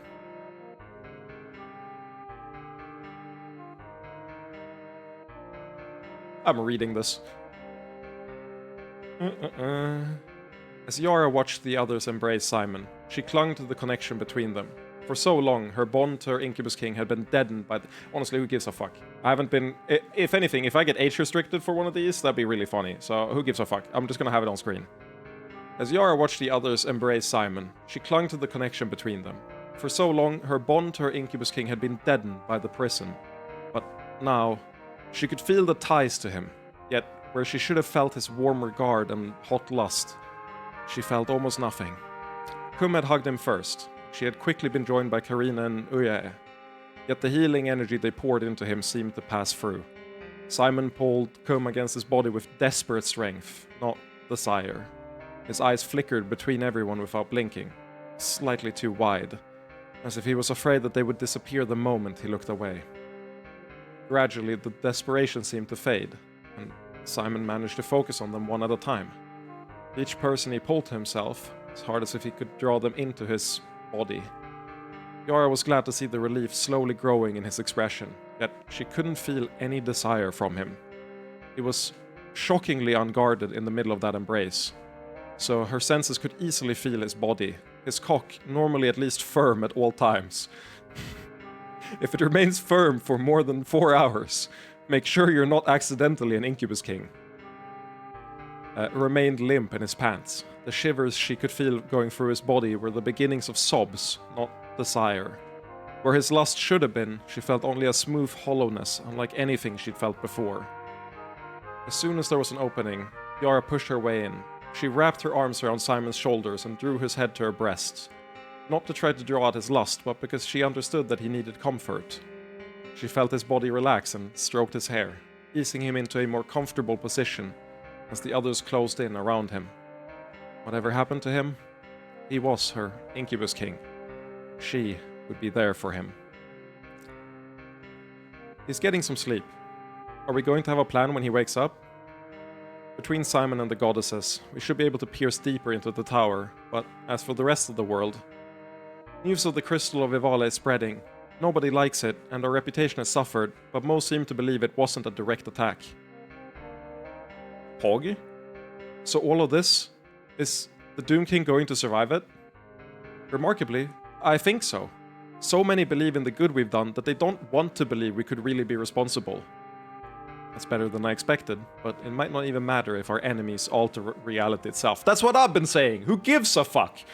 They're just gonna fucking infinite Tsukiyomi mind control the entire world at this point. Like, we're in the end game. We can deal with this shit later when we're the ones running the show. I'm only like 20% serious. Our methods have worked so far. Trust the process. Simon can help us get through this. He has to. We just need to stay focused and help him. My lord, would you like us to help you clean up? Would you like a shave? Comdom thinks the beardly beard is not bad. I think I need a change. To help put it behind me. A separation between myself and eons in that prison. To be fair, the deeper we're grounded, the harder they have to twist. Stop coming with your nuanced understanding of the text as written and the themes that it's presenting, and instead engage in hyperbole and shit-slinging like I am. It is far more enjoyable and less annoying to read when I'm trying to make a uninformed point that is extremely easy to break down if you have any understanding of what the story is trying to present as its main themes. It's weird and creepy, and I don't like it. Despite all our skills, I'm not sure anyone in the harem is really an expert with male hair. Most of us can cut for women, but that said, we do have skilled orc barbers or succubi if you would prefer women. I think I could transform myself, but no. An orc barber sounds grounding in a different way. Please tell me Orkin does it. Fuck. I prefer the Super Bowl over the Hyper Bowl. I have the most annoying viewers on the fucking planet. Don't you dare hit me with the viewers fucking reflect the streamer or whatever. This shit goes far beyond that. Everyone who stays and watches these streams are so annoying.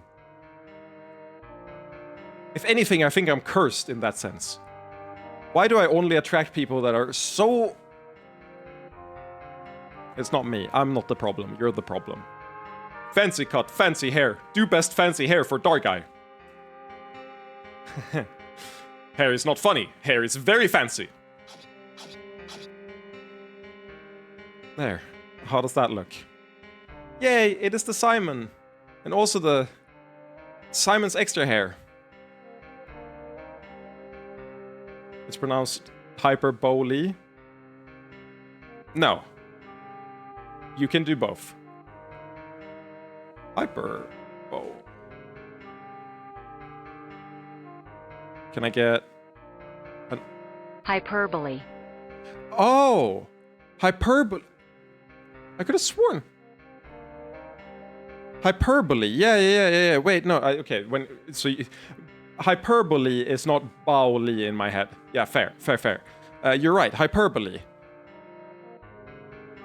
Which is... I just read the way you said it. Like, the way the text read in my head was not the way it's pronounced. You're right. It is hyperbole. The way I would say bow, like a bow and arrow. It's bowly, not bowly. Exactly, it's hyperbole. You're right. But hyperbole works better for the Super Bowl, so, you know. The joke doesn't work if you say Super Bowl and hyperbole. I didn't mind the beard, but it's good to see you looking like yourself again. It's not good seeing you rocking a fucking goatee, man. You gotta get that shit shaved, bro. I feel more like myself, too. Simon's extra hair is the only non-yummy part of Simon. Come, don't eat that. But there isn't time for this, is there? We need to gather everyone. Do something before it's too late. I'll summon everyone right away, my lord. It's really spooky that I used the... Maybe it's bugged. Maybe that's why. But I used the achievements as like my... It's probably not bugged. As my barometer for how much is left of the game. And we've gone 5 hours and haven't gotten a single achievement. I swear I'm almost done with the game. I swear I'm almost done. We're right there.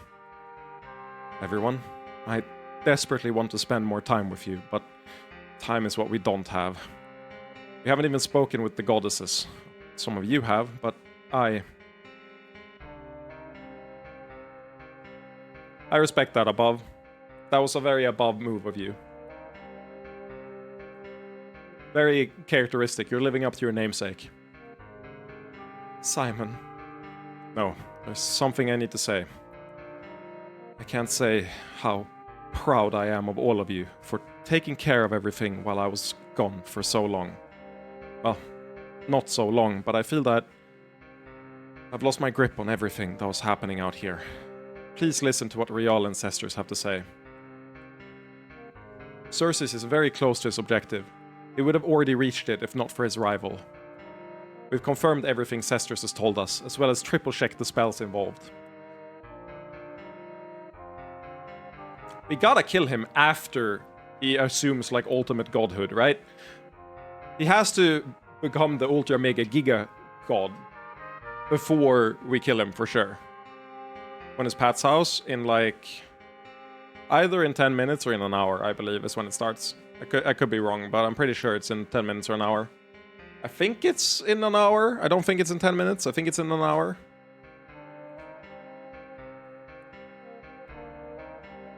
It's a matter of piercing the tower to fight those currently in it. I know something of their strength. We will be outmatched and potentially in for the fight of our lives.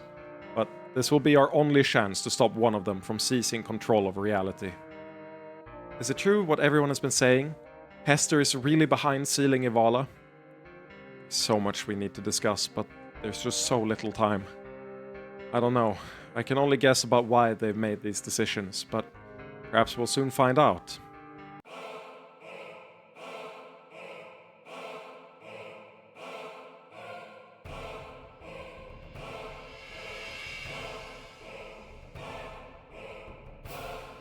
I really love the... I know that that's not what happened, but I really love the mental image of Hester intentionally making the Chosen as fucking stupid as they are. And then saying, yeah, I'll just let, like, the old smart mentor Simon guy I kind of dig to... like, I'll just force him to run around babysitting these fake people that I've created as, you know, suicide bombs. For, like, the next century or two. Or not century, the next... what's it called? Decade or two. Those spirits are novel. Artificial, angelic beings of a sort. I was familiar with your Chosen projects, but those are new. They're a relatively recent addition to the plan. I didn't develop the magic until I observed all the twisting of physical essences during the Third Arclentian War. And I wasn't paying enough attention because of all the similar mundane work. Clever. I predicted you might have Facilimi Incubus Kings, but the Succubi are a surprise. Actually, an old project. I love that they're just... fucking... nice up airs. When did you learn to do short up air like that? I've been working on it for the past couple years. It's been a long time since we played, friend. Wow, your edge guards are phenomenal. When did you learn to do the lasering me down and then, you know, making sure I can't tech in the corner? Well, that's a bit of an old project. You know, fucking... it's so funny to just... It's a long time since we last played each other. I'm gonna fuck you up, but I have to first compliment all of your new skills you've learned since we last played. Actually an old project, in my case. Succubus-style servants, without the weakness of flesh or ethical concerns over controlling free beings. In the words of Yu-Gi-Oh! Bridge Tristan, just fuck already. Do you think we add Hester into the harem? Don't answer that. That's a trick I haven't learned. Maybe I could have been kinder to all the poor chosen fools. As fun as it might be to speak to you, Simon is coming, and he'll arrive before we can resolve our battle. If you think I'm letting you through that door, you're much mistaken. Not only after she became young.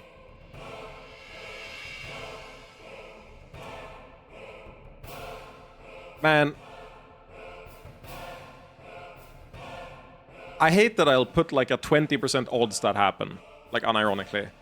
I also need to say, what the fuck is the Chaos Child gonna do? She has to help us, right? Like, we have to get an in here because of the Chaos Child. Because Meston fucking loved us, man. So she, by proxy, should also love us. For sure. That's too young, Munch. Too young! I don't think you have another trick for him up your sleeve. He may not be our equal, but he's too strong to easily eliminate. Therefore, you're thinking that he could tip the balance? I agree. I don't want to put him in that position.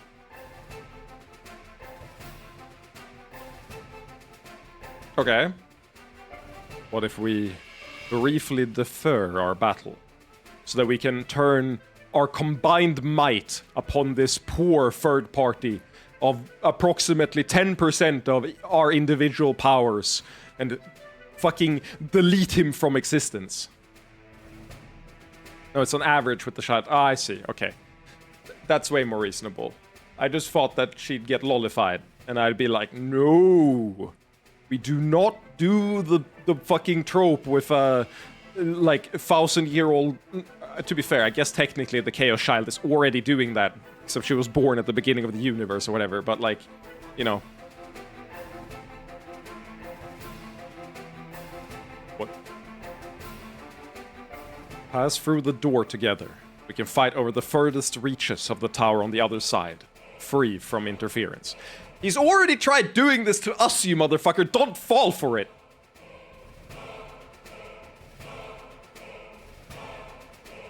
Turn my back to you and open the possibility for manipulation in transit. How trusting do you think I am? Trust in my self-interest. I don't want centuries of work to be undermined by a lesser opponent playing us against one another. I have only guesses about your final intentions, but I suppose I would prefer your victory over any other. What the fuck have Simon done to you? Simon is so clearly the better option over this motherfucker. Fuck are you talking about? Yeah, fuck off. I feel the same way. You've been a worthy opponent, both eluding me and managing to develop such resources. Is this your punishment for Palina? If so, she should fucking go die anyway. Fuck Hester. I hate her. I would rather save Serantia some more resources than be in Hester's good books. Fuck Hester. My reply is, fuck off. Both eluding me and managing to develop such resources. Aren't I a little young for you? Oh, I think most of us stop growing up fairly early. Real? So, a truce. We move all our forces through the last door. Then don't begin fighting on the other side until we've completely sealed it off. That seems reasonable. We could resolve our conflict over fate on our own. Well before anyone else can even catch up. Is fate a MacGuffin? Fate is probably a MacGuffin on the other side of the door. Probably unlikely... Okay. 30% odds to be a personified, but definitely a MacGuffin. Door, FMA, yeah. It's all FMA, always has been. But the temptation to strike at the greater foe, meanwhile. If either of us held that intention, it would prevent an agreement and weaken our position severely. I believe we're more rational than that. If we were the sort of people who would take that risk, we never would have reached this point. I highly recommend the new series by her, that's animated right now, the Demons of the Shadow Realm. Good series as well. Yeah, Varya is definitely gonna run in there and just turbo nuke Fate. Just absolutely cut her head off immediately.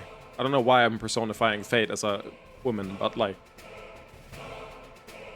actually I do know. It's because she's often portrayed as a woman. There's often goddesses of Fate. I don't know if I've seen many male Fate figures.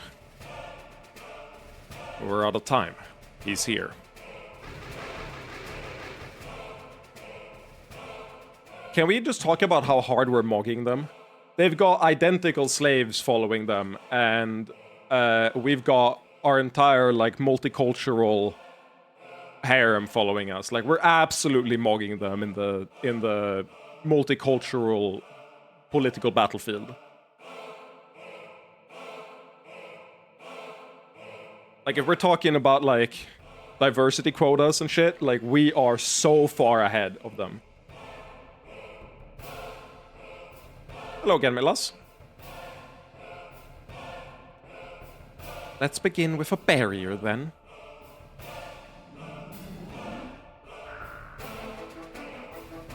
Damn it, we can't get through.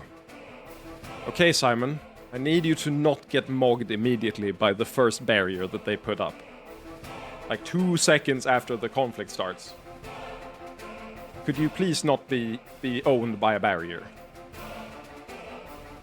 If Fate was a girl, we can sleep with her. If Fate is a guy, we have to fight him. You know, I was gonna meme about how that's sexist. Like, why can't we, or, like, biphobics, why can't we sleep with a guy? But then I remember that Meston had this whole, like, I can't be part of your harem because I was born a guy, but I would have been a part of your harem if I was a woman. So yes, following the logic of this world and the literal plot as written, you're literally just correct. So it has to be a female. Fate is a girl. The fucking Nightcore song was right. God is a girl. Wherever she... I forget what the lyrics are. Wherever she is it is? Or... whatever she says. Is that it? How the fuck did that song go? God is a girl. Is it whatever you think? Is that what it is? I forget what the lyrics to that song is. Banger, by the way. God is a girl. Groove coverage.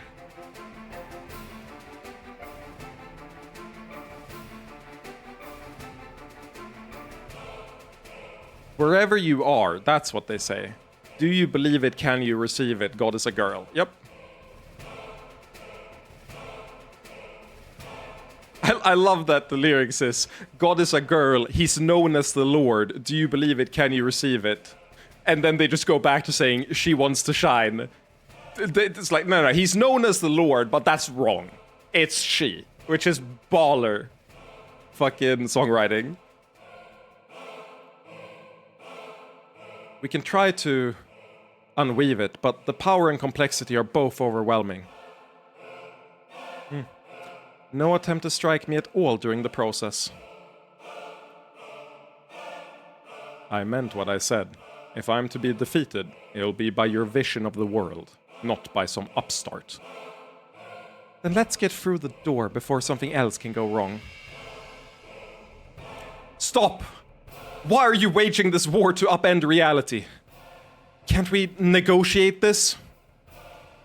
I don't think our goals are reconcilable, but perhaps we will. But not with you, Simon. In the end, you're not so different from every Incubus King who came before you. I survived the prison you said would destroy me. You must be able to feel my essence now. Don't let him distract you. He has a large number of allies, likely moving into position. Yes, you're right. Let's hurry through. Damn it! Crumble! Crumble! Sorry, Simon, but you're not going to be able to break through. Here we are. Finally. No. In the fucking nick of time. I knew you'd come back, you motherfucker.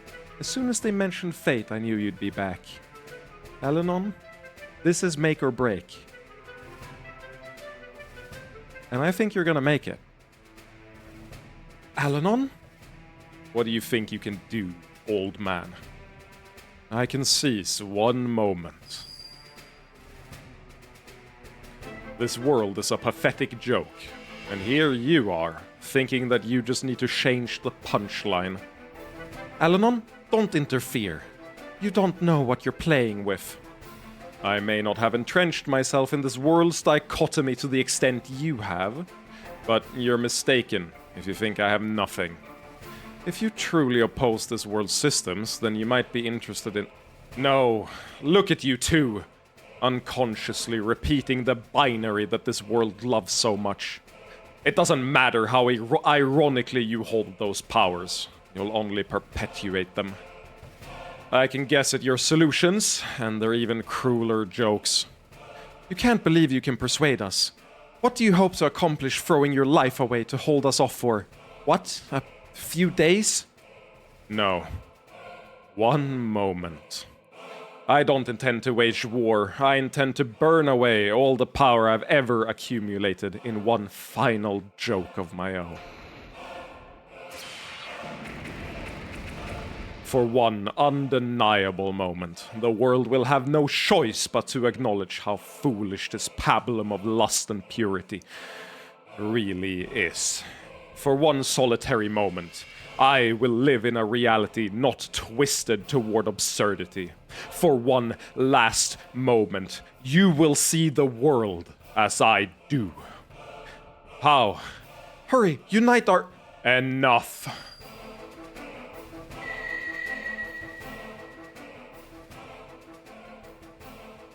Of course, I don't really believe that you have a solution either. But you're better suited to this world. After so long with your future steps set by the path of others, your choices may be able to change what will be. Perhaps you can help all those I'm leaving behind. Elenon, perhaps in another life, I could have been a good king. I wanted... but I suppose I don't want anything anymore.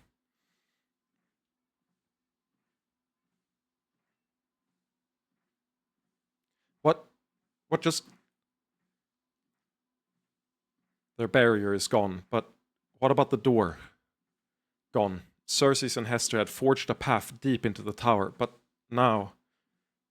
Elenon seized all that power, twisting it into a labyrinth of untold proportions. I think they were pulled in, but that can't have imprisoned them. No, I believe their objective is still attainable, it's just incredibly obscured. Given time to work, we should be able to follow them. They likely can't reach their goal quickly, but I don't know how long. So, in the end, he gave his life to buy us time. Are we sure he's really dead? I mean, that was pretty heady magic. Sad King turned himself into pretties and then used up all the pretties. Commandant is very confused and sometimes sad, but it is not an awful sad, and Commandant is confused. Confused doesn't cut it. That moment, that was fucking awful. I wasn't horny at all. I thought it would just feel a bit shy, like most humans, but that was truly different. I don't really know how to feel. Perhaps he attained what he desired. He made us all understand how he felt about the world. I can't help but feel primarily sorrow for him. I have felt very little, but I must wonder what impact this will have on succubi around the world. Do we have time to worry about them, or are we still rushing? No. We have time. We need to use it. We can't fight them. You saw their strength. We need to prepare and follow them. By the time we enter the deepest tower, we need to change the equation, somehow. I agree that we probably have enough time, but I'm more concerned about whether we can ever equal them. I don't know. It seems daunting, but as usual, there's nothing to do but get back to work. Dun, dun, dun, dun, dun, dun. How are you feeling, beloved? I wanted to get started. Where is everyone? You've given enough instructions. I know you slept, but you need other kinds of rest. If only. There's so much to do, so many critical loose ends from the war. I know. I wish I could keep you here for a year and tend to you, but we don't have that much time. In the meantime, I summoned the goddesses and several key allies so that you can speak with them. I'm starting to feel like I fucked up on the Iris questline. And, I don't know, other harem questlines as well. I feel like I probably had to have them done before now. And again, don't say anything. Well, if not, we're doing them in this segment. This is definitely, the vibe is final open world segment. So, we're definitely doing all the companion quests before we go into the final fuck-off dungeon that represents. I summoned the goddesses and several key allies so that you can speak with them. Yes, I know how that sounds. Not at the base. What did Riala say? They're incorporating tower fragments from the goddesses, but doing so while maintaining the defenses is a very difficult process. And I suppose this is the best place for now. Thank you for everything, Janine. All I did was clear the area and send a few messages, but I'm glad to hear you say that. You'll get through this, beloved. I know you will. Because otherwise, we're all dead. And it'll be your fault, so you better make sure you win! No pressure! Let me know if there's anything else I can do for you, beloved.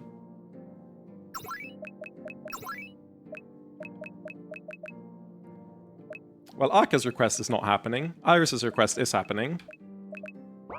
Interesting. Istara? Why is there a tent in there? Is something wrong? I didn't even think about the fact that a tent is inside the fucking castle. I'm so cooked. I looked at it and I was like, this makes perfect sense. Yeah. Nothing is weird about a tent being inside the royal chambers of Her Highness. What's our total playtime right now? We'll see in a second. Nothing aside from our overall dilemma. I don't have anything new for you either. I just wanted to say that we've set up a place for you to relax. Nothing complex, nothing sexual. Like the old break tents on campaign. It's been a long time. In more than one way. I'm glad. There was some disagreement about what you would find most restful. Some of the others do really need to speak with you, but once you're done, come back to me and you can rest. I put tent in dumb place. Yep. Best joke in the game still. To this day. 165 or 66 hours. So again, Milas, are you gonna hit me with the there's about 100 hours left now? In this one segment? I don't need to know how long it's left, we just gotta play through it, baby. I know you're tired, but there are a few things we need to deal with. Yeah.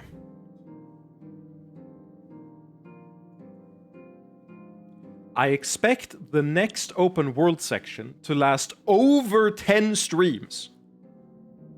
How many over, not sure, but that is my estimate. Above.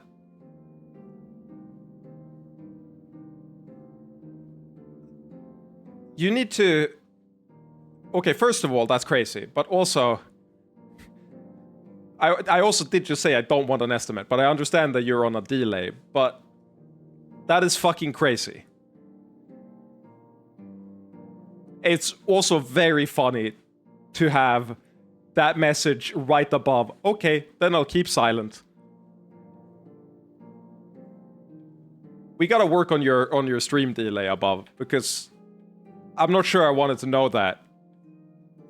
I was ready to... Like, my momentum stalled reading that. That's insane.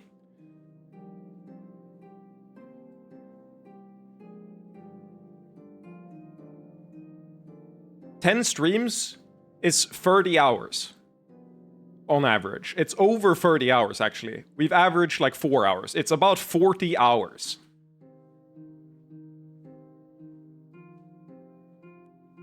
Simon, I've been doing some inventory. Or is that not what you'd like to discuss right now? Honestly, I wouldn't mind some inventory. Well, I'm afraid I'm mostly finished, but there's an oddity. The majority of what you had in prison evaporated. The mages said it wasn't substantial enough to survive the real world. I suspected something like that, but only the majority. These 2 swords came with you. Any idea what they might be? I believe they're fragments of real power caught up in the prison, not figments created by it. We'll have to see what we can do with it then. Thank you for taking care of everything, Miguel. Of course. 2 swords. Oh, it's the Shining Sword and the Incubus King Sword, right? You think the blade would be a dick, but instead the hilt is all dicks. This is much worse. Yeah, I mean, it's not that the estimate is wrong. It's specifically that that it's funny that I said I don't want an estimate. We're just gonna do it, and then immediately got an estimate. Valia, I wanted to ask if you were well. I am uninjured. It was only a copy for a deception. You should know this. But I can imagine the entire affair being stressful for you. Too much chaos, too many irrelevant variables. I tried to focus to help the others, but now I'm tired.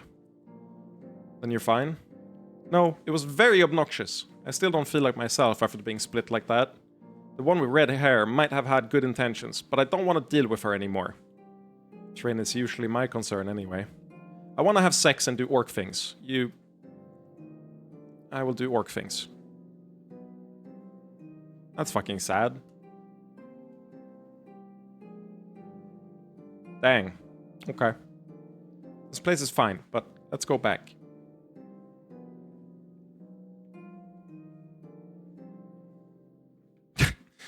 Random goddess sitting in... Tower entity reading books in our humble fucking palace. Random goddess sitting in a random sofa. Actually, main goddess of the entire continent. Just sitting in the sofa. We love that shit. Other goddess standing watching the... Okay. We've leveled up a little bit. Simon, I wish I could do something to help, but you don't want to talk about it, do you? I'd prefer to talk about the real world, to put that behind me. Well, I wanted to ask about Mestan, but I guess that's a bad topic. At least he was real. And it's true that he died in the prison. He was injured and barely survived the transition. I tried to save him, but there was nothing I could do. At least he died with you, instead of alone. Is that worth anything? I'm not sure. Death is never easy. I guess I'd always assumed that he'd come around and join us in the end. For him to just be dead. Or not dead, I guess. Absorbed by Lilith. He was a fragment of Lilith all along.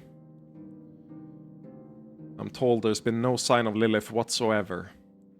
That's what I understand. Is it possible that we'll just never see her again? Not if I have anything to say about it. I want to ask her some questions about Mestan. Agreed. Let me know if there's ever anything I can do, okay? Well, the next step is definitely transitioning off from walking.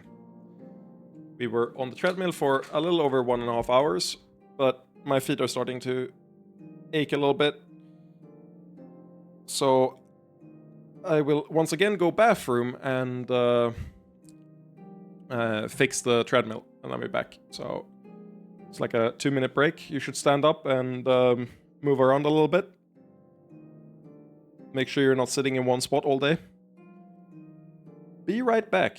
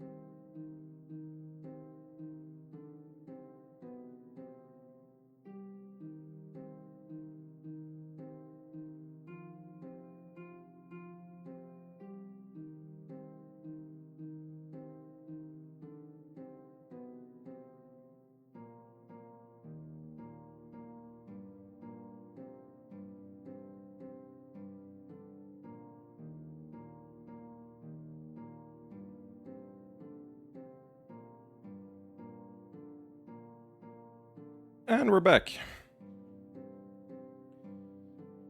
Fuck, I said I'm back, but I forgot to put my footstool in foot range. So now I'm sitting here, desperately wanting to lean back and relax like a fucking baller, and I don't have a footrest to do it with.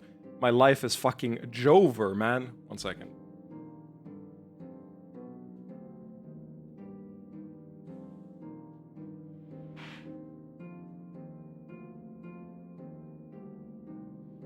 There we go. You may be back, but we are not. What do you mean? We're back. Life's good. Don't assign names like that at leisure. Look. We're Giga back, baby. We're gonna destroy them. Don't even stress it, bro. These two schmucks think they've got what it takes to step to me. We're gonna absolutely demolish them. Just don't even worry about it. I've not played Jersey Devil. I don't think I've ever heard of Jersey Devil even. What is Jersey Devil? I was expecting a porn game. Jersey Devil is apparently a cryptid.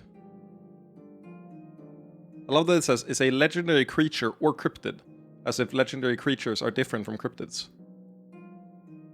Apparently, what? Why is there a... There's a Swedish Wikipedia on this. That's really rare. Why is there a Swedish Wikipedia on this? Jersey-demonen är en legendarisk varelse som ses finnas i Pine Barrens i södra New Jersey, USA. Varelsen beskrivs som en flygande humanoid med horn, men det finns många variationer. Den är även populär inom kryptozoologi. Cryptozoology, I guess. Den mest populära versionen angående Jersey-demonen börjar under det sena 1700-talet, då Deborah Smith från England bosatte sig i Pine Barrens. Okej. Huh? She birthed 13 kids? Continue... What?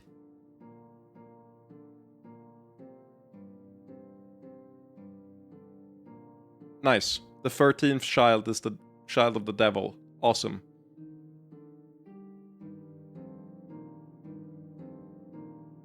I'm so surprised that it has this deep of a... Why is this even here? There's so few Swedish Wikipedia sites, so why is there one of this?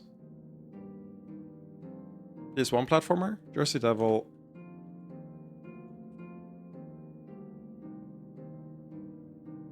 This is a big thing? Really? I'm surprised. I've never heard of the Jersey Devil. I love that design. It's the... Oh, what's he called? The Sandstorm guy in Looney Tunes. No, that's the Tasmanian Devil, not the Jersey Devil. I was gonna say, it's the Tasmanian Devil based on it. Okay, this looks baller though. Like, graphically, this is right up my alley. This looks... The aesthetics here are baller. It also does kind of look like a bad... what's it called? I was gonna say a bad crack ripoff, but that's wrong. It's, what's his name? I should know what his name is.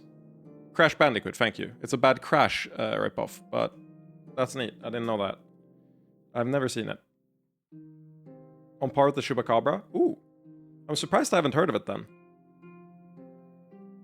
Wait, maybe I have, because this is gonna sound stupid. My core memories of cryptids, they mostly come from Scooby-Doo. It's like, if I've seen them in Scooby-Doo, they're a real cryptid and deserve respect. Otherwise, they're not a real cryptid. If it was very much a Crash Bandicoot vibe, nice. I would enjoy playing that then, probably.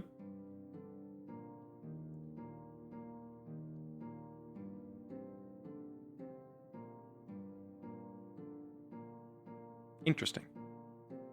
Yeah, I'm also surprised I didn't know about it. But you learn stuff every day. Sometimes you live under a rock.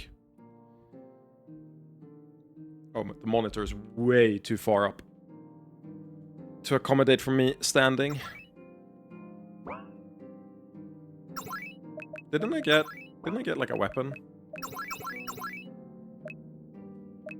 I mean, this helmet's horny. Ha ha ha ha ha ha ha. We apologize.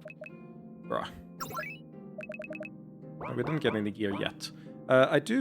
We're we're gonna talk to everyone here. The first thing I want to do is I want to... Bob, we need you to have better delay. Yeah, we do need you to have better delay. We need you to fix your geological location. But it's not geological. There's some other reason your delay is so much bigger than everyone else's. It could be, if you're on your phone, it could be that. The official app is really slow on the phone for some reason. Funnily enough, opening the stream on like a browser on the phone is not as delayed as opening it on the app. And most third-party apps are also not as delayed as the main app. I just don't understand why. But yeah, that's probably the largest source of delay if you're on the phone. Otherwise, I don't know. But it definitely has come up multiple times. But I'm willing to have leeway because, you know, hard to do anything about that. Simon, I knew what I wanted to ask you, but given your ordeal... Sorry I couldn't do more than alleviate the sexual magic around you before, but I should be able to do more now. I have no complaints about that. You were very careful not to influence me, which is what worries me now. Perhaps you'd better explain what you mean. Your intention was to use your power to completely erase my sexual addiction, correct? That seems better than the likely alternative, but I'm listening. It's true that I might have seemed silly and sex-addled, but remember that those addictions were burned into my soul over many years. There's no magic I know of that can simply change me back. What you would be doing is taking control of my soul and reshaping it as you see fit. That seemed the only way to free you. It's what I did with some of my lovers. Sadly, just slow Wi-Fi. That shouldn't really affect...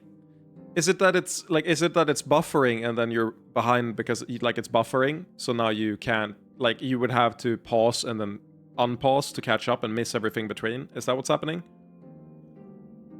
Because that definitely sucks. The actual speed of the Wi-Fi shouldn't matter as long as you're not stuck buffering.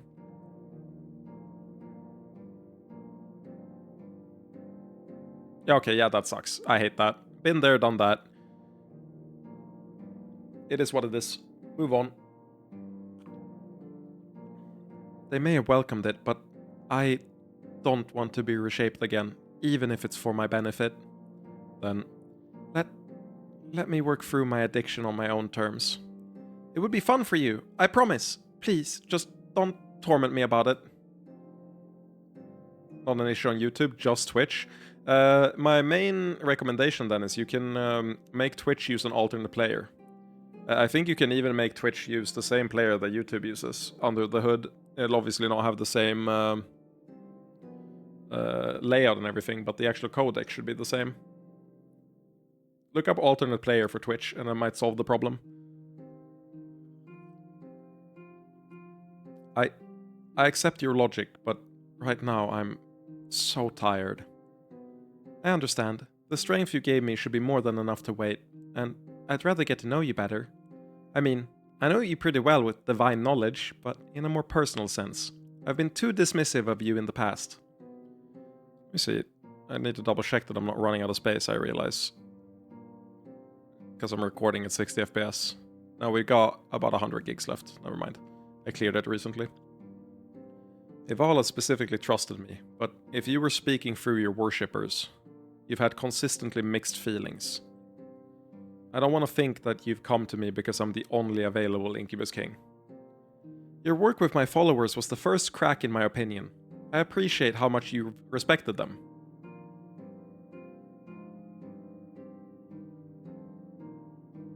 That's fair, Above. It's just, again, it happens very frequently. Or I'd say it's happened like 5 or 6 times that I say don't say something and you're so far behind that you end up saying it. It's more of an annoyance than anything else. What exactly happens now with them? You've been preparing them for this moment for so long. I presume the worst case scenario. I would be captive to an Incubus King who would try to use me to enslave all of them as well. So they are, justifiably, not going to listen to me. I've created a real problem for myself. Your followers have never been mindless, and I think you cultivated a real relationship with them. That can change. I certainly hope so, But they have everything they need to work alone, so I'll give them space for a time. Maybe by then I'll be feeling better.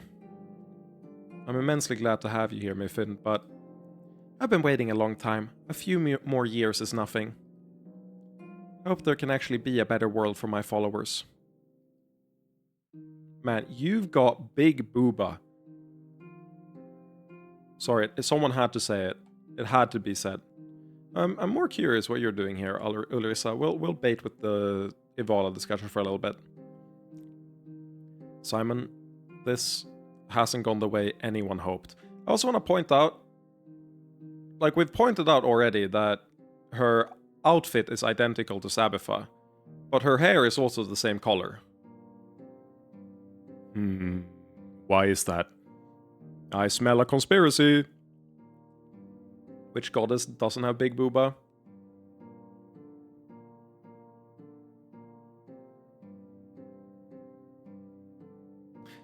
I mean, even the mother has relatively large booba, but not large booba. Does Celica have big booba? Celica had really big booba.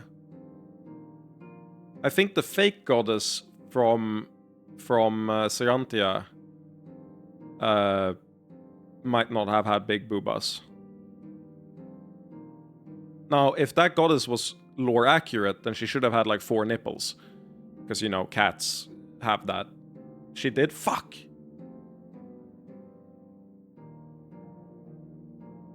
Has there been a small-boobed goddess?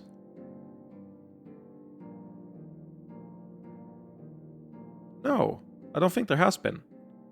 That's a tremendous waste of opportunity. I don't think the Serantians work like that. That's fair. That's bad writing if they don't work like that. They really should fix that. Patch the game. Simon, this hasn't gone the way anyone hoped. I do love the... I don't count Lilith, no. She's not a goddess, she's a chaos being.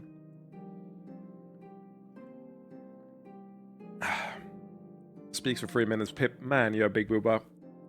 Look, I'm 5.5 hours into this game. What's happening now is like... What you've seen up to this point has been the facade of a distinguished gentleman. But after 5.5 hours, it's broken down, and we've hit the true core of my being. You could define her as a goddess of chaos, and I won't do that. I also don't think she has a divine shard. I don't recall if she does, but... or I guess she might have a god... I forget. She wants an Incubus King shard. I forget if she has a divine shard or if we don't know. But I also just... She's not in the... So far, I don't think she's in the goddess dictionary that Yara has, or like the harem dex. The harem bestiary. And if she shows up in the harem bestiary under goddess at the end, then we're good. But for now, I don't think so. Simon, this hasn't gone the way anyone hoped. Are you well? The last time I saw you, there was... I'm sorry. Something still returns slowly to me. That's kind of my vibe, Kirby, as well. I'll take it for the sake of argument if she does show up in there, but I really hope she doesn't.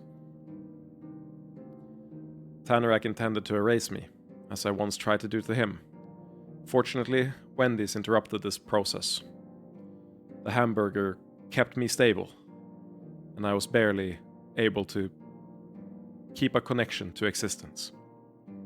The fries, though, they were not really that helpful. I'm unsure if I could have survived alone. I had enough trouble just clawing my way back to resolution. So, your current position?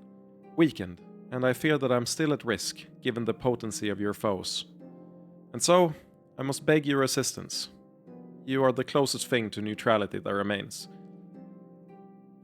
We love enlightened centrism. What exactly do you need? A place to stay, and shielding from all the chaotic tower forces in play. In return, I will offer some magical assistance. I also have some ancient books that may be of interest to your mages. And it's all I offer.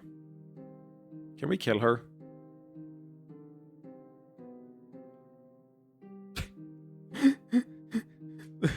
This is... They're calling it the worst trade deal in all of history. They're calling it the worst trade deal. Lady, what the fuck are you talking about? That's a screenshot. What the fuck? They're calling it the worst trade deal in the history of trade deals. That's all I offer. I understand. Our mages will need to approve your work, but otherwise you're welcome. Thank you. Perhaps this won't be so bad after all. You might expect me to push you toward neutrality, but I think at this point, what's most important is preventing potential catastrophic changes. I can't believe we got you to not talk about slow incremental change, or just general inaction. You aren't worried about what I might do? I hope that you will see reason. Bye, nothing character.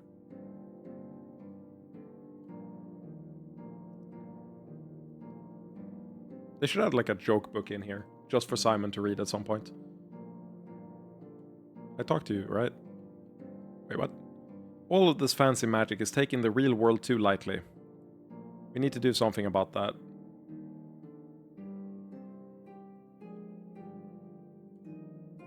Okay, I'll talk to Ivala. Okay.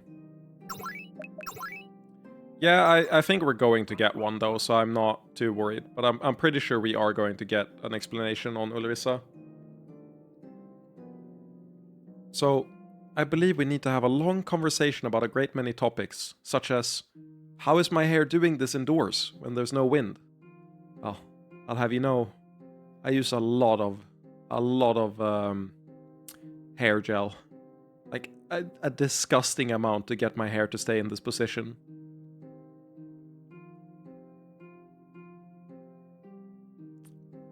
You're Ivala, aren't you? The one the church worships. Only in a sense. I'm afraid a rather disappointing one. How is the hair doing that? L'Oreal, because I'm worth it. Yeah! The fucking... like...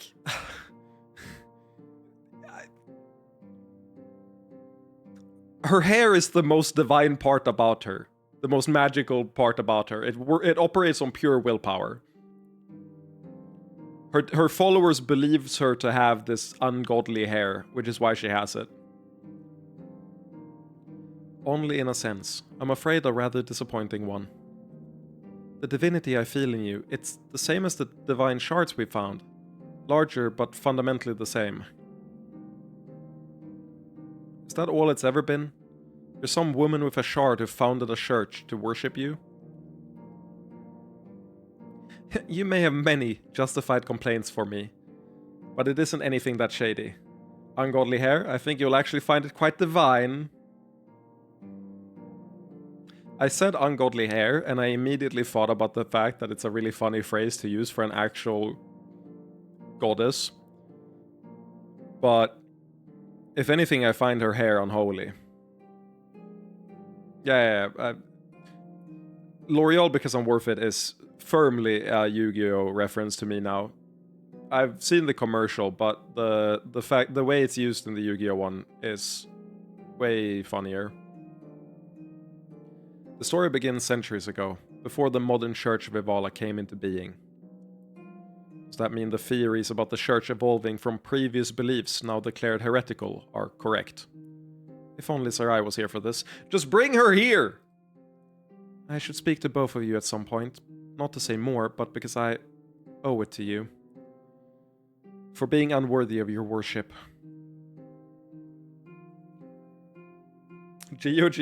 Giorno Giovanna, she's not. No, but hair gel vendor merchant, she definitely is. I do want to talk, but I feel like I'm still recovering. Can you not say that next to the person who had their sexuality like fucking extracted from them by constant anguish for centuries? Like, can you like chill? If anyone's recovering here, it's this guy. Way to make it about you, Karina. This conversation has too many potential tangents. Why don't you start at the beginning? I'm sorry, Simon. The tangents just keep happening. Yes, that's reasonable. Some goddesses are mortal women who find a shard. The Mother of Elves, for example. Good lore? I'm not. My being was slowly woven from the deepest magics, in response to the fervent beliefs of the earliest purity religions in this era. What does that mean? What does that mean? You're more like a magical construct? She has boobs, it's fine. Actually, her boobs are kind of smallish.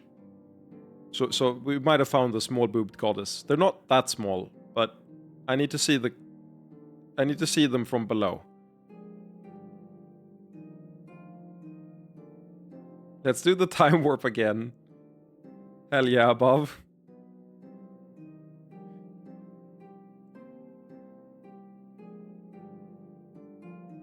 I feel dumb. I don't know what the reference is.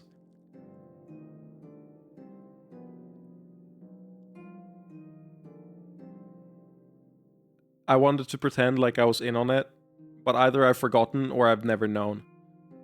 My earliest memories are hazy. I believe similar to how many demons persist, but over time, as I observed humanity, I began to evolve. The Rocky Picture Horror Show? Or something? Sorry for being old, Pip. Aren't we the same age? Aren't we literally born in the same year?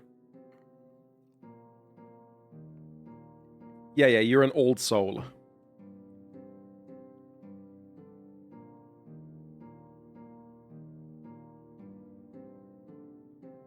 Yes, Ant.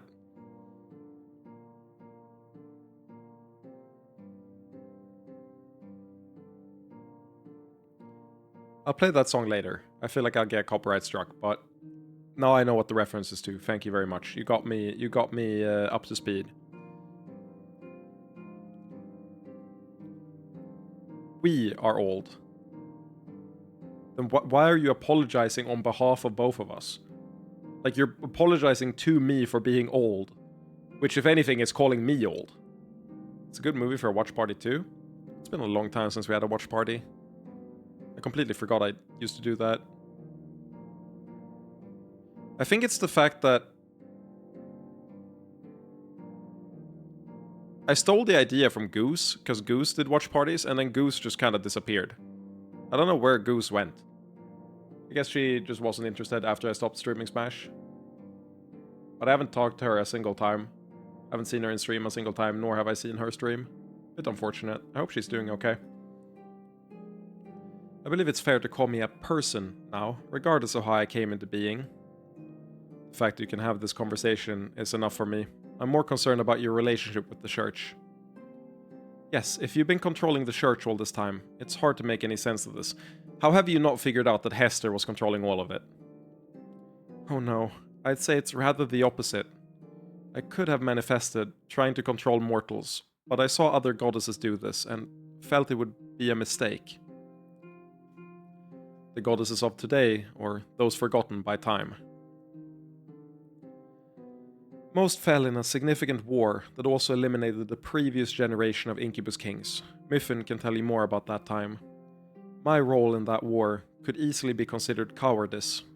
I constructed a greater and greater construct of purity around myself. Impervious, but unable to help even Miffin. Much less the mortals suffering below. But you can't have been completely powerless. The profound feeling in my heart. Yes, that was me. It was me, Barry. That time you came in your pants, talking to your crush. It was me, Barry. All my actions have been trying to nudge the destinies of the future of the world toward a better future. But I have a feeling that you weren't the one dictating church doctrine. I could appear in an undeniable blaze of glory, or use magic to control the minds of followers, but if I don't, I'm afraid my voice is very quiet and easy to ignore. I love that meme too. Despite my best efforts, corruption made its way into the church. But you don't mean corruption in the ontological sense. No. The human definition of corruption is rather more useful. I prefer moral degeneration. Because campaigns for purity can cause great suffering. I know, and I wanted to lead the church in a better direction. So, when I heard your voice, urging me toward righteousness, yes, I have never spoken to a true believer like this. So, I can only hope that you do not hate me. I still want to talk to you, but I'm glad to know that all those moments of comfort or guidance meant something. Even if not what I thought. For you, yes. Though I should say that mortals are entirely capable of imagining my voice or deceiving themselves about doing what they want anyway. Then why did you abandon me? Especially after you urged me towards Simon. That is not what I wanted, but we need to go back to explain that. Yes, we need to talk about Hester and your prison. How long has it been? I prefer moral construction myself, build up a solid foundation and make a lovely person over time. That sounds lame. Why would you build people up and like make people happy around you and like generally have a good time when you could just be a chaos creature and do the opposite? Don't answer that. I'm very morally okay and definitely not broken in a fundamental way.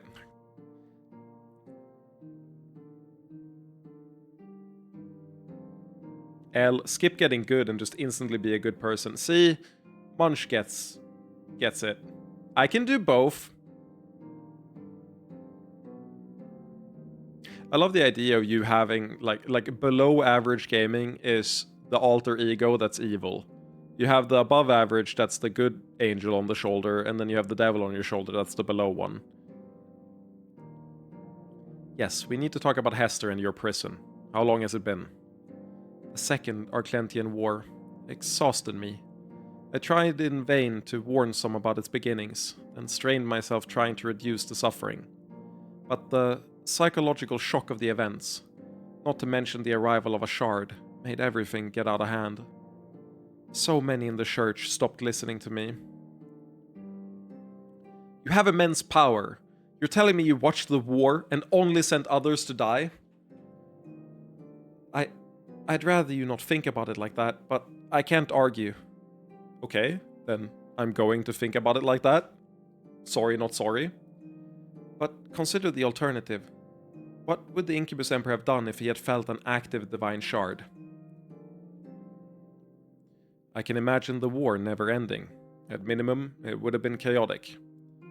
It kind of didn't... Like, he kind of was still a problem afterwards. You just kind of lost first. After the previous era, I thought that a quiet time without active gods was better. Arkland had been peaceful for a long time. But now, we come to my greatest failing. I didn't realize just how great the impact of the war would be on everyone in the continent. On everyone? But is this where Hester comes in? Correct. She had never been particularly receptive to my voice, but she had always been good-hearted, a wonderful high priestess who I loved. But when she witnessed the shard opposite mine, she recognized it in some way. Her search for magic to stop the Incubus Emperor led her to greater and greater magics. I had even considered meeting her in the tower when she got deep enough, but she focused on the concrete world, and I never saw the opportunity until... Let me guess, she discovered that the heart of what she believed was just magic, nothing transcendent. I tried to explain, but I had only the truth, and the truth was not enough for her. What if you just lied? What if you just gaslit her? That would have been baller. We wouldn't have had these problems if you just gaslit her. As a high priestess who had tried to help, she was perfectly positioned to exploit my weaknesses. My fortress became a prison. Just what is she planning? No, please wait. How does all this answer my question? Karina, wait to make this about you. Motherfucker, I'm the one who went through centuries... Whatever, fair enough. Your goddess hang up, I guess take... Fuck you, Karina. Once I could speak to anyone. I'm kidding. I actually think Karina is perfectly valid in saying this. I think it's good to keep on track. Simon can get his answer afterwards. This is also a more interesting question, so I'm happy Karina stands in. I also like that Karina is asserting herself. I feel like throughout most of the game, Karina as a character has not really asserted herself, and it's pretty key to her character development that she does here. If there's ever been a point to stand up to yourself, doing so in front of your goddess like this is really good. Like, I think this is very strong writing. Once, I could speak to anyone. I could be the voice of conscience in even the angriest and cruelest mortals. But as Hester mastered my prison and drained me, making connections became more difficult. So when you were corrupted by Simon's power, our link was severed and beyond my ability to recreate. Wait, if those sensations were from you, what did you mean pushing Karina toward me? That didn't go how I wanted. Since you were already friends, I hoped I could encourage an alliance between Church and Shard that would lead to a better future. But if you hate me for how things went, all I can do is beg your forgiveness. I regret some things, but not where I ended up. I'm glad to have found this happiness. Ironically, the other Let's Player at this point in their playthrough wasn't joking when dunking on Karina and Ivala, lol. I think this is really strong writing. I think Karina has been a functionally fairly annoying character throughout most of the game. The role she's played has been either not very interesting or actively just like annoying to read through compared to, like, she kind of has been like a necessary evil to the plot in a lot of ways, where she has to do a lot of setup for other points that isn't interesting to read through on its own, but makes other points better. In service of a setup here that was so far in the future that you don't really remain invested for it. But despite that, I think ever since she got corrupted, a little later than corrupted, say like chapter 4, start of chapter 4 to now, she's slowly become a more assertive person, and she's also been more okay with making complex judgments. She doesn't defer to other people in the same way, which has been a pretty lovely character development. And I think here, stopping Simon and saying, no, I want my answer, is something she would never do before. And doing it in front of her goddess is also really good writing. So if anything, I think this is a very well done payoff so far. And I'm pretty happy with the... what's it called? I'm pretty happy with what's happened here. Like, I think this is good writing. I don't feel like I have to dunk on this at all. But obviously, it's just my opinion. I'm just one guy. I'm relieved. My ability to sense the outside world has been diminishing so much. I've been alone with my doubts. I also hard read that the link was severed when she got corrupted. I did think that she did talk to Karina before then, because she did say she stopped hearing her voice, and Ivala has always been on our side, so I thought it was pretty obvious that the corruption made it so that, you know, you can't connect to her anymore.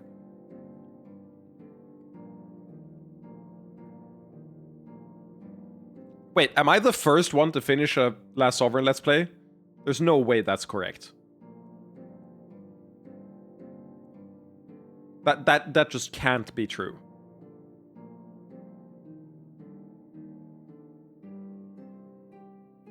Really? You could be. Well, for sure. But I mean, so I'm saying there's no fully complete Let's Play available on like YouTube now. Or, well, Twitch VODs wouldn't work. But like, no one streamed it or uploaded. That's crazy. That blows my mind. I suppose I shouldn't hold you back from Simon's question any longer. Hester was not very direct with me, but early on, she believed we might work together. And from that, I can guess at her plan. The only other person who has finished is just gameplay. That's hilarious. I didn't mean to be in this race. I had no intentions of taking part in this race. If anything, I waited until the game was done and the path was paved for me. But despite that, I'll take the finish, I guess. I believe that she wants to make her religion true. I mean, I missed one line of dialogue. I suppose I shouldn't hold you back from Simon's question any longer. Hester was not very direct with me, but early on, she believed we might work together, and from that I can guess at her plan. I believe that she wants to make her religion true as it possibly can be in this reality. What does that truly mean? I disappointed her, but she still believed in the ideals of righteousness and kindness that we represented. Have you played the legendary RTS Warcraft 3? There's a character in that game called Arthas Menethil. It's kind of like that, where her beliefs in justice ended up corrupting her, and so she's going to make a terrible mistake in pursuit of justice. Good game, by the way, you should play it. She wanted a version of me that matched her expectations. There was a time when she wanted to gain control of the deepest tower mechanisms, then merge me into them. That plan would have destroyed the me that's speaking to you, but my essence might have become an incredibly powerful goddess, beyond simple control by other shards. Would that have worked? Not on its own, which was why she went back to the drawing board. But as time passed, she trusted me less and less. Bingo? I can't believe it took 6 hours to get bingo. That's crazy. Well done, me.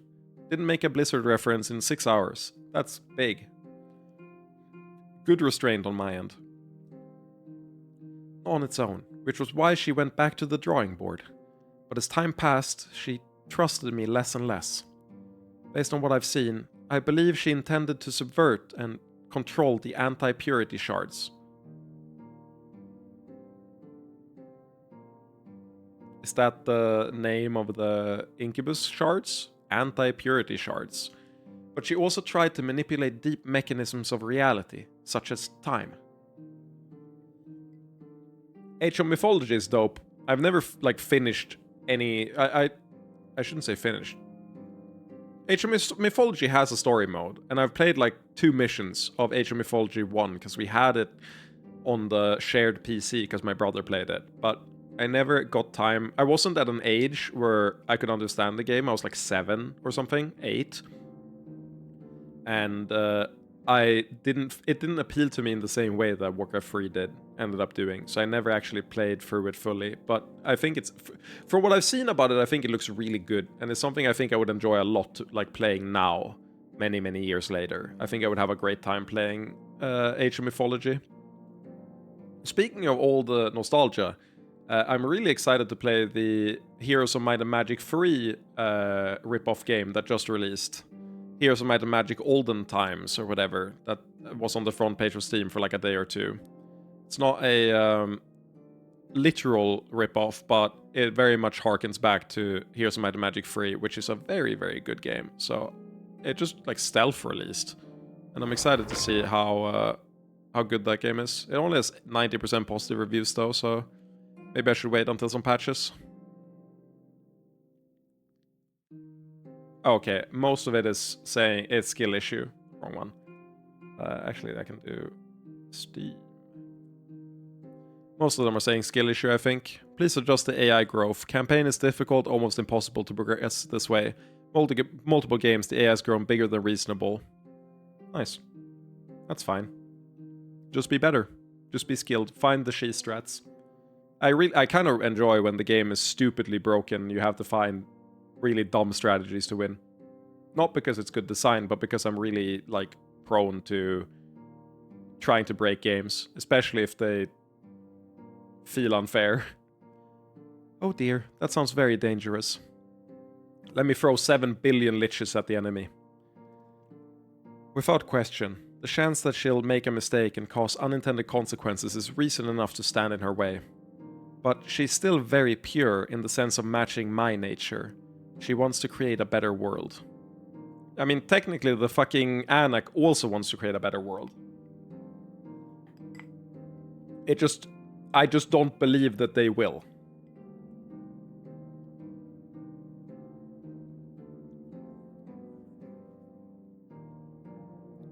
Could we work with her? If she can't win alone, would she collaborate with us to create a more stable version of her new world? One that wouldn't destroy you, I hope. She's open to reason, but Simon, are you truly willing to create a world ruled by a nearly omniscient and omnipotent goddess? Pause. Extremely fun thought experiment. If we could create God, should we?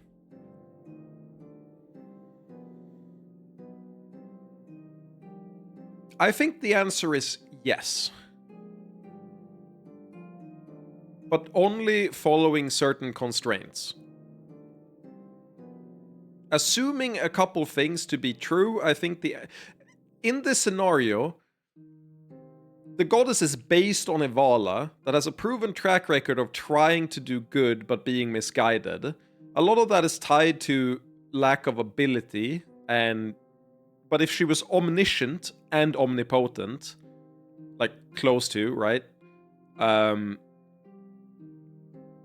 I think that would be an incredible improvement to the world.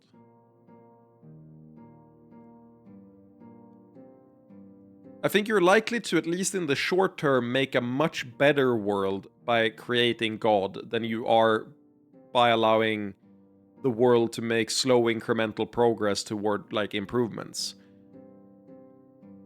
From a moral perspective, if I had the decision in front of me to do either, if I could set the world free from outside influences and let humanity and all the other races get free reign to do it among themselves and work out how the world should look, or create God.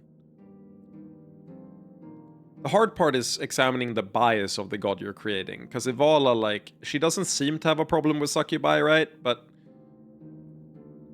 I don't know how true that is. If she was omnipotent, right? Maybe she'd be like, oh, these races are just not good enough. Pew! Out of existence, you know? But assuming that she's good, I think I would lean toward creating the omnipotent god here in this scenario. That's what I would lean to. I admit that isn't my idea of a good world, but I'm open to negotiation.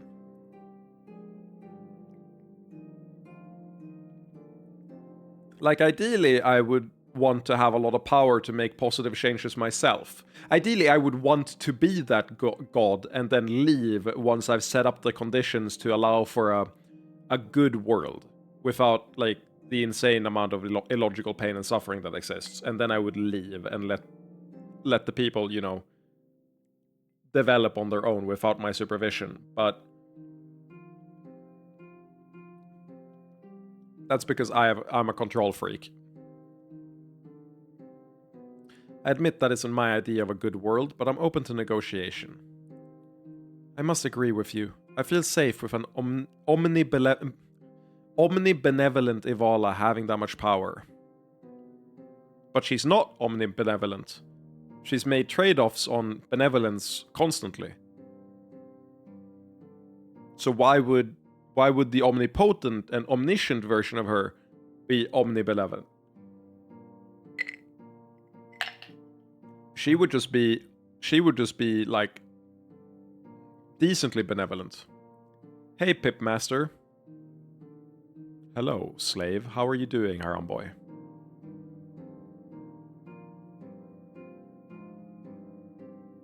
Did I match your freak? Did that do it for you? But the one we have is fallible, right? Definitely.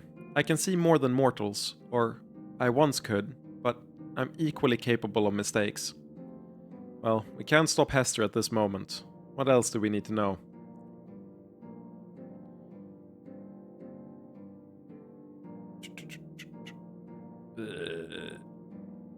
If Karina still needs time to think, then I believe you should gather some of the others so we can discuss destiny. Okay, so is destiny and fate the same thing?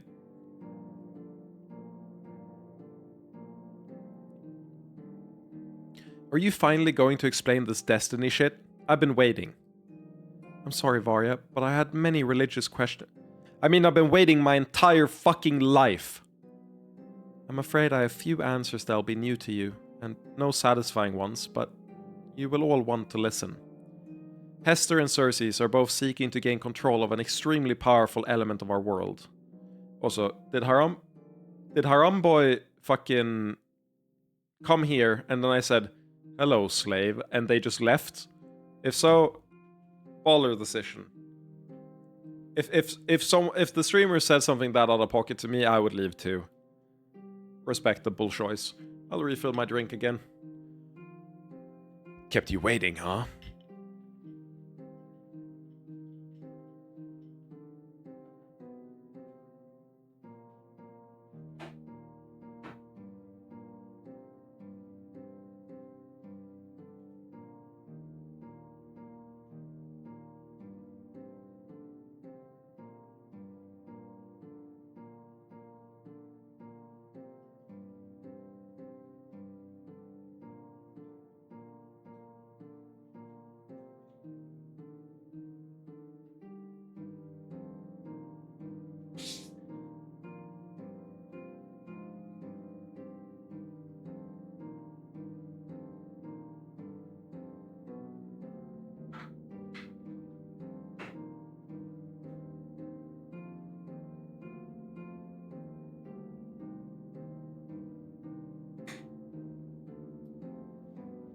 I've gone through so much liquid today.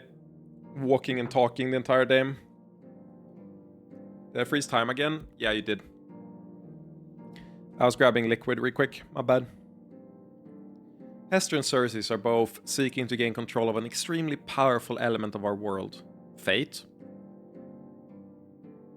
Are you familiar with the concept of tower forces and rootedness?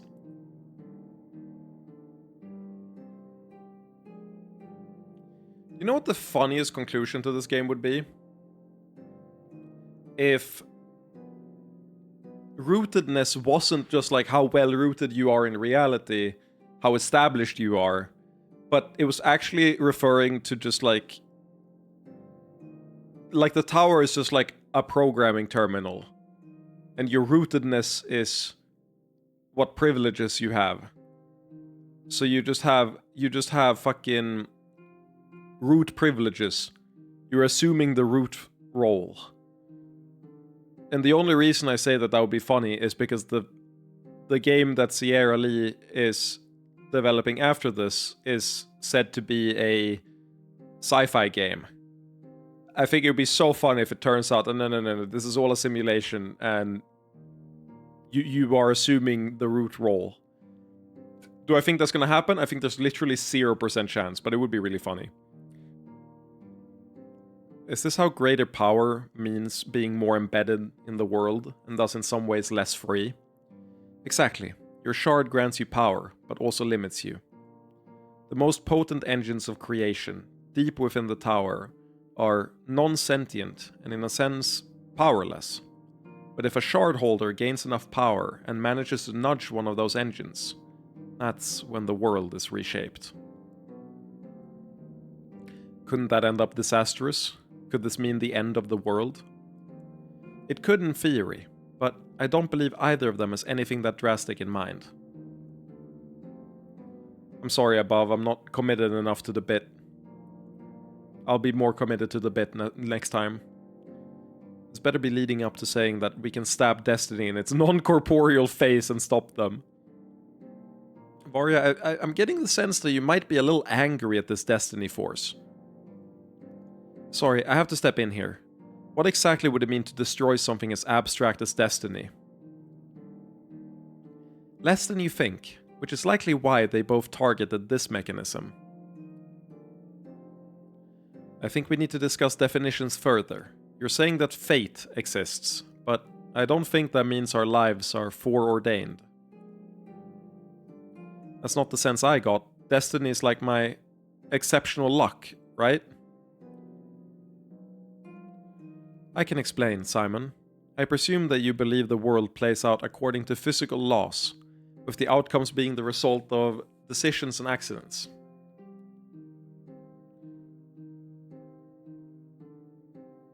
The Last Sovereign endgame? Hell yeah. Hello, ratparty.sim. Is this your first time here? We are indeed nearing the endgame. I'm happy. You might be the first person to say endgame here. Wait, no, you've been following since 2023. That's crazy. Isn't that before I started streaming this? By a long shot? Have you... Wait, are you just like a Melee viewer that happened to also have played Last Sovereign? That shit's crazy. I definitely did not start streaming this in 2023. This is like a 8 months ago type deal. That's awesome. Yeah, we're nearing the endgame. It's a good time. I'm enjoying this game a lot. Apparently, I might be the first fully, like, uploaded playthrough with commentary ever made.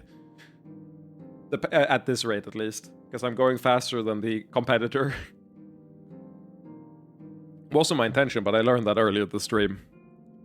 I can explain, Simon.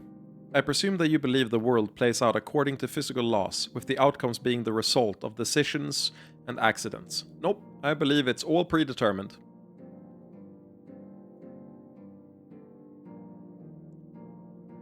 We saw the title screen in gameplay. If anything tells you we're in the endgame, then a literal roll credits bit does. No, I have 30 achievements left. 31 even. So I knew that we're not in the endgame. We've got like 100 hours left. It's like when you level up more in a game and the density of levels gets lower and lower. You need to get more experience between levels. It's the same with achievements, right? So the last 30 is gonna take like the time 100 achievements took earlier. If the world doesn't work that way, I feel it should. How many of those 30 did you miss? None of them. I've hit every single achievement in the game. That isn't our reality. Your decisions aren't irrelevant, but your fate is a force constantly putting its hand on the scales. For example, Riala, I know you won't be offended, so I'll start with you. Riala's destiny has great strength and potential, but also pain. Her achievements are her own, but she couldn't have achieved them with a different soul. That's not surprising. We're all born with advantages and disadvantages, so it makes sense those persist into the deepest layer of reality. I get how it's kind of depressing to think you're not responsible for anything you did, though. What about me? I have a pressing question. Did my fate lead me to find the shard? Easy there. Those are actually several different issues. Beauty before age, I suppose. Go ahead, Aka.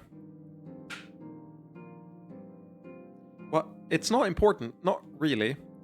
Actually, you're a better example than someone as unusual as Varya. It'll help explain in greater detail.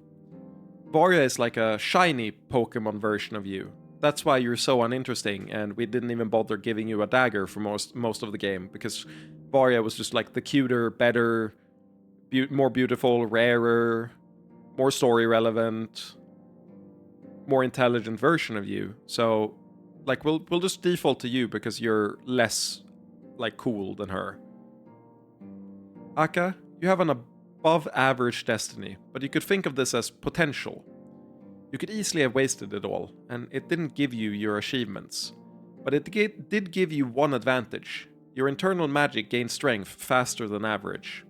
Someone who worked equally hard with a weaker soul couldn't have kept up. That's not so bad. It sounds a bit like talent. In a sense, but it's also possible to have a powerful negative destiny. Such people are constantly pushed toward tragedy. Or sometimes you're like me. Really lucky means really fucked over. I'm so glad Tertia was just so uninterested to be useful. The system of destiny is completely indifferent to what you actually care about, yet it shapes your lives. It shouldn't. The world is unfair enough without a cosmic hand on the scales. Fuck yeah. So I say we find a stabbable part of destiny and stab it. What does my destiny say?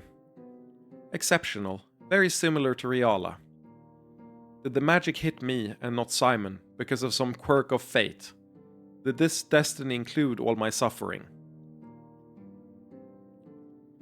Sometimes life is simply random. She should have known this from so long ago.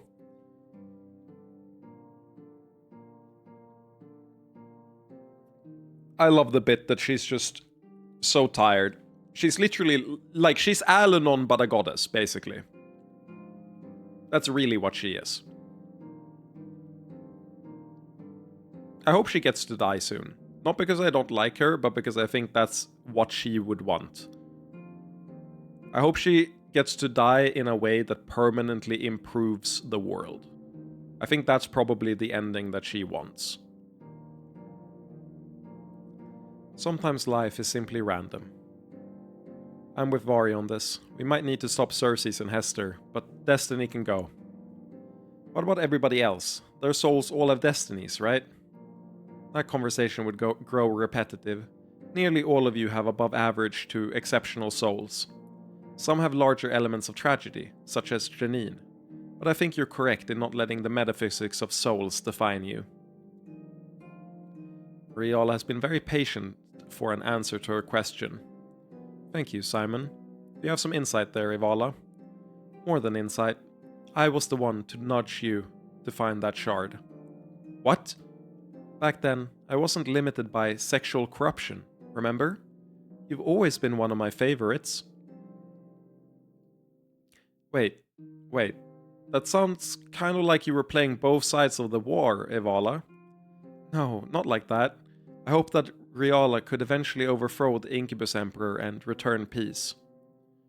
And I suppose it worked, in the end.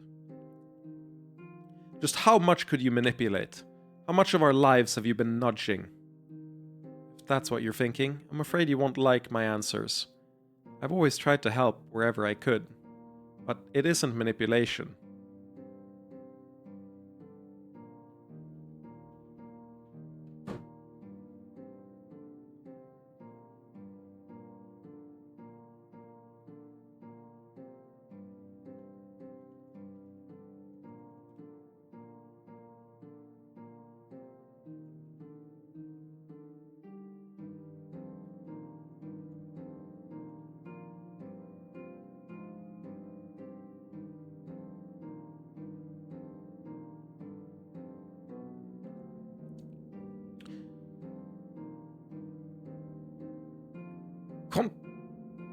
Controlling someone or something to your own advantage.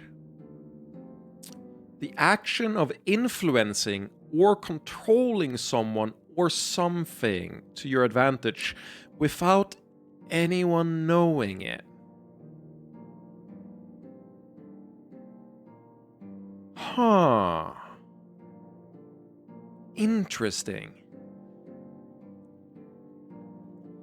Riala developed her own strength and determination. I just made sure the right magical current caught her gaze, so she entered the tower.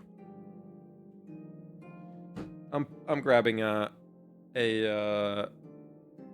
blanket. I need to get cozy for this bullshit they're spewing.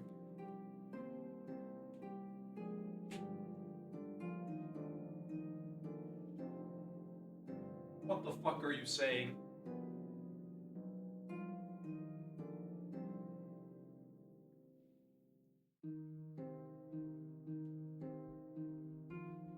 You're spewing some absolute fucking horseshit right now.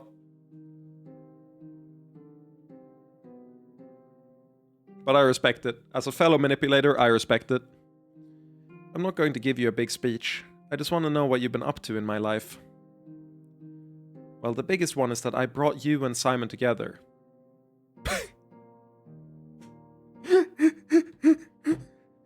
That feel when I found my wife because the goddess played matchmaker.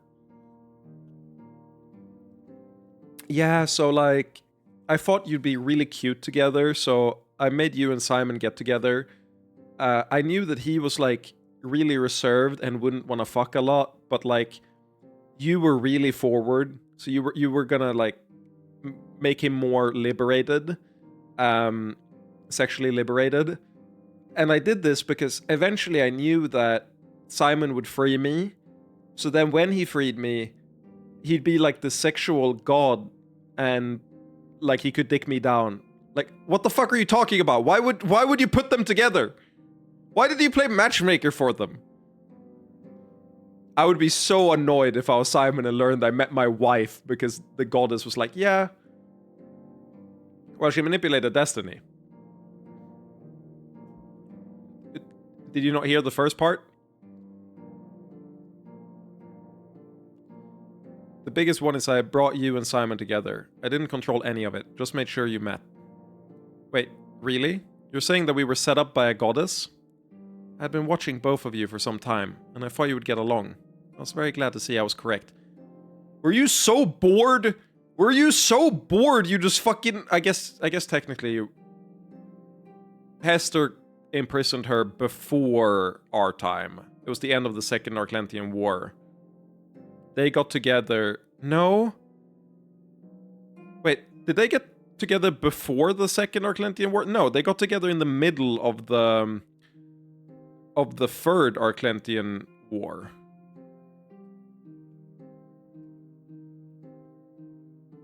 So yeah, she was already imprisoned by the time this happened. People keep calling me. Oh, fair enough. Yeah, no, you missed the early part where they explained how she did this. So you missed the important, like, enabler for this. I've been watching both of you for some time, and I thought you would get along. I was very glad to see I was correct.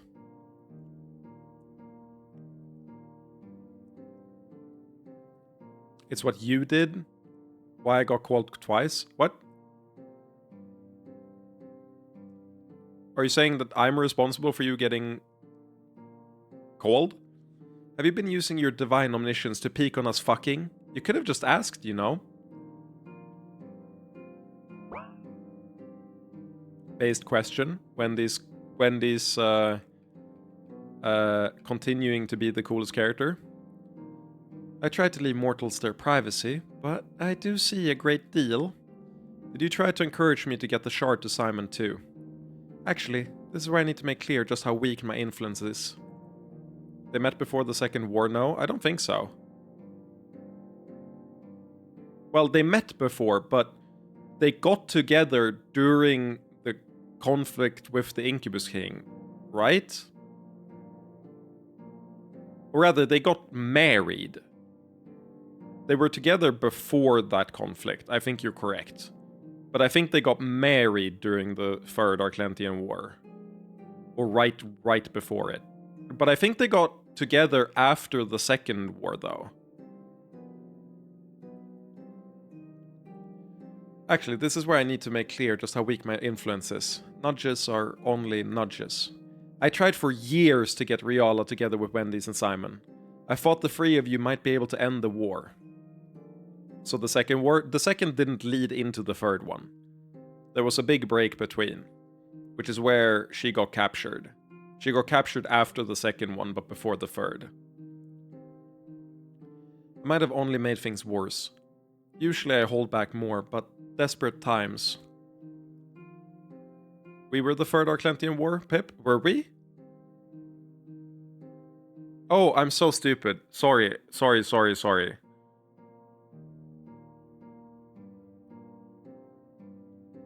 I literally had the second and third one.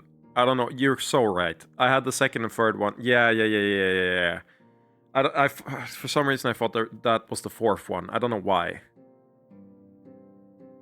I'm so sorry. I was thinking the third was when the third one was when the Incubus King first attacked Ardoheim and did the what's it called? Basically set up the start of the game. But no, you're right. Third war is ours. So yeah, no, you're completely correct. What the fuck were you doing, Ivala?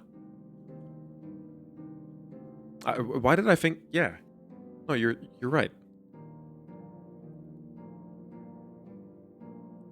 Okay, that just makes it weirder. So before you were captured, you were just kind of vibing and watching us get together. Okay, whatever. You were bored as fuck. I get it.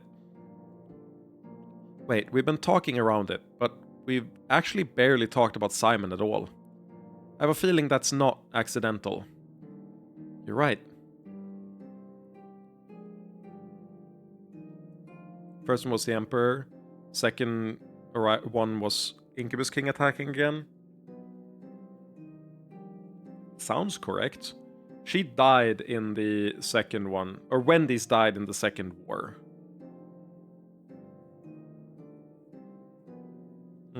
Interesting. What is my destiny then? Nothing.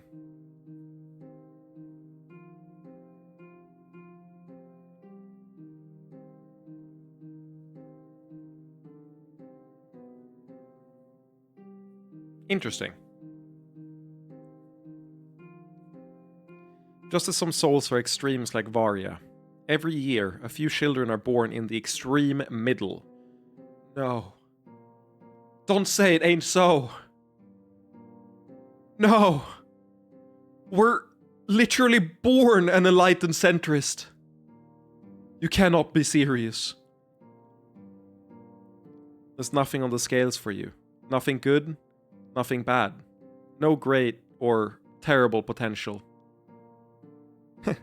So it's possible that Simon believed in a naturalistic, atheistic universe because that's what his soul was. Born mid as fuck. I cannot believe we were born a centrist. That's fucked up. That might be a fate worse than death to know that I was preordained to be an enlightened centrist. I'm happy that the shard let us break free of our terrible curse. I don't think that's what souls like mine experience. That's right. A vast majority of them die young. Because their souls have no weight of destiny. They're easily drawn into other events. They could be the person lost in another's tragic destiny, for example. He's literally born a side character. That's so perfect. He starts the game as the advisor character that should die at like the first the first third of the hero's journey. Like, he was born the advisor inciting incident to the chosen. According to the way like tropes are written, the advisor dies, becomes an inciting incident that starts the hero on their journey, and the only reason he was in that position was because he was born with no destiny, so he's part of someone else's destiny, and then we broke away with the fucking shard right before he was destined or like preordained to die. That is so funny. Really, really dodged it by like a thin as fuck margin. I assume we were gonna die like the next few weeks. What about the other side? Do people with glorious destinies kill off those with average or neutral fates? Yes, you understand exactly how it works. Oh no, every goon we've fought has had a shit-ass destiny. This fucking system, man. I always feel for those few neutral souls, but by adulthood, essentially all of them are dead. But I survived. Is this some twist of fate, or sheer dumb luck? By coincidence, you stayed alive, and nothing altered your destiny in any way. Ever since then, I've been silently cheering for you. I put my finger on the scales by making sure you met Wendy's. Without her, I would have died a meaningless death in the war, wouldn't I? Thinking about the times my magic either protected or healed you. Your strong destiny, not to mention your actual love and care, protected him. Yet Simon's destiny stayed neutral. Have you been leading the conversation here all along? It wasn't my intention, and it's not so important in the end. I wanted Simon in this position because I believed in who he was. Bro slid so far to the side he came full circle, he really did. But Simon, I hope that your position as an ordinary human, without fate, can help you make a fairer future for the world. I wonder what Al-Anon's destiny was. What effects has this actually had on my life? Meston once said something about my lack of potential being in my soul. Yes, you were a veteran of many battles, yet you saw many other warriors pass you and struggled to gain equal strength. The neutral souls I've watched have generally struggled to succeed at any one discipline for the reasons we've discussed. So instead, I wandered from discipline to discipline, Exactly. You never found great success, but that meant you spent your life gaining a deep understanding of many different fields.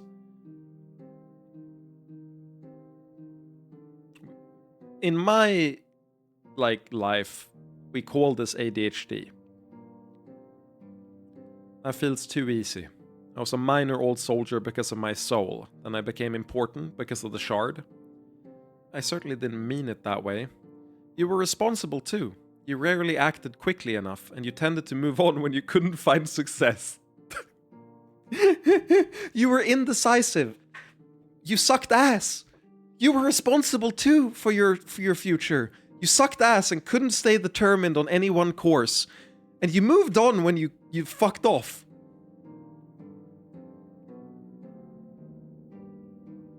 The other half isn't about your soul either. What you earned is truly yours.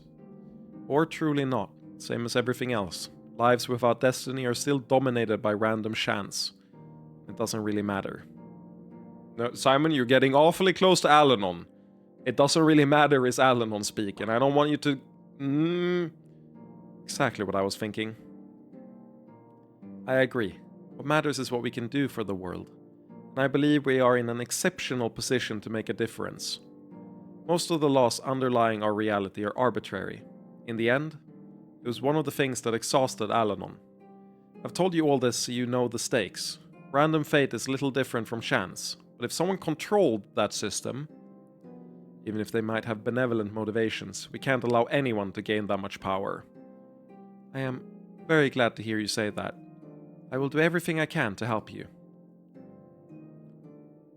I will also fuck you, because you are now a sex god.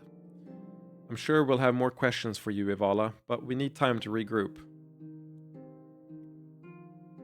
I love that you call him Analon, instead of Alanon. Hey, one last destiny question. What about Kum? Does she have some sort of strange destiny? Thank God you asked. She's descended of Celica, right?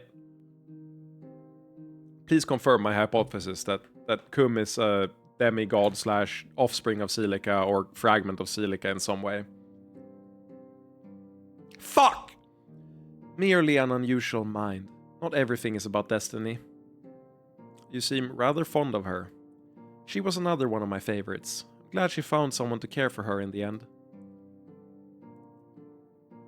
We'll leave you to rest for now and speak more later. It's nice to be actually walking in these rooms instead of watching from a divine perspective. Do you think she's a voyeur? She has to be a voyeur, right? That has to be her fetish, what she represents, right? She's been watching all of reality this entire time. Like, she gets off on it for sure.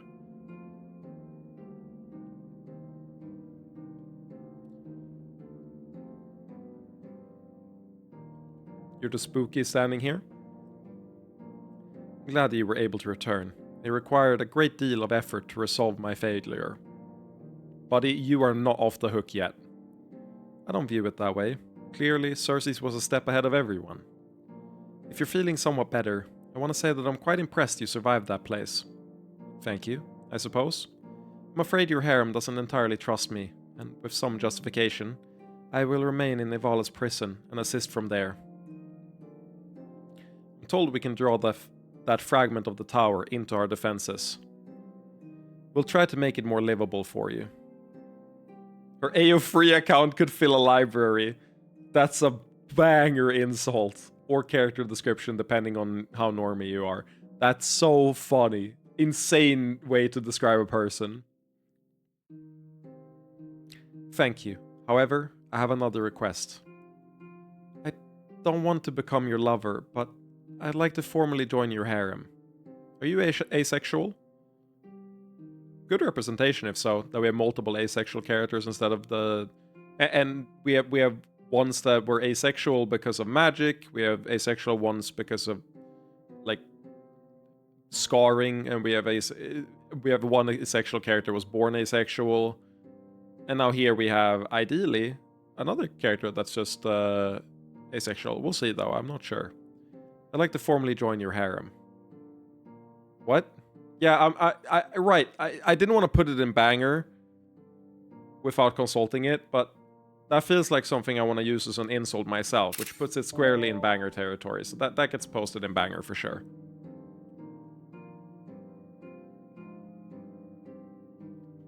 What? My essence has been built to require an Incubus King, and Cersei's cutting me off hurt me deeply. You can fix both of these issues.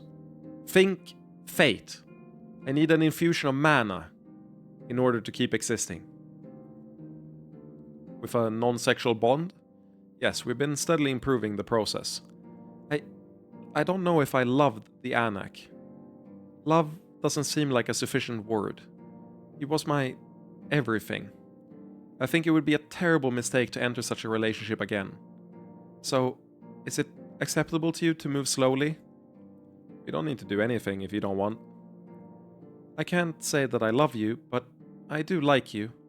You remind me a great deal of the Anak before recent years, before he cut me off and showed that every single thing was a lie and he didn't care for me in the slightest and I was being...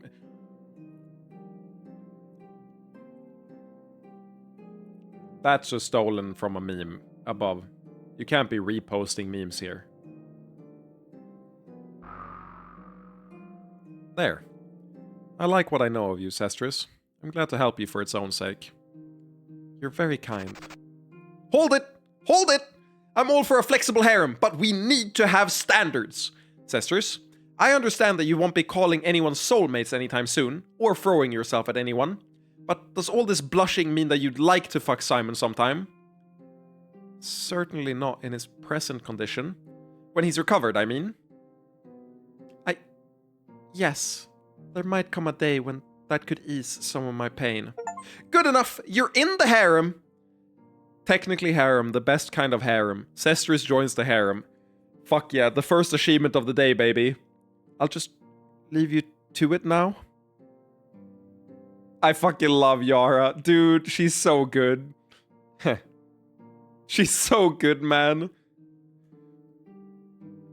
The spelling mistake was clearly copy-pasted. No, but the exact sentence... Like... I've seen the sentiment many times before, as a meme. We have been given time, but I don't know if it can possibly be enough. Trin. What?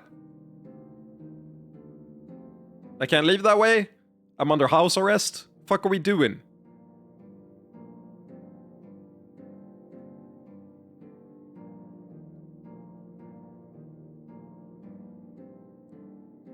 Yara is unabashedly the best succubi, and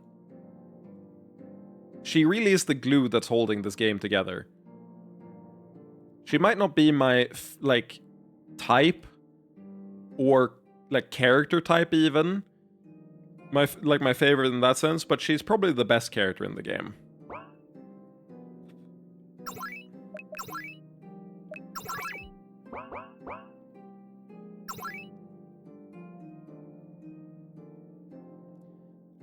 I wasn't doing a quote. Fair enough, I thought you were doing a quote.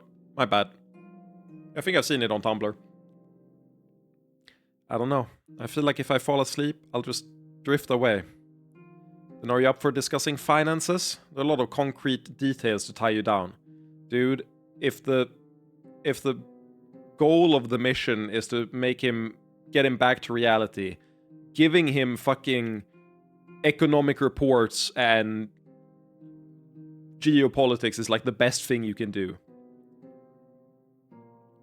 We don't want to force it, but we would like your attention on a few things. No, that sounds exactly like what I need.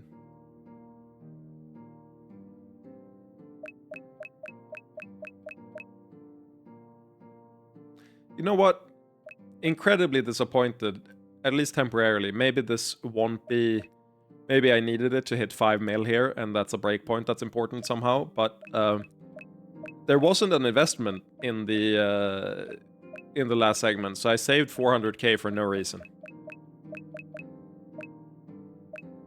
The one time I thought ahead, and I was like, I'm going to be prepped for a possible investment, there wasn't a possible investment. So I feel incredibly owned, really.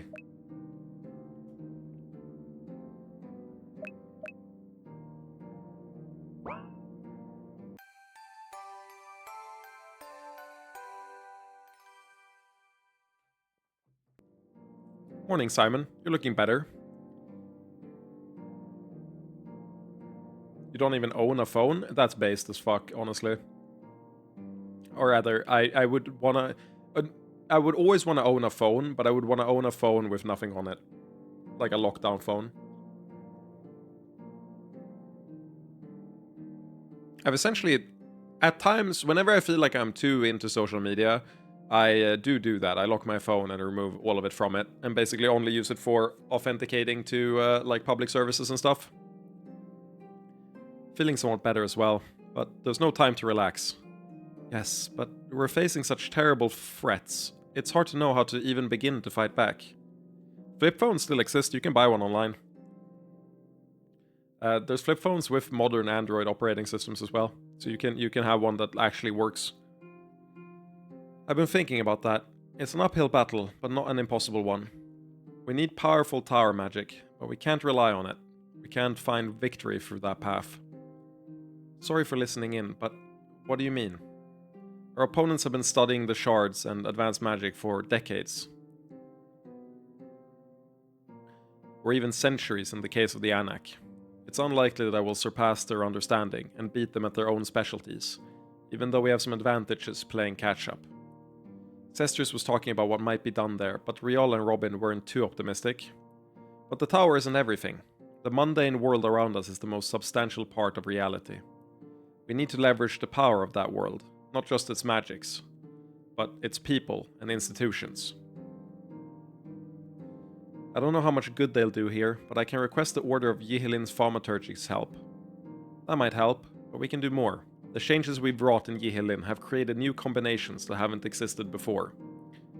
You think there's some hope to be found in the new? And the old. There are fragments of fallen civilizations and shard holders that could well be of use to us. I don't know how much time Alanon bought us, but we need to use it to prepare enough for the final battle. For now, let's go back home. I need my shard moment. Real. Okay, so we're back here. I'm immediately going to do the thing that I was thinking of before I forget. Because I think I'm going to have forgotten it by the time we start the next stream. Ari Helana. I'm beelining to the thing, so I don't forget.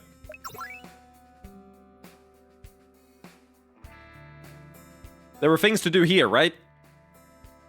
I haven't checked in here in ages. We gotta double check what people want in here.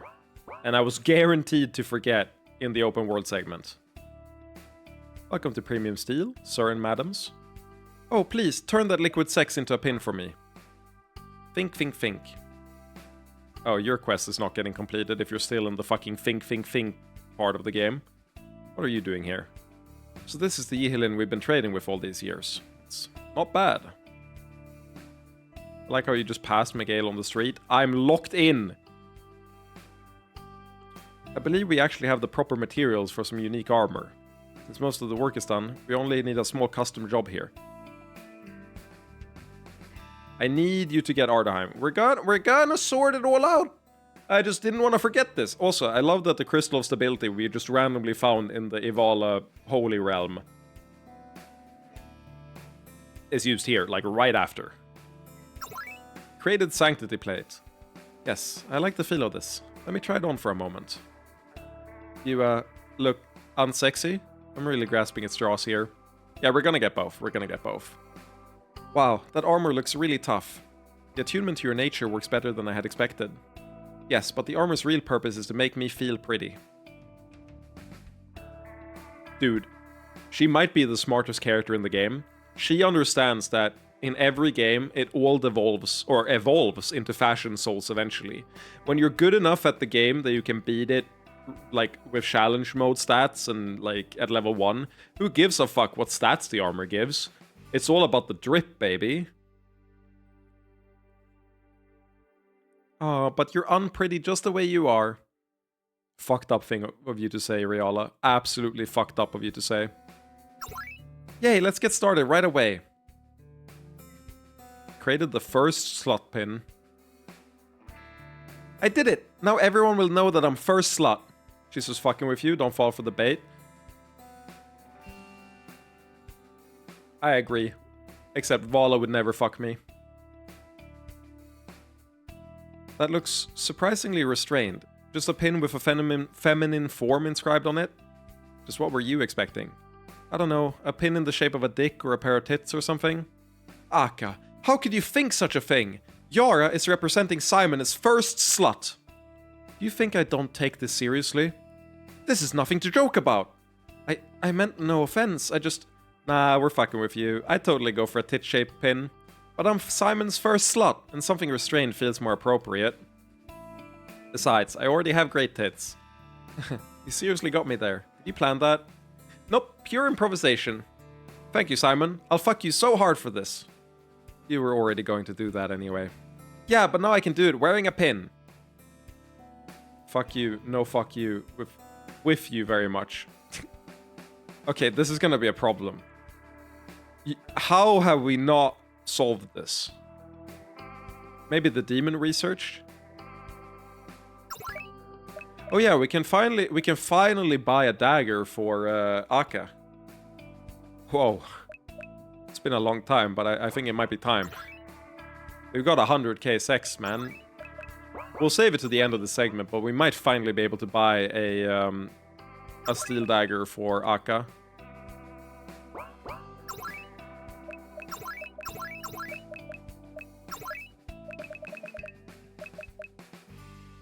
This has to grant immunity to, like, profound status effects, or else I'm going to be really sad later. You're not gonna do that? Why do you not believe in me? Good stats, really good stats. I love that it gives so much attack when she never uses attack. But she can use attack depending on who she teams up with, so maybe it's not too bad. No, I don't wanna know. At all. Rhetorical questions unless stated otherwise. Always the rule. I want, but I can. Don't fucking lord that above me, you motherfucker. That's just annoying. Pure armor forged for Vala. The armor is incapable of having sex, but also protects status. Also, you could just buy it now, but then I'll be under... If it costs...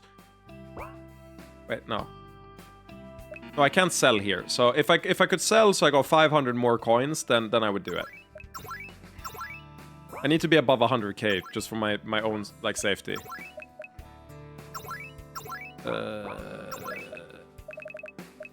I didn't read hers, did I?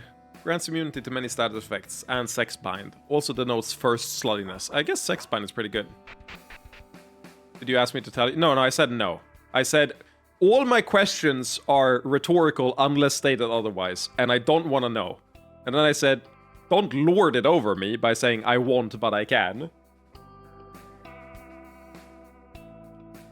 Yeah, I said, don't do it. Nothing has changed, but just the sight of orcs every day. I'm getting used to them. Nah, I'm not interested.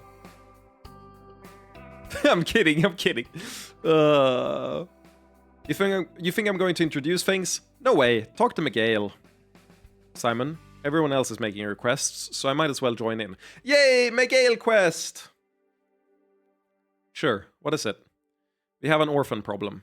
There are too many of the brats running around. Now, plenty has been done. And Yihilin isn't... Okay, I'll say it this way.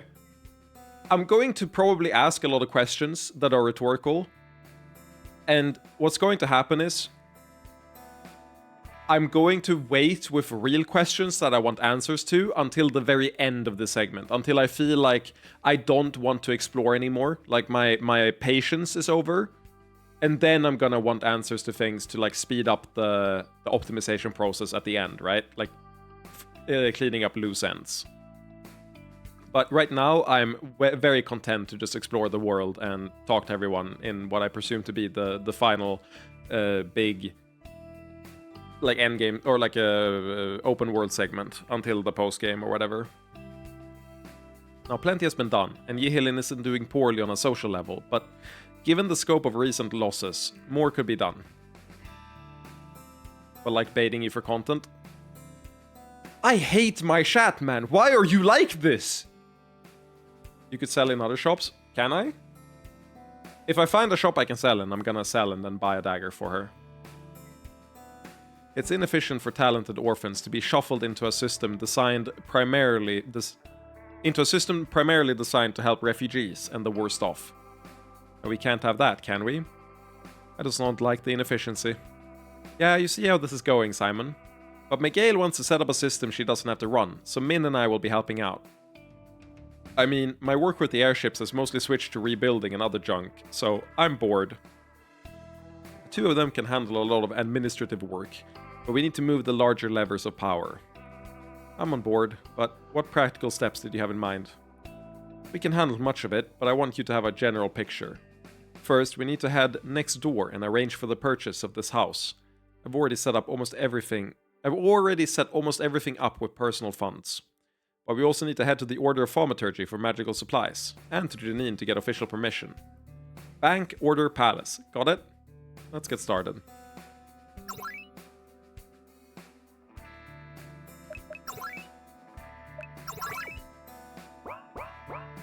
Does that show up in the quests? Nice. I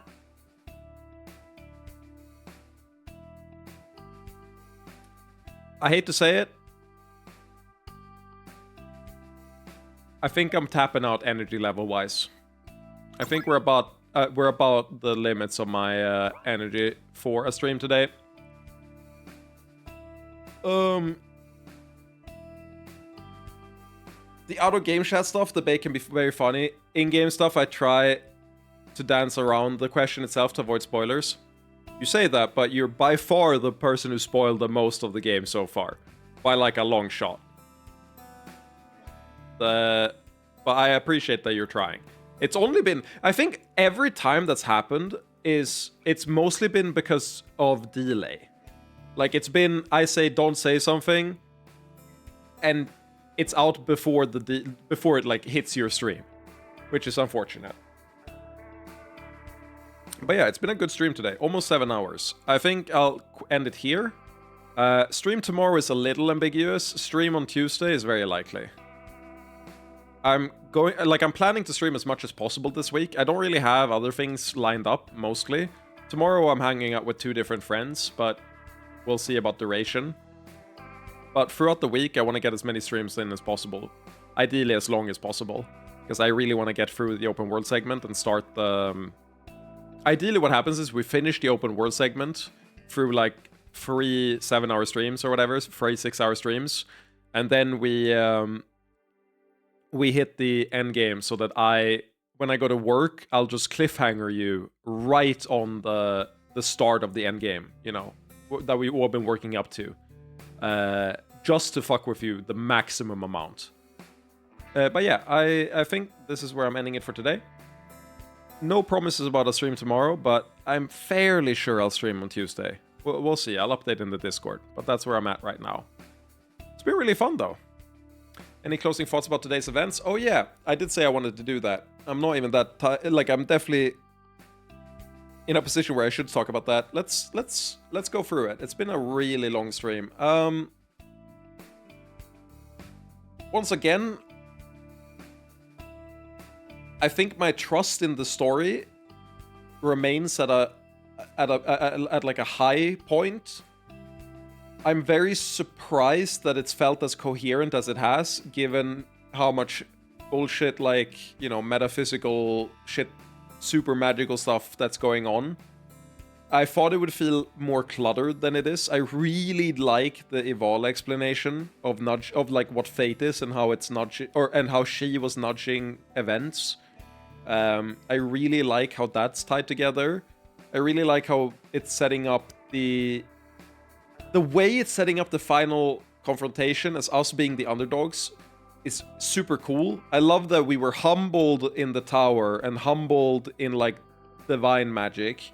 And our answer once we're back from the prison isn't, oh, we had an anime power-up arc, so we're just gonna overpower both of them. And then, you know, kill or like enslave Hester and enslave the Anak or whatever, or force them to make up and be all goody two shoes, whatever, through the power of magic and violence. Instead, we have to say, we're not going to beat them straight on doing that. They've had way too many years to do this. We need to find an alternate solution. I really, really like that framing. It feels way more earned. It feels smart. Like, Simon is effectively the third strongest being on the planet, but he's so far behind the other two forces that this feels like... I would expect him to be like, I got fucked up, we need to go there and kill them. But I also think it's way more in character and way more satisfying to do a no, we need to outsmart them thing. As for the event so far, I think the use of Sabitha as like a resource you could have used through all these segments, it's really evil. I don't think we used her optimally. I think it would have been optimal to use her with Takan, but it also barely matters. I'm very fine to do it this way. I'm peeved that I feel I lost 100k talking to the autist potion girl in the Elven region and it never did anything. I should have reloaded that like 15 streams ago. Strongly regretting that. 100k would have been useful. Also mad that I didn't use any... Like, I saved 400k in preparation of more investments, and then I never got to use them during those segments, the, like, lockdown part. My bad. That was the one time I should have fully invested. It is what it is. As for how we did, I think we did really well. I think we did exceptionally well given the circumstances. I think we've only done correct choices, and we've never done anything wrong in the past 7 hours. Really, I think there was no way we could have done a better result than what we did. I say completely ironically. The true answer is I don't know how well we did, but I'm happy with what's happened so far, and I don't feel like I need to know how well we did. I think we are in a strong position. I think the way the story's tying things up now is super well done, which is so weird. I mean, I think a huge reason that this open world segment is going to take so long has to do with Ardaheim and all of the party member quests. So let's just say that that's going to be the focus of the next stream, Kirby, I think. I think that's a good first place to go look. This definitely has the vibe of the final big-ass open world segment. I imagine there's more in the post-game, but like before the final confrontation, I think this has the vibe of being the favorite, like the bigger one, which is good. Unlike the last one, I'm way more hype about this one. The last one I felt there wasn't really enough that changed, but now I feel like you can do every big like party member quest, and they're introducing new ones. There seems to be a lot more content out here, so I'm excited to go explore more. We could have done it today, but you hate me specifically. Both true statements, yeah. Unrelated, but true statements. As for plot things, Ivala had less power than I thought she did. I still don't know what the fuck Antarion was doing. And I hope that ends up being played up for jokes. I really hope we get to resolve Kalant and Tina being together.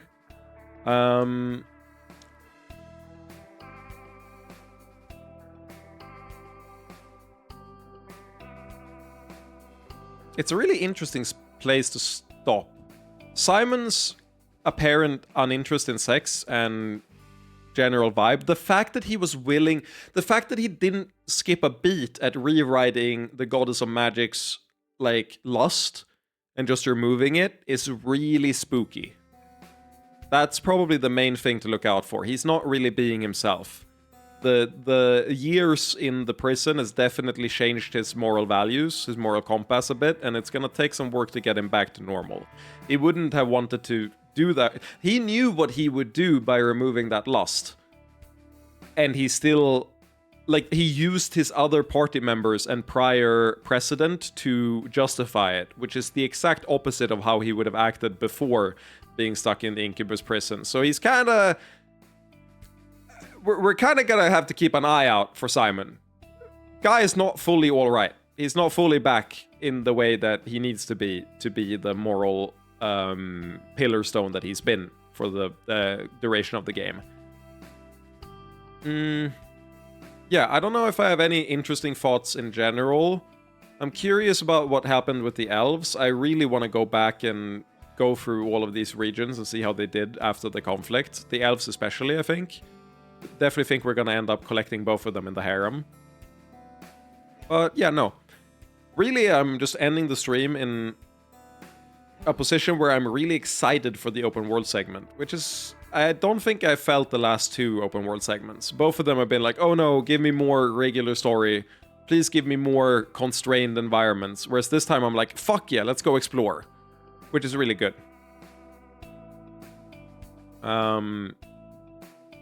Which means the game has been doing something right. The more I think about it, I don't really think I have anything negative to say about the segment. I think, arguably, one negative point I have is that Hester's motivation doesn't square with her preferring the Anak over Simon. But I can't really critique that without finishing this open world segment and seeing the final piece of the plot with her and the Anak. There's so much time that they've spent knowing about each other before we even existed that it feels really stupid to say like, what? We're obviously the better alternative. So I can't really critique that more than say it's a point of contention that I'm gonna keep an eye on in the plot later on. And yeah, I don't know if I have any real analysis. There's not... I think the Chaos Child is gonna end up becoming relevant here in... I think we're gonna do the open world segment, finish it all up. We're not gonna see the Chaos Child at all. And then when we enter the final Mega Giga Dungeon or whatever, she is going to play a key role in both disrupting fate as a mechanism. Like, the way I would write this to set up like a really satisfying final confrontation is I would let either the Incubus King or I mean, either the Anak or Hester achieve a form of ultimate power, and then I would subvert that through the Chaos Child, because they're doing it through fate, which is kind of the opposite of chaos. So I would let them get the power, subvert it with the Chaos Child, and then have that play a key role in us winning in the end. So I think she's going to be a key element for the final conflict for sure. Overall, though, I think I'm saving my big thoughts until we're deeper into the open world segment. I need to see how everything is calmed down. There's too many unknowns right now. And one negative is the way the war and post-war split up, being kind of awkward with the massive prison arc in between.